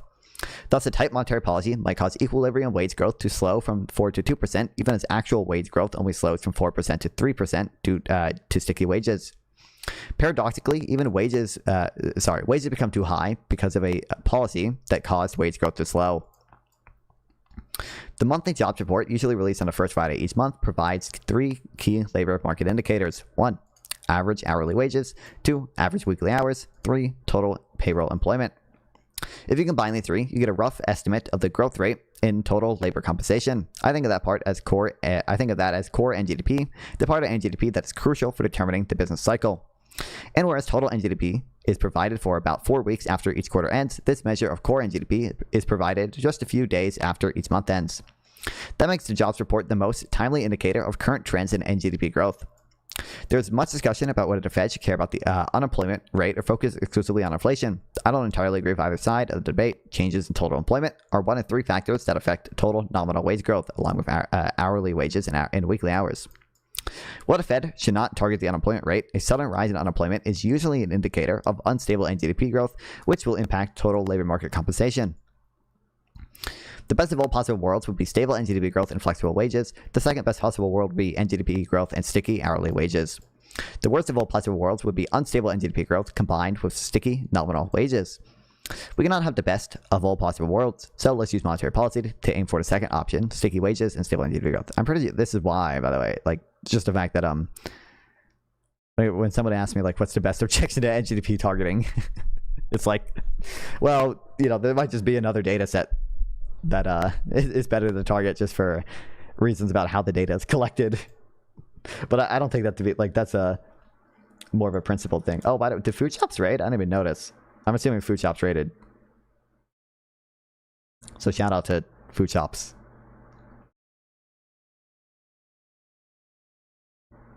Because if you followed the logic of my argument, you will understand why the optimal policy would be to stabilize NGDP per capita rather than total NGDP. The central problem in macroeconomics is sticky hourly wages. Yep, yeah. PPS off topic. I read a recent Cohen-Taberg discussion of fiscal sustainability that was a bit sloppy on the facts. If you look at taxes to share GDP, it's between 17 to 20% for 50 years. Now it's like 23%, isn't it? 24%. It's gone up permanently. Yes. I don't think it's that. Not taxes. Spending has actual taxes are not going up to share GDP. Alex is closer to the truth. It's a bit below 17% of GDP. Facts matter. Trump is the one who put us into an unsustainable path back in the 2010s. When his tax cuts depressed tax revenue to a very low level. Some of the tax cuts might have been justified on efficiency grounds, but only if he had been paid for spending cuts. They were not. What's up, Pad Thai Shrimp? I love shrimp. Do you guys like my shrimp mystery? Have you guys seen the shrimp mystery?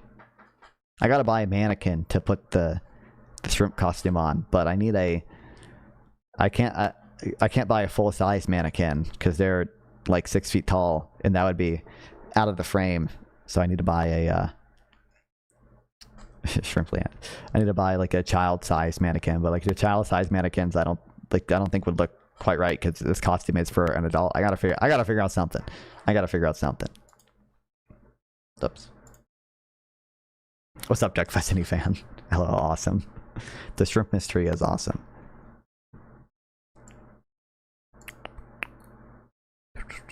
Let's turn our growth as a way for paying off the debt. Microsoft's doing well. AI is doing well. Now it should be raising real interest rates. Correct, it's not.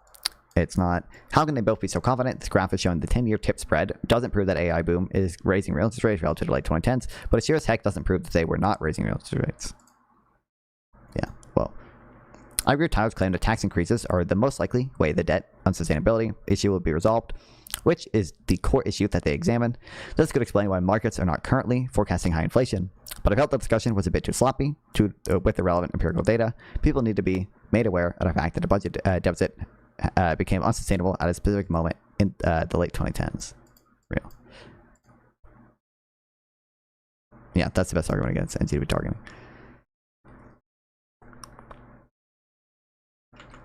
And it's to target the most relevant section of NGDP instead of NGDP. Right now. Do we want to do the slop? Do we want to do the slop? Do we want to do the slop? Do we want to do the slop? Do we want to do it? Do we want to do it? Do we want to do it?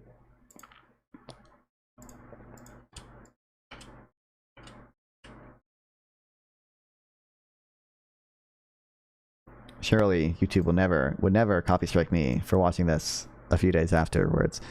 This is Emilio, who I've spoken to before. He told me he was going to be in a upcoming Jubilee video, and I guess now I know which one it is. So he's literally carrying on the flame of Charlie Kirk. Okay, he's that guy. So. Donald Trump in the Oval Office has a gay problem. Wait, what are you saying? Donald Trump has a large faction of gay Republicans. That's fine. No, that's not fine. That's not fine. Wow. That's not fine. I'm a social conservative. I'm against I'm a social conservative Are you too. against gay marriage? I love where we are right now. I love where we are. Oh my God, I love our country. The first prompt is, Donald Trump perfectly embodies conservative values. Can they agree a step forward? As an American and as a small c conservative myself, I have an interest in conserving this country, what makes this country great, our founding principles, things like that. And I do think that President Trump does a phenomenal job at trying to conserve those values and those principles. In the respect of, protecting borders, really prioritizing family. True, that was our founding principles.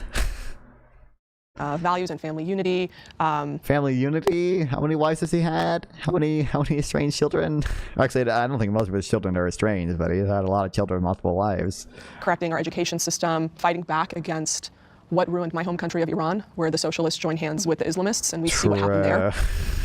Incredible. I think that he sees all of that very clearly and has a good grasp of not just domestic issues, but also has a great grasp of foreign policy issues. I feel like he's the first president who sees things clearly.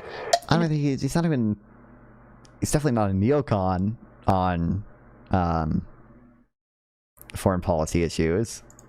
He's like a populist conservative, I guess. Like, I don't know. They're all just gonna read into conservatism what the fuck they mean by it, but whatever. Agree a step forward.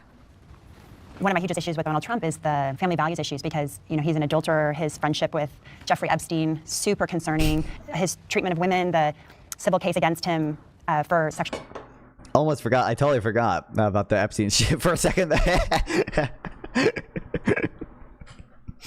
Listen, the founders intended... the founders just, they love their private islands. They love their... giving head to other presidents, okay? You don't think the founders were giving each other head in the Constitutional Convention? Come on now. Sexual abuse with Jean Carroll. I mean, all that is not indicative of someone who values family. When I think of conservatism, I think small government. And right now, I don't know how you all feel, but I feel like we have the biggest government in our life that I've ever experienced. We have National Guard walking our streets. We have ICE being militarized. We have the Bible, the Trump Bible, being sent to schools such as in Alabama, that they are making their educators teach. This is not the America that I've... Does the Western Hemisphere only version of the Monroe Document make one paleocon with regard to foreign policy? I don't think so. Always known. I'm a believer as a traditional Republican in small government. I think that what he is doing is a far overreach of what a president should be doing, because I know Your argument is we need to get back to what America, was. But my question for you is, what is America? What is your definition of what does it mean to be an American? What are American principles for you? Well, I'd like to respond actually, because I think when you talk about small c conservative, and you talk about small government, it's small in scope, but it is a powerful government. But he's been on a lot of these things. I think he's spoken to Destiny a few times too, in different IRL shit. When it comes to using the National Guard to uphold immigration law, I think that's totally acceptable because that does fall under the federal government. That's one of the main things that they do is enforce. They're not first of all, the deportations ICE itself is doing is probably illegal, right? Or at least many of them. And the detentions they're doing itself are not upholding immigration law. And secondly, the purpose of deploying the National Guard it's not to enforce immigration law. ICE, National Guard doesn't even have the authority to enforce a lot of law. They're being deployed to protect, supposedly to protect whatever federal agents, and that has just been ruled. And this was obviously filmed before it was ruled this way, but that was just ruled literally earlier today / yesterday now, that Trump does not have the authority to deploy the National Guard in these areas. Immigration law, life, liberty, property, right? So we want a strong government in those regards. What we don't want is the government in our healthcare, in our education. And I do see the Trump administration as wanting to reduce the scope in that regard. But why do you think that the courts are preventing the National Guard? They're not. They're not. They have no jurisdiction over the executive branch. The Supreme Court has ruled in favor of Trump every single time. Yeah, that aged super well. Also, what does it mean they have no jurisdiction over the executive branch? That's the conservative values to you, is that the Supreme Court has no jurisdiction over the executive branch? I'm assuming he might mean something like there are certain actions that are unreviewable that the president can do with respect to national security, and that might sometimes include actions he takes with the National Guard. But bro. They're not. They have no jurisdiction over the executive branch. The Supreme Court has ruled in favor of Trump every single time. Using the National Guard to protect federal agents, there's nothing unconstitutional about that. I think to get back to the prompt, they were saying is Trump the perfect embodiment? Now, I didn't come forward because I don't think he's the perfect embodiment. No way is he the perfect embodiment. No one perfect except for Jesus. But neither was George Bush Sr. I don't even think Ronald Reagan was the perfect embodiment of what I would consider myself as a conservative. Donald Trump is, to me, just the best person that can bring a coalition together so that we can maintain this side of the Overton window about what conservative values are. Right, but that's why I wanted to challenge CJ. Would you consider rule of law, respecting the rule of law, a conservative value? Absolutely. That's why I did not vote for Donald Trump. But if Donald Trump is upholding the rule of law as it relates to federal immigration, immigration enforcement, absolutely. Undocumented migrants are protected under Amendments 4, 5, 6, and 14. So if you're not going to give them their due process, and you're going to arrest them at their court hearings, of which they are literally trying to just follow the law to becoming a citizen, do you find that's a problem? But they're not following the law to become a citizen. That's the entire point.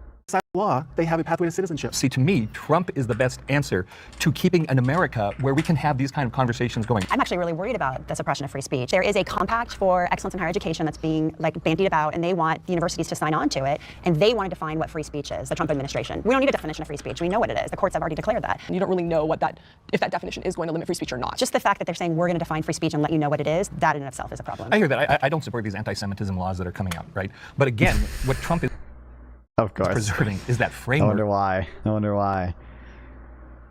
That we can argue. By the way, this guy told me when I talked to him, I'm pretty sure this guy thinks 9/11 was an inside job. He was kind of memeing. He was kind of memeing about it, but I'm pretty sure that's what he thinks. He's memeing to hide his power level. Laws, no Semitism, pro-Semitism laws. We can still argue that. But what do you make of the lawsuits, though, where he's suing NBC and he's suing anyone who is giving him press? The lawsuits specifically aren't opinion-based or expressing opinions. They were defamation. They were defamation lawsuits, and he won. Well, yeah, he did win. Here's the deal.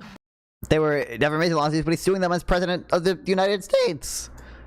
You shouldn't be doing that. There's obviously there's got to be a more technical term or better term to use in power imbalance there. There's obviously some implied threat there, obviously. And then, I'll let my YouTube shit out. Did he find based or expressing opinions? They were defamation. They were defamation. But that's a matter of that's what the court should be disputing, right? Whether or not whether it is a expression of opinion is going to be relevant to whether it actually falls under defamation, because defamation is going to have to require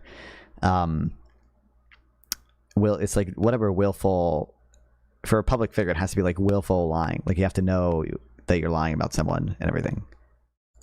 And he But won. they just settled, out of court. I don't know exactly how much of the merits were ever considered in any of them. Yeah, he did win. Here's the deal. Did he file a lawsuit, or did he go and shut them down with the power of the federal government? Which one did he do? We have It's real Colbert easy. that's going to be no longer having his show. What does the fact check say here? Lawsuit, Trump sued CBS for $10 billion, later $20 billion over a 60-minute segment. Yeah, wow, incredible fact check. Cost the network too much money. He's the #1 rated talk show host. Yes, the #1 rated, which is, look, this show that we're on will get more views than Colbert. True. Emilio said like the same thing to me, even though I went over like a lot of the stuff of it. But even you should view like the threat. Even if you think that's true, the network just pulled him because he said something unpopular and they wanted an excuse or whatever. You should the like implicit threat that the FTC had, like Brandon Carr said alone, should be viewed as pretty bad. Like that is certainly not someone who appoints a head of the FTC and actively supports that head, and then tweeted on Truth Social about how he's disappointed that Jimmy Kimmel got brought back, right? Like it's not that alone should be sufficient to say that he doesn't perfectly embody anything close to conservative values. Exactly. Trump had a lawsuit against Colbert. Part of the lawsuit, there was an exchange of Paramount buying out, I believe it was CBS. He's on CBS. Yeah, he's part of the whole And so Trump Skydance pressured them to get Colbert out of there in order for that to go through, that sale. And he's trying to do the same thing with Jimmy Kimmel. Okay. Can you share why you did not vote for Trump? I only want I work in real to estate. I can hear spot a con man insane from a legal mile takes away. from John. When somebody Yo. asks him a specific Which one is John? I don't recognize anyone other than Emilio. question, They he was probably not- show their name on screen at some point, but I was not paying attention to their names. to answer that question. Instead, he'll say, oh, did you see Barron hit a home run in Little League? Oh, that was one. He diverts. Who is better than Donald Trump? Absolute I'd love truth. to know, because in 2 years, we're going to have to answer that question as a party. I am concerned about how we're headed. I mean, he's definitely consolidating power in the executive branch, and we have a very, it's a fragile system. It's a legislative, judicial, and executive. And right now, it's all the powers going Are you there. He's watching the whole pressuring the thing? FCC. Probably. He's pressuring the DOJ. By the way, he wants $230 million because of this lawsuit. Oh, and the Fed. I mean, he wants the Fed to do what he wants it to do, and the Fed has to stay independent. That's how our system runs. We can't have Those girls might go. Is this girl single? Let's fucking go. partisan Fed. Trump is protecting pedophiles by not releasing the Epstein files. Can they agree a step forward? I'm not sure if he's purposely trying to protect molesters, but I think he's inadvertently doing it by not releasing them. I mean, if Marjorie Taylor Greene is saying, let's have transparency. I don't know. It doesn't count. Does it count if he's protecting himself? What are we? Let's release the files. I mean, then it needs to get done. If Bill Clinton is in the list, he needs to be arrested. If it's Donald Trump. Okay, first of all, it's just because you're in the list does not necessarily mean you committed any crimes. There's probably plenty of people who have been to the island that have not done anything worthy of getting arrested. But secondly, obviously this was filmed before this happened. It's just very funny now that we know Bill Clinton is just saying release all the files. Bill Clinton goated for real. He needs to be arrested. We don't know. But what we do know is that he ran his campaign on this issue. The issue came up. Pam Bondi said herself that she was going to be working on this issue as a priority. And then all of a sudden, once it's looked into, oh, what list? He's kind of just pushing this under the table. In fact, saying, oh, Epstein, why are you still talking about Epstein? He capitalized on the energy and in some sense facilitated a sort of awakening where people realized. True, hold on. I love this video so much, man. I love this video so much. I love this video. Oh, come on, Windows. I'll tell you what, we could have had a real good life together. Frankly, a real good life. We could have had a place of our own. But you didn't want it, Bill. So what we got now is Epstein Island. Everything's built on that. Yeah, my personal headcanon. That's This is all we real. got, Bill. Fucking all. And you think of all the times that we've been together in the past 20 years. And you think of the short leash you keep me on. And then you talk to me about Mar-a-Lago. It's incredible. I love the video so much. I'm gonna get a copy strike for the song in the background, bro. Just how corrupt the world is. I think a lot of people voted saw The Trump Calicut sounds like partially Bozo the bulldozing not only Clown. just these political, but these networks, these blackmail networks, these really sinister underpinnings in society. And look, it's one thing with the Epstein files. Let's say hypothetically, oh, what if there was nothing there? I mean, even though I think that's a stretch, but the fact that he went on a shaming campaign, that's what kind of sparked me to hold on a sec. He said, why are you asking this? You're like the Democrats. You must believe all the hoax. You are silly. I don't even want you to be my follower. Why are you asking this? It was a very gaslighting style, and it was very concerning to me. All right, can the disagree a step forward? This is a problem I have with a lot of the Epstein file stuff. It's almost like there's what's that word? Like this fixation on the. But you think we should stop talking about the Epstein files? Look, there's all kinds of stuff that's really gray. It hasn't come. So you're saying the Epstein files is really gray? Is that what you're saying? It's really How gray. gray is P. Diddy? Is that It's great, but here's the deal: we don't have to argue about like what's really going on with the Epstein files when hundreds of thousands of children are being murdered at Planned Parenthood clinics. It's a matter of priorities. Thank you, Emilio. Planned Parenthood permanently defunded before we go and try to fix this Epstein files. I disagree to a certain extent. We can have multiple priorities at the same time, and there are going to be certain people that have different vested interests, of course. I disagree with how the communication was, especially in the initial go-around with the Epstein files and the phase 1, phase 2 releases. I disagree with how that was handled wholeheartedly, and I've been public on that. I think we can all probably agree on that. And I think there should absolutely be justice for the victims of the Epstein, or alleged victims of Epstein, that is. But brave takes we have here today. to say that he is protecting child molesters or anything like that, I think is a very, very disingenuous statement. And to even, truthfully, to claim that Trump might himself be implicated, that's not I think that's a very aggressive claim, considering he very much ran on this issue quite a bit. When you saw what happened in the 2024 election, I don't think Trump himself ran on the issue that much. I think he was pressured into it by his base because there's a bunch of like conspiratorial MAGA people who believe in like all the craziest view of the Epstein shit, and that's why a lot of his base pressured him to do it. Like even people like Elon Musk wanted it to be done or whatever, right? Like or actually I don't know if Elon Musk himself wanted it to be done. He found it useful when him and Trump were fighting to bring it up and say Trump was in Epstein files at least. That's why, like, if you look at how he answered that question about like releasing the JFK files, yes, MLK files, yes, Epstein files, well, yes, but there's a lot of stuff in them that's fake, that's made up. Like, technically you can say, what about all the abortions for everything, not just the Epstein files? Yeah, I don't actually think that argument necessarily works, but because like most people, when pressed, will, for example, answer the hypothetical about like, oh, burning building, 5 embryos, 1 born person, oh, you save the 1 born person or whatever. Like, yeah, I think if you take the view that you should say, like, you ought to save the already born person in that view, then that should imply that you also sort of ought, not weigh abortions as heavily when it comes to, voting. Like, you don't weigh them as heavily as a full blown murder when it comes to voting. And also, it's not, do any of these people give a fuck about Trump defunding USAID? Do any of them? That's probably going to kill 3 million people over the next 10 years or so. A lot of them children. They don't give a fuck about that. Election, when we saw the weaponization of different political systems, the DOJ, everything, the Democrats threw everything they had at Trump, and Trump ran on it. So I don't think you would run on it the way Trump did if you were implicated in it or if someone knew. So it's very clear. The Democrats would have used that again. 100%, 100. They used everything. Unless everyone's implicated, then maybe. Well, and that's what I think. I'm not saying that. But no, I think there's a lot. They're the ones who ultimately voted to release it. I think there's a lot to that, though. But just it's not maybe Trump. It could be Republican, Democrat. You could have a collapse in the systems globally if you release it. That's why I think it hasn't been released. Actually, there was. I bet Klaus Schwab is in the Epstein files. Okay, the World Economic Forum's guy. He's in there. He's implicated. Talks of that. I was Women for Trump. The globalists. I was on one of the rallies, and there was a lot of talk of that. The people on the Republican side were saying if you release these, the system will collapse. Yep. Are you guys saying the system collapse is that there are so many high-level people that visited this disgusting island? Yes. I mean, you guys get what we're talking about? This is horrific. Oh, there's so many horrific things. Yes, but this is my what are we doing at the weird virtue signaling here now?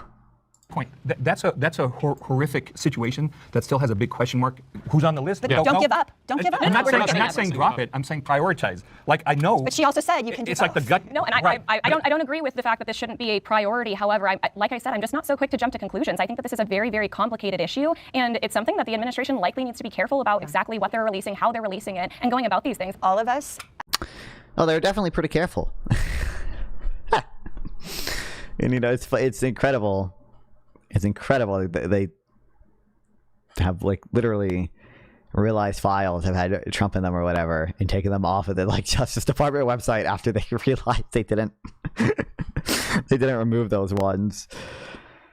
So not careful enough though. Okay, they didn't quite get all the Trump files. As people with and also some of the files aren't redacted properly, so you can still the underlying text is still there. They just drew over it with black boxes, but you can still copy and paste it and see what was under the boxes. Integrity should not let this die. Can I ask a question? Why haven't the victims, we're agreeing on that. Kat, why haven't the victims sued these people who molested them? Why is it She sued Prince Andrew. Okay, and more. Why hasn't not Donald more? Trump sued the media? He has. You just mentioned earlier that he did. Over the Epstein allegations. He filed a lawsuit against that letter. Why isn't he filing lawsuit against Elon It is Musk? fake, Pat. It is Elon fake. Musk, the richest man in the world, who said he's in the Epstein file. He could sue Elon Musk for freaking what? What is he worth? Billions, $500 billions. billion? Why is he not? Because you would have to have Discovery. actually. And in Discovery, all these answers, or all these I questions. think he's trying to keep MAGA together, but because he has other priorities Yeah, that he'd like to exactly. get I think you're treating Trump like he's supposed to be some god figure that comes in and does. Oh, all I don't these see him as magical- God. No, We're well aware of that's that. how you're treating him. Like he's just gonna like Thor just show up with a hammer. Well, no, and start getting back to the eating. original No, question. you can't. Getting back to the original. Listen, in fairness, Emilio doesn't, might not view Trump that way because Trump's too pro-Israel, but question, I do think bro, that he is bro, do you know what side you're on, bro? protecting pedos, mainly himself. You had Katie Johnson. Did you read the testimony of Katie Johnson? I have. Please enlighten us, please. I don't think that YouTube would allow the language, but I encourage everyone. What's the fact check say? I'm not actually that familiar with what she said. 2016, a woman using the pseudonym Katie Johnson filed a federal lawsuit alleging that Donald Trump and Jeffrey Epstein sexually assaulted her when she was 13. In 1994, when she was 13. The complaint claimed Donald Trump had sexual contact with her on 4 occasions, including tying her to a bed and raping her. Her filing included an affidavit from an anonymous witness called Tiffany Doe, who said she recruited underage girls for Epstein's parties and witnessed all 4 alleged assaults. No testimony was ever given under oath. The case never went to trial. It was dropped in November 2016. Incredible. Her real identity remains unconfirmed. Yeah, I think there's probably more damning in a sense that like better evidence, not as solid, not as crazy of allegations, but like more substantiated allegations that have come out just like in the Epstein files, right? Like the fact that we have all these like very weird messages between Trump and Epstein and other people saying Trump like shares, his love for young girls or whatever. Like, I don't think Trump fucking raped anyone, right? Okay, and I'm not even certain like Trump actually physically ever, touched anyone inappropriately underage. It would not surprise me if that came out, to be clear. But like on balance, like I'm agnostic as to if that happened, basically. But like, he's absolutely just a fucking creep. It's not like we haven't even known that for a while. Like the way he speaks about women historically also just shows that. To go look into it, he raped with Epstein, this young woman, 13 at the time. I believe it's a total of 17 women have come forward to allege against Donald Trump specifically. That's not in the Epstein files, not of the Epstein victims. We're talking about others. He owned the Miss Teen beauty pageant. Oh my gosh. You had quotes from these teenagers, women, that said that he would come into their dressing room and watch them. And he admitted it. He admitted that he grabs women by you know what. Are we supposed to just sit here and defend this man? I'm sorry, I voted Republican, but I cannot defend this absolute, disgusting, vile psychopath. And for anyone who can, I think is un-American. The Miss Teen USA claim is a complete lie, actually. There have been claims that he has walked into dressing rooms He's of the... admitted it. No! On Howard Stern, he admitted it, that he goes backstage because he can. No, Howard Stern Miss USA. I'll go backstage before a show. Everyone's getting dressed and ready. No men are anywhere, and I'm allowed to go in because I'm the owner of the pageant. And therefore, I'm expecting it. They're standing there with no clothes, and I sort of get away with things like that. Multiple contestants from Miss Teen USA claim Trump walked into the dressing room. It's like, bro. It's clearly joking. Why don't we all just go back and watch it? We'll figure out for ourselves. Please. Trump was a much better president during his first term. I believe that Trump was a better president during his first term, mainly because he was more cognizant, aware of things. He was healthier. He had better people surrounding himself in his cabinet. He had people that could tell him no. I remember specifically during one of the protests, he had said, can't you just shoot the protesters with rubber bullets in their knees? And I believe it was Bill Barr at the time said, no, Mr. President, you can't do that. Now they're shooting protesters with rubber bullets in their knees. That's one of my biggest problems with this administration right now. There's no one in his administration that can tell him no, and that should terrify everyone. I do think there has been his own personal divisiveness that's been worse this term. We do need some leadership that can unify this country, and that should be a priority, and it's not, absolutely. I think he's doing a good job. But I was more Trump 2016. I think he got more done. He was more effective, I'll say. I personally have disagreed with him on more stuff this second time around. I don't like what happened between him and Elon. I'm not a big fan of the big beautiful bill. I'm not pro rah-rah Israel like he is, but I appreciate the ceasefire. One of my big Had to throw that in. Had to get that out there. biggest problems is he softened on the social issues. So he put all these great justices in that overturned Roe v. Wade, but they've still got more work to do. There's Obergefell is coming hopefully in front of the court, and hopefully that'll get overturned. Because right now, Donald Trump in the Oval Office has a gay problem. The New York Times reported it. They call it Donald Trump's big gay government. What are you saying? Wait, You don't what are know. you saying It's about flying a big undercover. gay government? I don't understand what you're saying right now. Donald Trump has a large faction of gay Republicans. That's fine. No, that's not fine. That's Okay, not fine. wow. That's not fine. Okay. When he has that kind, I'm a social conservative. I'm against. I'm a social conservative. Are you too. against? What number of gay Republicans is acceptable if you prevent enough abortions? What if there were a gay president? Okay, what if we have Pete Buttigieg, but he bans all abortion? Okay, these are the questions we have to answer.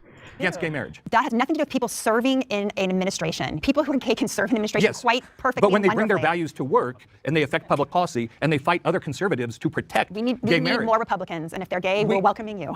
We'll welcome gay Republicans. When you come in, you have to be against gay marriage. Do you know who Roy Cohn is? Yes, I do know Ray He was Cohn. gay. Yes. Gay. And he is the one that really gave Trump his push. start, right. And there is rumor that there was some action going on. So how does that make you feel? Well, I would say if gay was Trump and he's closeted about that, I would say, Donald, we all make mistakes. What about True. Grindr crashing during the We all have to fight the bisexual thought sometimes. That's true. I agree with that. RNC? I'm not a pride guy. I've been around the LGBT community all my life. It's not a healthy community. So when it comes to these social issues, Donald Trump, in his first term, he was the guy that overturned Roe v. Wade. I want to see in the second term that he's the guy that supports the overturn of Obergefell. I just want to get something clear. You guys don't like the Big Beautiful Bill, but you like TCJA? Or where you? TCJ? The Tax Cuts and Jobs Act, the first administration, 2017. The Big Beautiful Bill is an extension of the Tax Cuts and Jobs Act. Key facts about it is that they reduced the marginal income tax rate for across the board. They reduced the. Obviously, there are other so number one, they're coming at different times. So I think the Tax Cuts and Jobs Act still it might have been net good. I'm somewhat agnostic about it, but the debt was less of a problem when it was passed than it is now, especially post-COVID when we did all our COVID spending. That's number one. So you might be more concerned about expanding it now than than you were back then. But second of all, the bigger things people take issue with are not only are we doing that, but we're also, doing things like cutting Medicaid, which is bad, work requirements for food stamps, which is bad, things of that nature. That's what people are probably most upset about. Corporate income tax, so it was essentially a tax cut for the middle class, for the lower middle class, and Big Beautiful Bill expanded on all of that. They included capital provisions for bringing back manufacturing to the U.S. You guys seem to be against the Big Beautiful Bill. Cringe, horrible. But do you even Has know? manufacturing? That's not horrible. Oh, the part of another issue with the Big Beautiful Bill is that it adds a lot of these weird tax credits and stuff that's just needlessly distortionary and complex. I like. I'm not a big fan of corporate taxes. I'm not a big fan of individual income tax. So I don't mind that being cut as much. But when you're doing that and also adding these weird distortions in the tax code for no taxes on tips, which is just silly, and overtime is silly, and the weird deduction for Social Security, you just are adding a bunch of complications and distortions to the tax code that ultimately just are just not good. There's just they benefit so few people and just require a lot more effort to enforce, and then the outcome of doing it isn't even good. You're just distorting decisions over whether or not to work overtime. It's a very silly thing to do. Come back? Mixed. It's some has. They're building a lot of new plants. There's a ton. These things, they expedited approvals for data centers. When is he talking about? Is he talking about since 2016? Because we have seen some growth in manufacturing employment since then, but that's most of that was under Joe Biden, actually. They've included capital provisions for bringing back manufacturing to the U.S. You guys seem to be against the Big Beautiful Bill, but do you even know? Has manufacturing come back? Mixed. It's some has. They're building a lot of new plants. 94,000 manufacturing jobs have been lost over the past 12 months. 33,000 in 2025 alone. Plants. There's a ton. The administration highlights $2 trillion plus in manufacturing investment. Much of it reflects future projects not yet underway. A lot of it also probably reflects stuff that is either not a legally binding commitment, as some countries have already said they're supposedly committed to invest are not legally binding. They're not actually able to enforce them. The EU said that, and then some of it is probably stuff that would have happened anyways. I remember the investments that he got from SoftBank and stuff were investments that they were already planning to do anyway. They were not that. They were not any more expensive or anything. These things, they expedited approvals for data centers and stuff, so things are being built right now. There's a bunch of companies that are investing billions of dollars into this, so I would say yes, absolutely. Yeah, they're building data centers. They're building data centers in all the industries that are tariff exempt. all the stuff you don't have to pay tariffs on. That's where the growth is. Isn't that kind of odd? Isn't that kind of weird? Do you think that we should be a consumer economy like we've always been, or turn more into like a manufacturing economy? I think it needs to be a mix. Yeah, we can't have, like, again, as a physician, most of our insulin is not made in America. Many of our drugs that people need to survive on is actually made in countries that are hostile to the U.S. So there's certain things that we absolutely, in the name of national security, do need to repatriate. But it's obviously not the goal of what Trump is doing. I don't know how anyone can like read what Trump is doing as like, oh, I'm going to like reshore like very strategic industries. That's not what he's doing. He like talks all the time about how he wants to bring like a fuck ton more manufacturing back. He like every deal he's terrifying our allies, and there's no good reason to do that if that's your goal.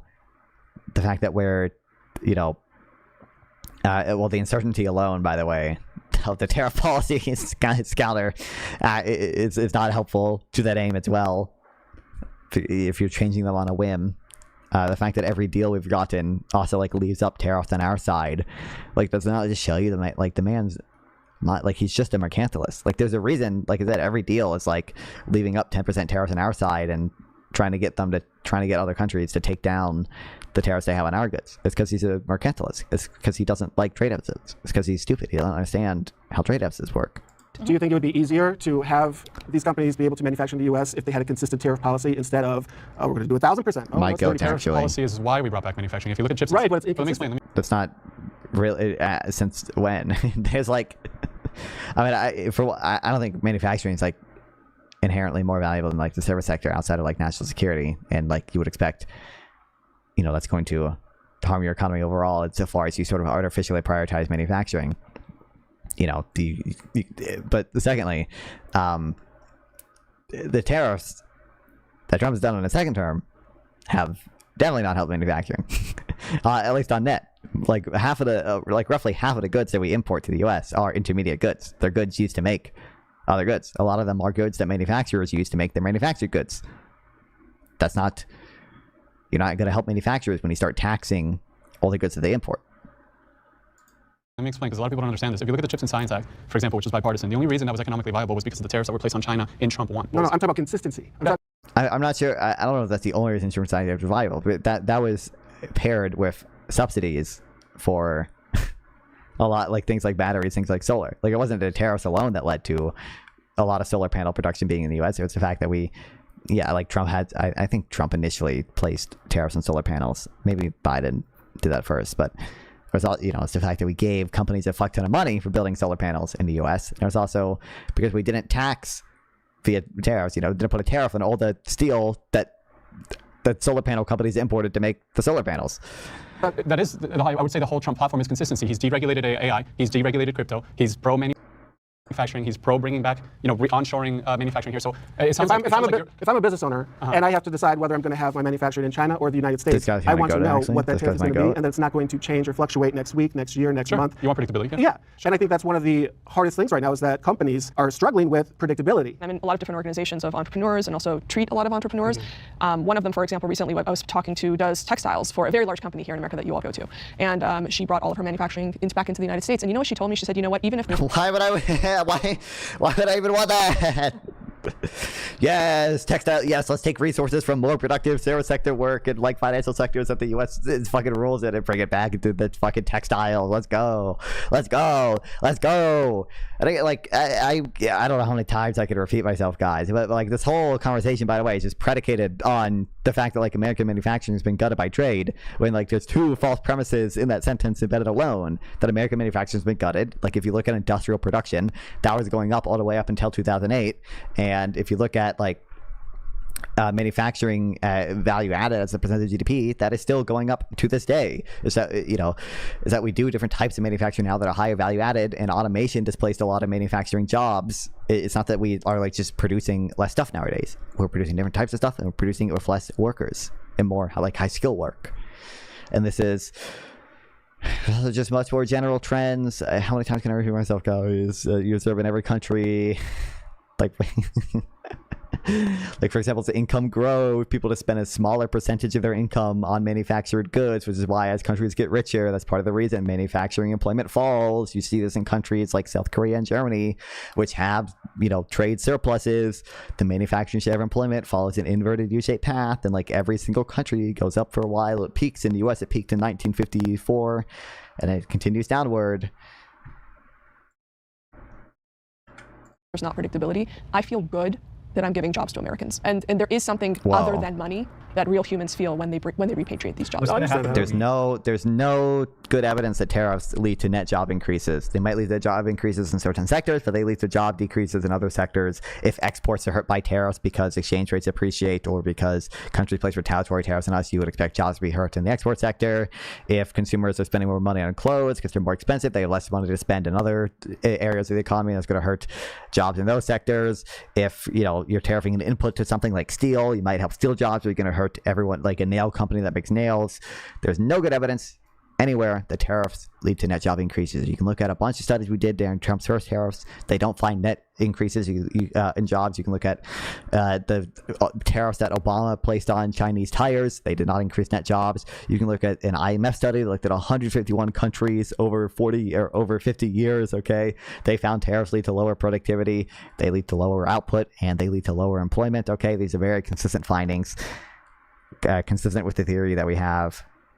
There's just no good evidence for this. People are just stupid. We all lose the jobs, at least white-collar jobs, in a couple of years. To AI? Yeah. I mean, it'll happen like any other time in history. We will adapt, and we will have new jobs, and we will be more productive. When the internet first came out, all these conversations were had, and we all adapted. Right. This is why I actually do have a problem with Trump 2.0, is the fact that he went against Elon Musk. He didn't go against Elon Musk. Yeah. They had a disagreement as regards to the deficits. Musk's issue was that the Republicans weren't hawkish enough, meaning like they didn't reduce spending on social welfare. So that was my agreement with Elon. There's different priorities between Elon Musk and President Trump and his administration as a whole. Absolutely, but I think he should use Elon Musk as an advisor. Talk about a businessman. Do you think there's a conflict of interest, though? What's a conflict of interest? Well, he got $5.9 billion in government contracts. That was through Biden. That was during the Biden administration. That was literally under Donald Trump. Those are competed for in the open market. Anybody can qualify for those. I don't know which subsidy you're talking about there, but I think obviously, I don't know if the stuff Elon Musk gets are both salient or like relevant conflicts of interest.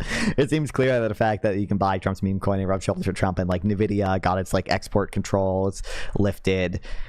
A lot of the other stuff with the meme coin, like that stuff Apple did to get certain exemptions for smartphones being tariffed, like clearly there's probably more salient things. The deals that seemingly like Jared Kushner is getting, right, with other countries, probably bigger than Elon Musk stuff. But I'm not familiar with this specific thing.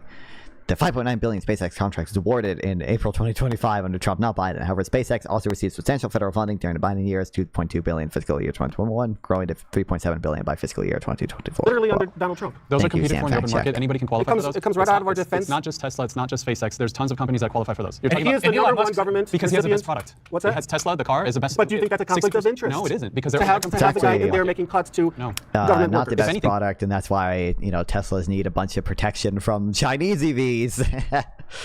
That's why they need a bunch of tariffs on Chinese EVs. Or I think it's just most of the Chinese EVs are just banned. It's not even tariffs. Like you can't even get one if you are willing to pay the tariff. It's just you're essentially outright banned from importing them to the U.S.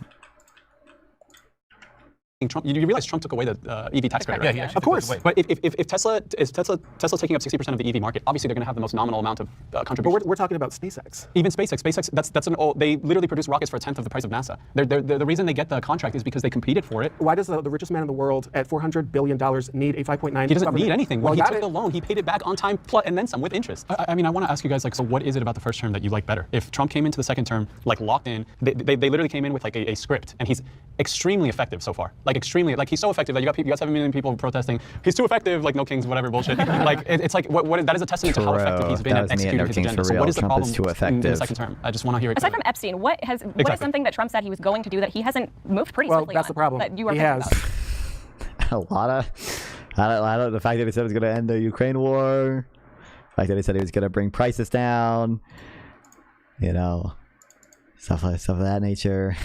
Seems to have made a lot of promises that there's just no feasible way to keep. But maybe those are all just jokes, guys. That's the problem. He has been effective at what he's doing. If you think that what is happening right now is based on traditional Republican values, then I don't agree with that. Please name something that is not in line with traditional conservative values. He's respecting the rule of law. He's empowered. He's not respecting the rule of law. Absolutely, he's empowered. He's a convicted felon, for Christ's sake. Totally political. Totally. They're convicted for their real crimes. 34. I mean, even in this, like regardless of the New York case or whatever, like obviously, I don't know how you could read like Trump's actions. Like even if you like think that unitary executive theory is like true, whatever. Like I don't like. His actions are not aligned with someone that like is intending to respect the rule of law. That like all of his actions are aligned with someone who wants to like stress our institutions to the maximum, right? Like he's not. That's the reason he's fighting in court for things like the deportations, which were just ruled on, right? Which are just ruled like unconstitutional. That's why they're talking about overturning Humphrey's executive right now, because you know the executive agencies that he's firing, right? Like he's not coming in with like some, you know, respect for the order and how things are and rule of law and the intent to like follow court hearings very closely. Even if things like the freezing SNAP spending, like none of his actions are aligned with someone who wants to actually has respect for that. It's all aligned with like, I'm gonna try to very narrowly read, this court order. I'm gonna try to like adhere to it like the minimum way possible. Remember, like at the very beginning of his presidency, like when the OBM, the Office of Budget Management, the like spending freeze was like ruled unconstitutional, but then they said that they rescinded the memo but didn't rescind the actual policy. Like it's all that shit. Like none of this stuff indicates or should indicate to anyone that he actually has any respect for the rule of law. It's just that he's absolutely is trying to stretch everything as far as possible. Nelson Mandela was also a convicted felon. We're not talking about Nelson Mandela. We're talking about the president of our country. Okay, fine. Aside from your personal gripes about President Trump, what I'm dismayed about is that there used to be this term called compassionate conservatism.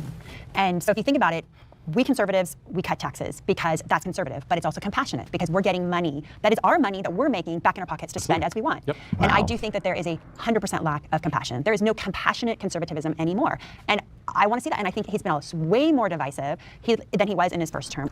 We have to stop the us versus them mentality in this country. And there is no leadership in that at all whatsoever. Can I respond to you? Because the MAGA movement, especially in the second term, is a coalition movement of classic liberals, libertarians, old school conservatives, young Gen Z conservatives.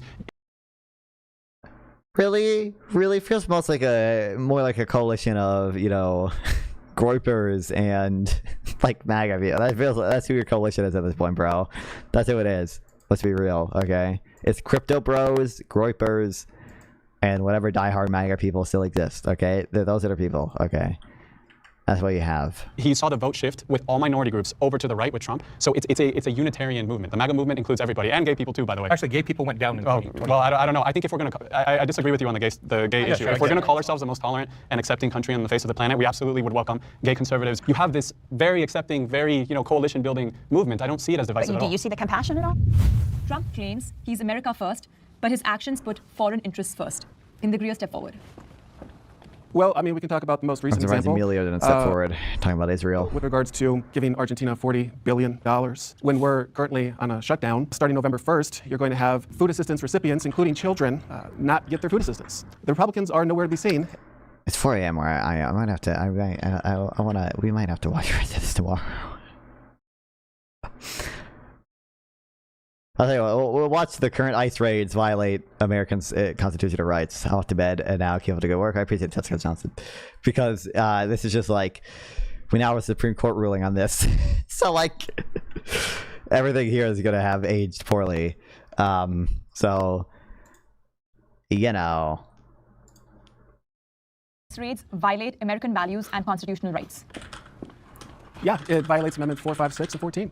What else is there to talk about? They have the right to due process. They have the right to education. They have the right to be with their family, stay with their family. They have the right to not be illegally searched. At the end of the day, these are human beings. They make up about $100 billion per year of U.S. taxpayer money. He has spent $100 billion so far to go after some criminals, but it's actually a larger percentage of people that have not committed crimes that he's now going after. I think an American value is dignity, giving someone dignity and worth. I think an American value is also life. And we have had 20 people this year die in ICE detention, and that's the most we've ever had since 2004. I mean, the way in which this is being done is not showing dignity and compassion for those people who are here undocumented. I would say that. I thought it was it might just be this one or whatever. Actually, it might not have been a Supreme Court. It might have been. I might be confused. There was a Supreme Court like ruling yesterday about the ICE, the deployment of National Guard to protect ICE. I might be confusing that with there might have just been a federal court ruling in like the Bowersburg case or whatever about the deportations. It might not have gone to the Supreme Court yet. I might be confusing those. I think, yeah, a judge orders the Trump administration to return deployed Venezuelans to the U.S. A federal judge has ruled the deportation of more than 100 Venezuelans to El Salvador. Yeah, okay. So this has not been the Supreme Court yet. Been a lower court, though. And the National Guard deployments have been ruled unconstitutional by the Supreme Court now. Okay. From a systems perspective, difficult things have to take place. And so on the ground, some of the stories aren't going to be pretty. And the question is, where's the line? Personally, I think there needs to be some distinction between the person who grew up as a baby and now is 25 years old, grew up with an American identity, but they never had the documents because of the sins of their ancestors, right? Because of what their parents did, compared to someone who's opportunistically coming in here and maybe trying to use the system in a, not the best way. I mean, this is a complicated thing. I think managing a system is very difficult. It is very difficult. Not to mention the corporations actively recruit undocumented migrants because it's cheap labor. So if they're recruiting them to come, they want them to come. And then you punish them. Why aren't they punishing the owners of these companies? I've also noticed that they're putting tape and covering their license plates in like Illinois and California, which is against the law, even for law enforcement. You've got them dressed in full tactical gear, looking like they just came out of Afghanistan, raiding streets, throwing tear gas in the middle of blocks, disrupting normal life. Why? In my opinion, it's because he wants the theatrics. It's a distraction. It's a distraction from the... And all of that, yeah, all of that for the DHS to post deportation ASMR and Pokemon Gotta Catch Them All and Sabrina Carpenter bullshit, like, yeah. Fact that the food prices are still up, the wars are not solved, nothing he's promised is done, and this is a distraction because all he has left is tough on crime. Okay, you guys mentioned that ICE agents and federal agents should not wear anything to cover themselves. I don't understand how as Republicans you can say that. I don't think that seems like a straw man of what he said. He said that ICE is like in all this tactical gear that's not normal for them because of the theatrics of it. And the cartel has literally put out hits on federal agents for enforcing the law. To say that such a ridiculous thing is like, oh, they should uncover themselves and whatever. Like, do you want their families' lives to be? You want them to be identifiable to some extent because if there's abuses that they do, and there are absolutely abuses that they do, as have already been ruled on, even by the Supreme Court, let alone this federal court ruling that happened, yesterday, by the Supreme Court that said, some of the AAA deportees were deported without due process, and in the future, Trump needed to afford them, more than 24 hours to actually, make a habeas claim, and they can't try to avoid doing that by shuffling people around, not letting them see their lawyers, stuff like that. To be in danger? Like, what is the logic? They weren't in danger under Biden or Trump. Because of the left lunatics that for some reason now think that immigration law is optional all of a sudden weren't acting that way at that time. They throw tear gas in the middle of the block. They've done those raids. Why people are upset. They do raids like that all the time. Before I was born, they were doing raids. They did it in Albany Park. I sell property in Albany Park. It's not an area I'd ever be scared of. And you couldn't even see the house on the other side of the block. There was so much tear gas. When you're dealing with cartels, human traffickers, drug traffickers, what are you? You absolutely are. Sometimes. No. They have every right to cover themselves and hide their. Over 90%. It might be under. I believe it might be over 90% actually. Over 70%. Other people ISIS deported have not been convicted of any violent crime. It might be over 90%. I think I don't know if Alex Narasta has new numbers of that. Alex Narasta, ICE, violent crime. 5% ICE detainees have violent convictions. 73% have no convictions. This is November 26, so this is relatively recent. Their identity. I agree. When you're going after the cartel, that's what they're doing. The border should be strengthened. I think we can all agree on that, right? Yeah, absolutely. But what do you do with the people that are here that aren't criminals? Just want to take a bird's eye view of all of this. It has to do with the number of representatives in the House that are allotted to each state. Why did Nancy Pelosi want to give free houses to Are you fucking kidding me, bro? Are you fucking kidding? We're doing this now. We're doing this now. We're doing... It's all secret Democrat plan to get more apportionment in the House, bro. Really? Immigrants. Why? Because of apportionment. California had the most U-Haul rentals of people leaving California. They lost a House seat because the number of bodies, not citizens, bodies in California went down. So in order to counteract that and get their House seat back, they're incentivizing illegal immigration. Please try to take the emotion out of it for 1 millisecond. I know that it's hard, but it really has to do with the number of bodies, the number of House seats, and power. Because I guarantee you, if apportionment went back to just counting U.S. citizens, the Democrats wouldn't give two shits about illegal immigrants. Yeah. And I want to say one more thing too. My family, I was born in New York, in 1979, and we went back to Iran and the revolution started, and they wouldn't let Jews leave. My father was threatened with his life. He said he was going on a medical conference, flew to Vienna, left the passports of me, my sister, and my mother in the government's hands so that they knew we weren't escaping. My mother hired smugglers. We went to the bazaar one day. They put us in the back of a covered truck. We were in fetal position with strangers. Burlap sacks and corn were put on top of us, and we were taken to the border of Pakistan, where we got into a pickup truck. That night in the desert, border police caught us and started shooting at us. We lived in Pakistan for 3 months waiting for visas to reunite with my father. We stayed in Vienna for 3 more months to get legal documents to come to this amazing country legally. It's the right way to do it. We can't not know who is here. They just found a Hamas. Somebody who participated in the October 7th. They just found a Hamas. Attack. Way to do it. We can't not know who is here. They just found a Hamas. Somebody who participated in the October 7th.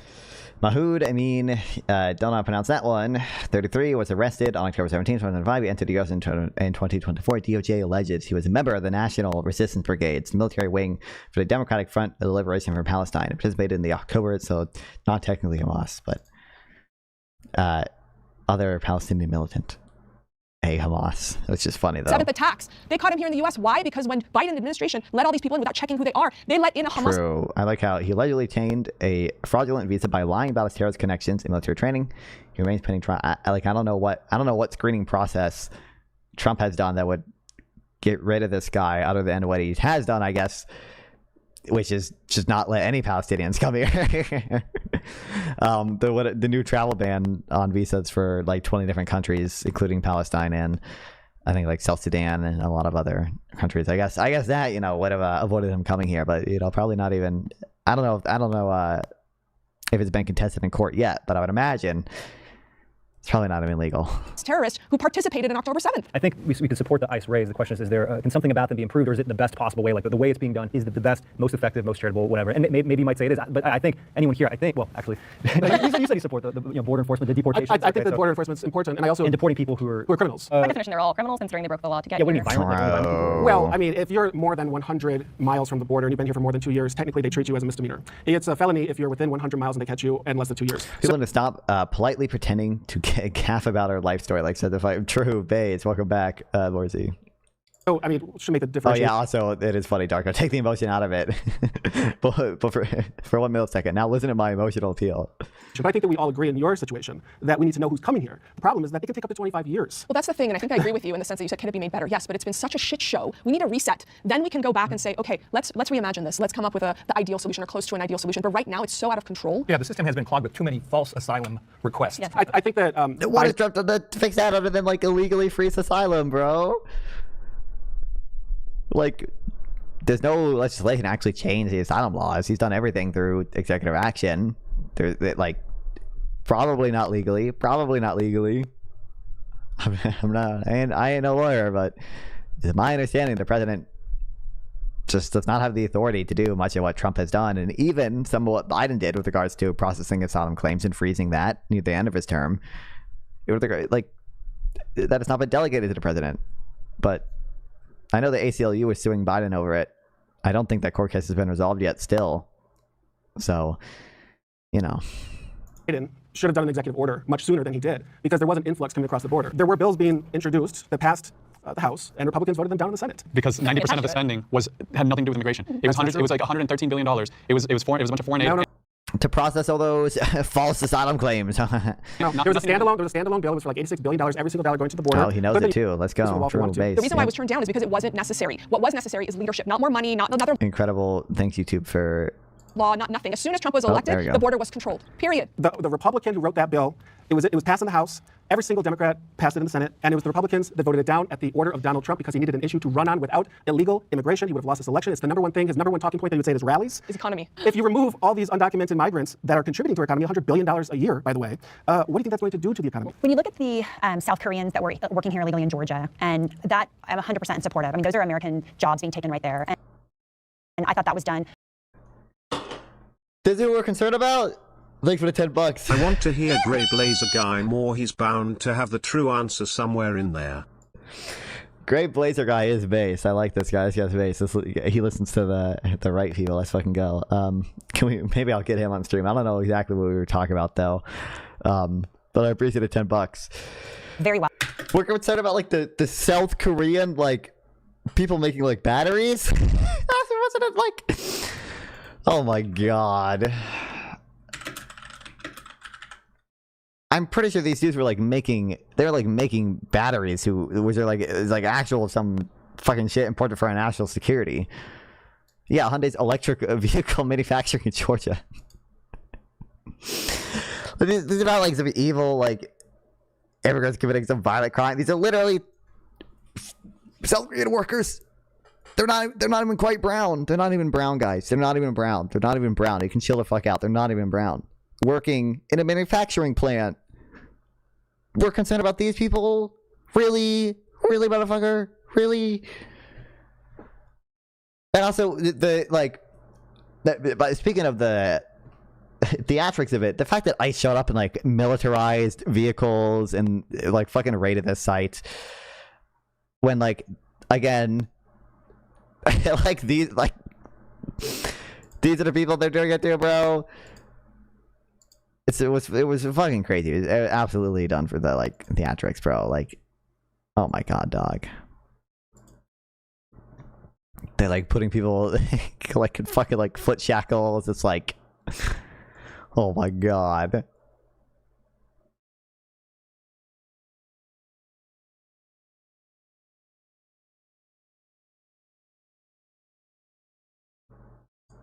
Was it all? I thought they had more videos than just the fucking them being at the bus, but. And that I'm 100% in support of. I mean, those are American jobs being taken right there, and I thought that was done very well. There's no, it's stupid. There's no, immigration does not decrease net jobs. Okay, lump of labor, specialization, blah blah blah blah blah blah blah blah blah blah blah. They worked with South Korean government. They put them on a plane. They worked back, and they're going to try to get visas and do it legally. I agree with that. I'm just saying that the prompt was, is ICE, is all the raids, does it work with American values? And I just feel like right now that the way in which it's being done is not being done with compassion, with showing dignity and worth. When you're taking an individual person, you're running that after them on the streets and was she on? I can't tell. That I don't. Why? The South Korea raid that was done with dignity, though. Really? I don't think it's an American value. I mean, maybe it's hard to enforce, but can't we just remove certain rights like voting, et cetera, but as opposed to forcible physical evacuation for some of those cases? Yes, there are going to be people that are seemingly innocent, even though they did come into this country illegally, that are going to be collateral damage in this, but it is all in collateral damage, bro. All being sent back to their country of origin because, like Sheila has said, they're not even sent back. I can't speak. Sent back to the country of origin. How are they being sent to El Salvador, where these people have no connection to? There's being sent to Seacoast. A reset. It's about. I think all the CCOP people are back by now, right? De-escalation. I think that's what works. But some of them are also being sent to, you know, Ethiopia and fucking South Sudan and other countries where that are not their country of origin. Best. And so when you are dressed in camouflage and you have your weapons. And by the way, CCOT alone, I don't think sending people to CCOT is in line with American values. Considering we have the 8th Amendment. We like, all right, like technically. The 8th Amendment is probably not applicable because like deportation isn't like a punishment. So technically it's not like cruel and unusual punishment to deport someone to Sikot necessarily. But clearly I think that's still against that sort of broader value that like you shouldn't like unjustly torture people or have cruel and unusual punishment. Like, holy shit. Sikot is like pretty fucked up. Held like this and you're walking Navy Pier, if they were dressed like me with a badge, with a warrant, that's a lot less intimidating and that's a lot more, in my opinion, safe. Donald Trump lacks the personal ethics and morals expected of a president. I'm a cat. Yeah, real. Okay.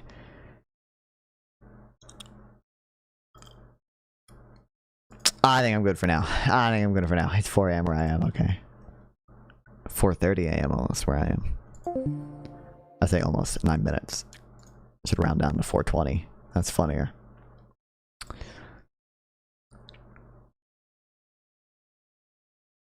But yeah, I think I'm good for today. I might try to. I don't know who would be the most interesting person to have a conversation with from that.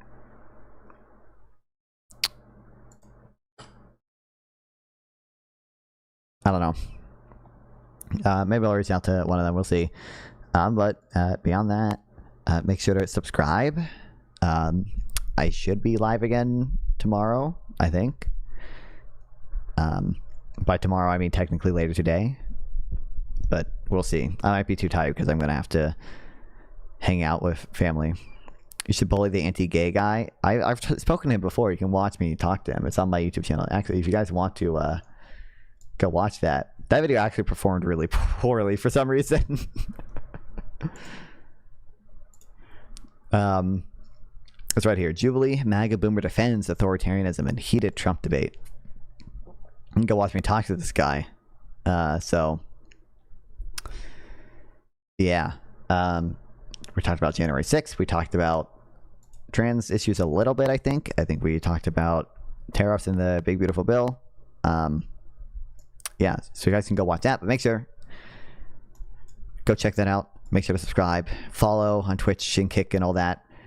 I think I really can only send you to Dusty, who I'm sure is doing some bullshit again. So on YouTube, we can head over to Ludwig. Actually, I bet Ludwig will notice, right? Yeah, make sure to tell Ludwig that Non-Fon says hi.